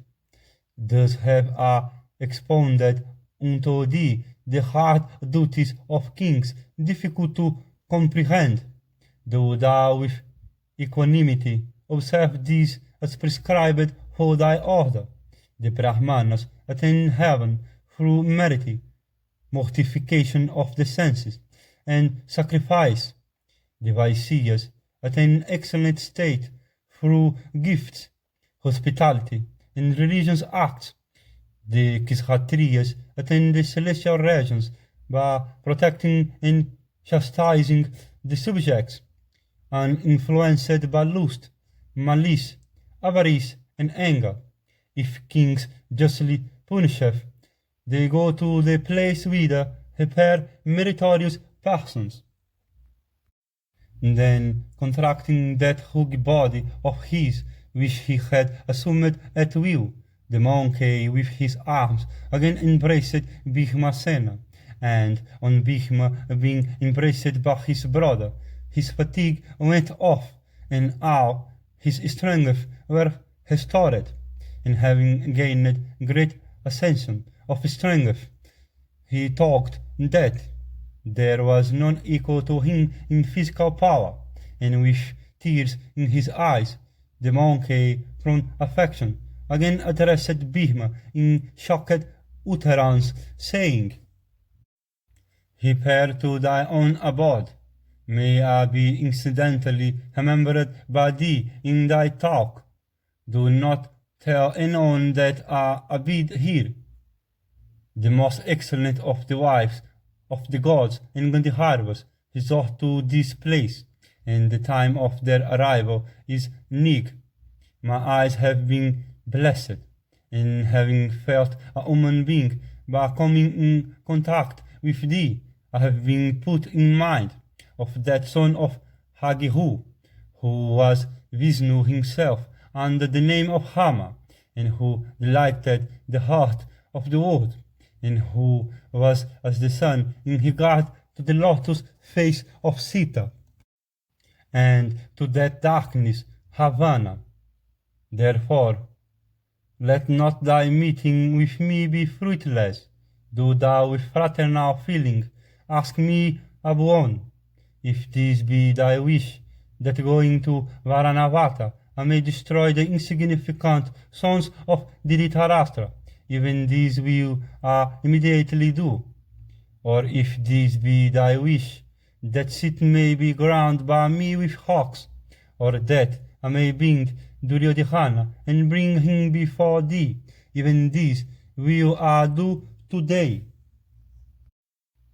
Hearing those words of that high-souled on, Bhishmasena, with a cheerful heart, answered Hanuman, saying, I take out this as already performed by thee. Good happen to thee. I ask of thee this, be thou well pleased with me. On thy having become our protector, the Pandavas have found help.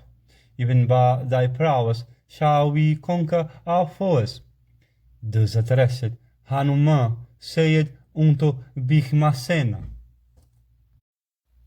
from fraternal feeling and affection I will do good unto thee, by diving into the arm of thy foes, copiously furnished with arrows and javelins, and when thou shalt give learning horse, then shall I with my own force to shout, remaining on the flagstaff of Arjuna car, will I emit fierce shouts that will damp the energy of thy foes.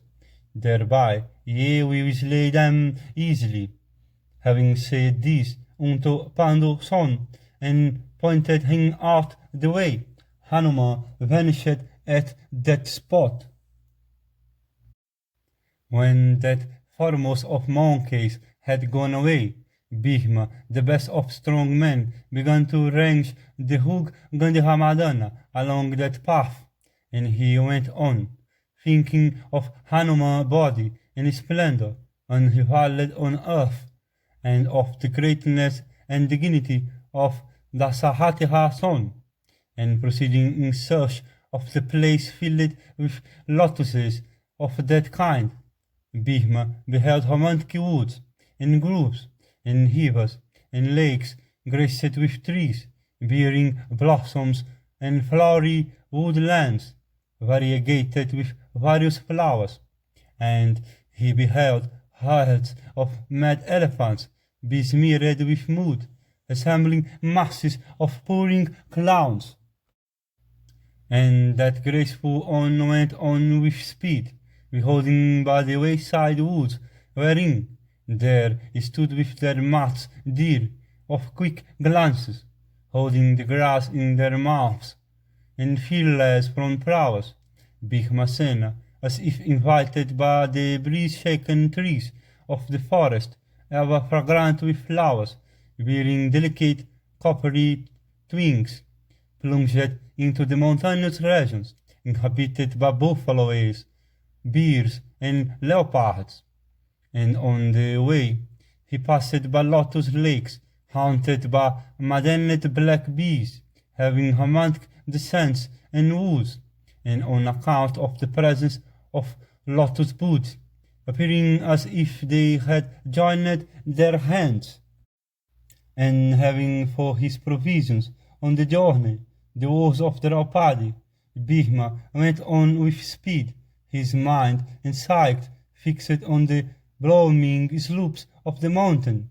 And when the sun passed the meridian, he saw in the forest, scattered over with deer, a mighty river filled with fresh golden lotuses, and being crowded with swans and karandavas, and graced with hakravakas.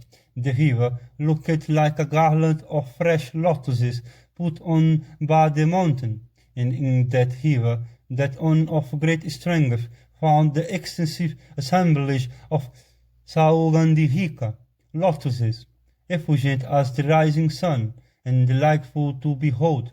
And beholding it, Pandu's son talked within himself that his object had been gained, and mentally presented himself before his beloved worn out by exile. Having reached that spot, Bhishmasena saw in the vicinity of the Kailasa cliff that beautiful lotus lake surrounded by lovely woods and guarded by the Rakshasas, and it sprang from the cascades contiguous to the abode of Cuvera, and it was beautiful to behold, and was furnished with a wide spreading shade, and abounded in various trees and creepers, and was covered with green lilies. And this unearthly lake was filled with golden lotuses, and swarmed with diverse species of birds, and its banks were beautiful and devoid of mud. And situated on the hawk elevation, this expanse of excellent water was exceedingly fair, and it was the wonder of the world and healthful and of romantic sight.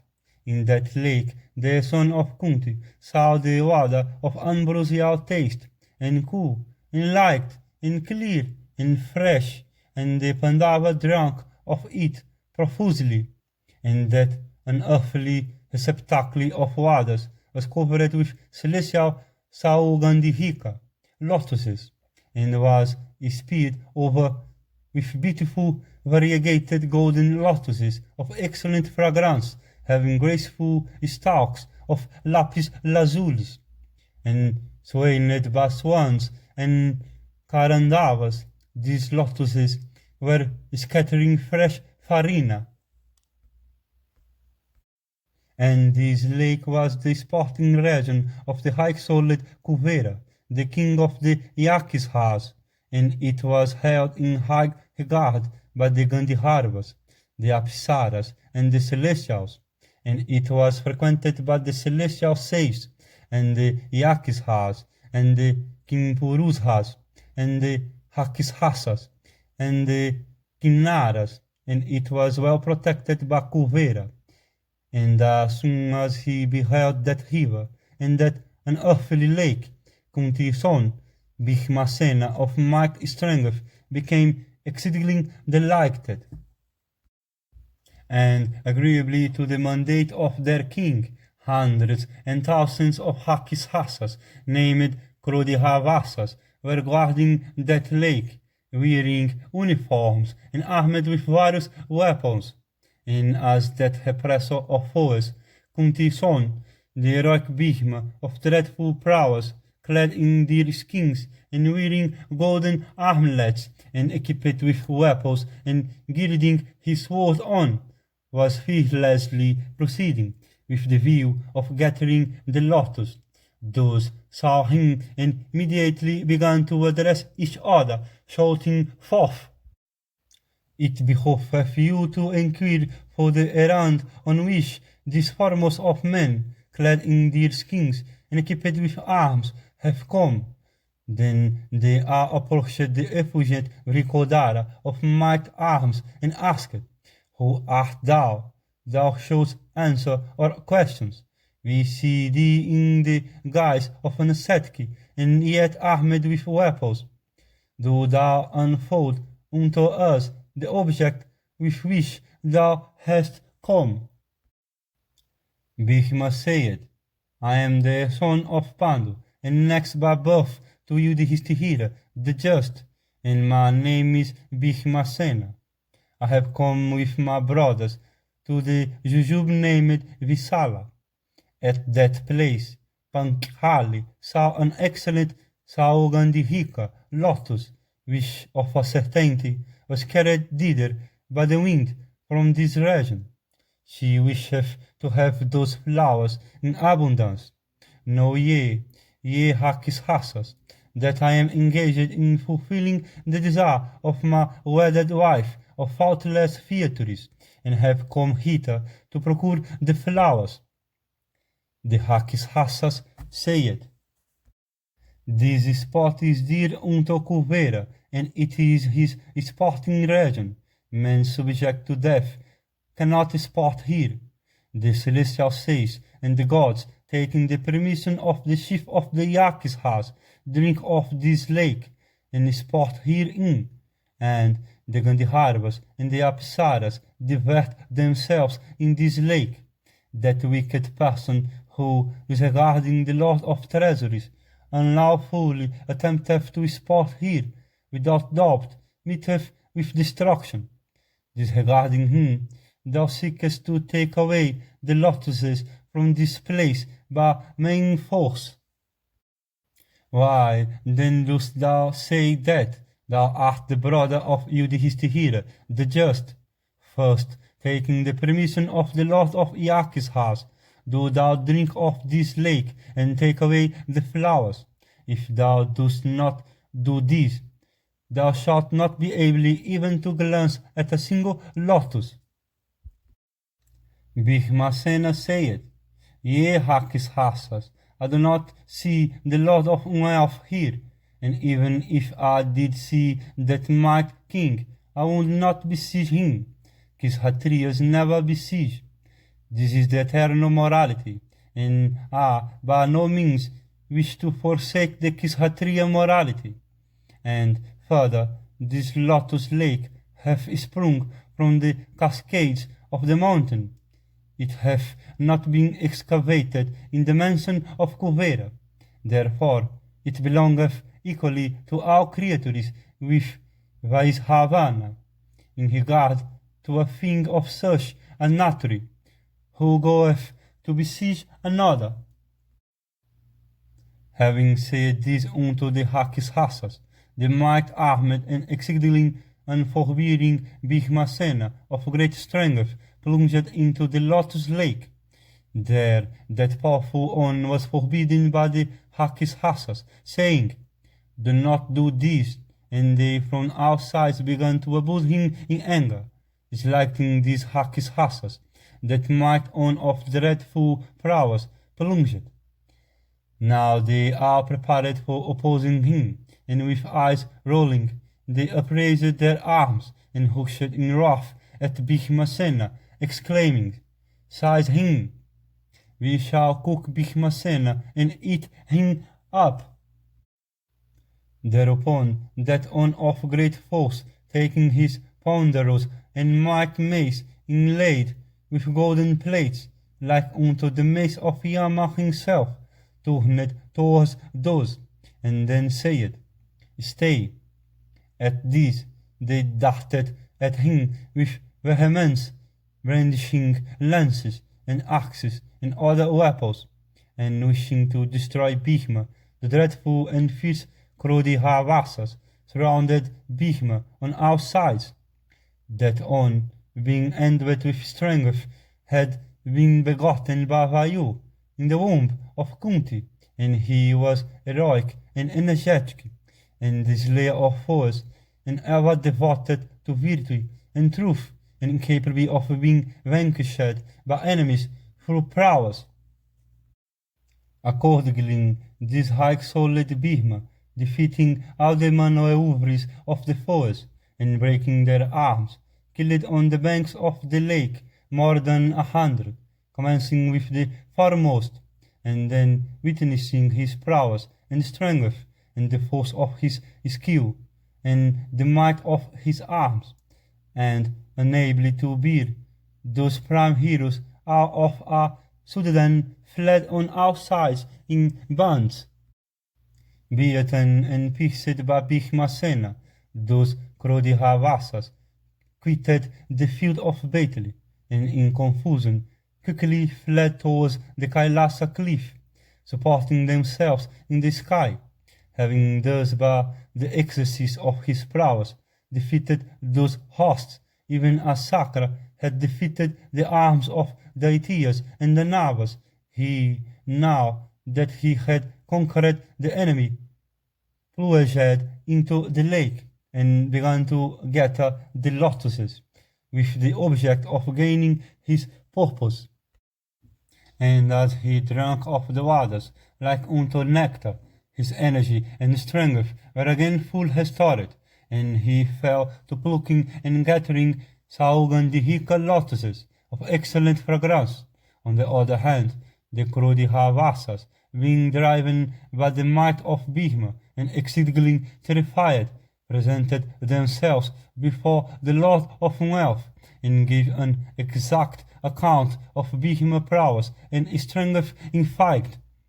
Hearing their words, the god smiled and then said, Let Bhishma take for Krishna as many lotuses as he likes. This is already known to me. Thereupon, taking the permission of the Lord of Wealth, those announcing anger, went to that foremost of the Kurus, and in that lotus lake beheld Bhima alone, disporting in delight. Then Bhima began to collect those rare, unearthly, variegated, and fresh flowers in abundance, and it came to pass that a high and violent wind, piercing to the touch and blowing about gravels, arose, portending bately, and frightful meteors began to shoot with thundering sounds, and being enveloped by darkness, the sun became pale, his rays being obscured, and on Bhima displaying his prowess, dreadful sounds of explosion rang through the sky, and the earth began to tremble, and dust fell in showers, and the points of heavens became head-dented, and beasts and birds began to cry in shrill tones, and everything became enveloped in darkness, and nothing could be distinguished, and other evil omens besides these appeared there. Witnessing these strange phenomena, the Dharma son, Yudhishthira, the foremost of speakers, said, "Who is it that will overcome us? Ye Pandavas, who take delight in battle, good betide you. Do ye equip yourselves? From what I see, I infer that the time for the displaying of our prowess hath drawn nigh." Having said this, the king looked around, then not finding Bhima, that oppressor of foes, the Dharma son, Yudhishthira, inquired of Krishna and the twins standing near regarding his brother, Bhima, the doer of dreadful deeds in battle, saying, "Is Bhima intent upon performing some great feat, or hath that on delighting in daring deeds, already achieved some brave deed, portending some great danger? These omens have appeared all around, indicating a fearful battle." When Yudhishthira said this, his beloved queen, the high-minded Krishna of sweet smiles, answered him, in order to remove his anxiety, that Saugandhika lotus, which today had been brought by the wind, I had out of love do show unto Bhimasena, and I had said unto that hero, "If thou canst find men of this species, procuring even all of them, do thou return speedily." That might, armed on with the view of gratifying my desire, may have gone towards the northeast to bring them. Having heard these words of her, the king said unto twins, "Let us together follow the path taken by Vrikodara.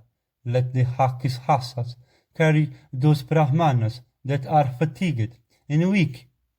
Do thou care Krishna.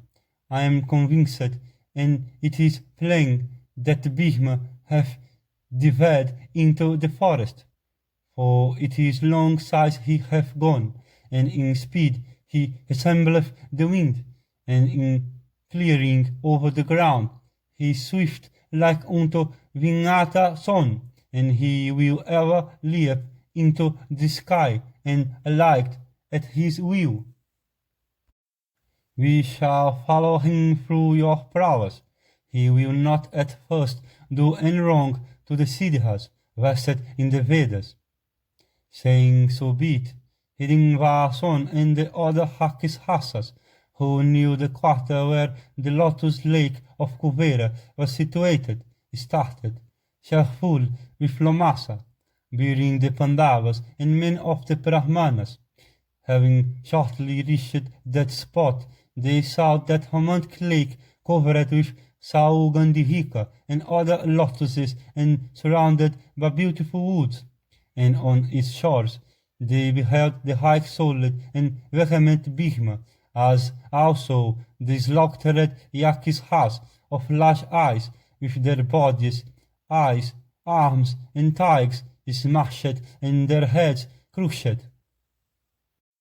And on seeing the high-souled Bhima standing on the shore of that lake in an angry mood, and with steadfast eyes, and beating his lip, and stationed on the shore of the lake, with his mace upraised by his two hands, like unto Yama with his mace in his hand, at the time of the universal dissolution. Yudhishthira, the just, embraced him again and again, and said in sweet words, "What hast thou done? Good betide thee. If thou wishest to do good unto me, thou shalt never again commit such a harsh act, nor offend the gods." Having thus instructed the son of Kunti, and taken the flowers, those godlike ones began to sport in that very lake.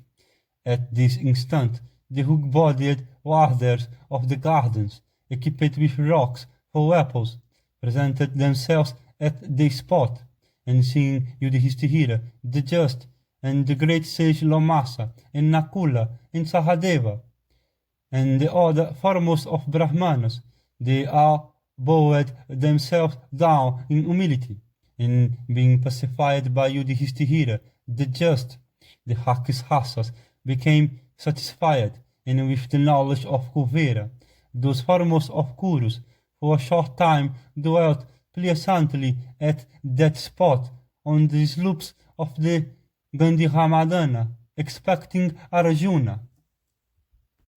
Once upon a time, Yudhishthira, while living at that place, addressed Krishna, his brother, and the Brahmanas, saying, "Us have been attentively seen one after another sacred and auspicious Tirthas, and woods, delightful to behold, which had these been visited by the celestials and the high-souled sages, and which had been worshipped by the Brahmanas.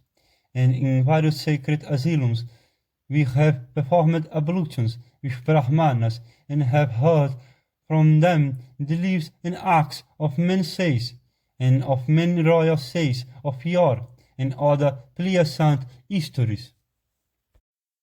And with flowers and water have the gods been worshipped by us, and with offerings of fruits and roots, as availably at each place we have gratified the Pitris, and with the high-souled ones have we performed ablutions in all sacred and beautiful mountains and lakes, and in the high sacred ocean, and with the Brahmanas we have bathed in the Ila, and in the Sarasvati, and in the Sindhu, and in the Yamuna, and in the Narmada, and in various other romantic Tirthas. And having passed the source of Ganga, we have seen many lovely hills, and the Himalaya mountains inhabited by various species of birds, and the Jujube named Visala, where there is the hermitage of Nara and Narayana. And we have beheld this unearthly lake, held in veneration by the Siddhas, the gods, and the sages.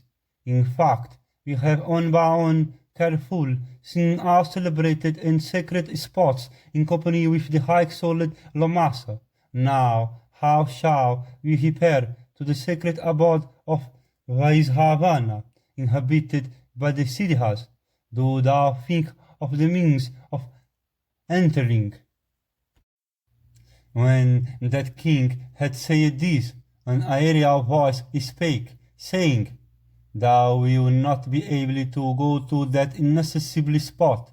By this very way do thou repair from this region of Kuvera to the place whence thou hast come, even to the hermitage of Nara and Narayana, known by the name of Vadari. Thou wilt repair to the hermitage of Vrishaparva, abounding in flowers and fruit, and inhabited by the Siddhas and the Haranas. Having passed that, thou wilt proceed to the hermitage of Arstisena, and from thence thou wilt behold the abode of Kuvera." Just at that moment the breeze became fresh, and gladsome, and cool, and redolent of an earthly fragrance, and it showered blossoms, and on hearing the celestial voice from the sky, they all were amazed, more especially those earthly rishis and the brahmanas. On hearing this marvel, the brahmana, the Haumia, said, "This should not be gainsayed. Let this be." Thereupon King Yudhishthira obeyed him, and having returned to the hermitage of Nara in Narayana, he began to dwell pleasantly surrounded by Bhishmasena and his other brothers, Panchali and the Brahmanas.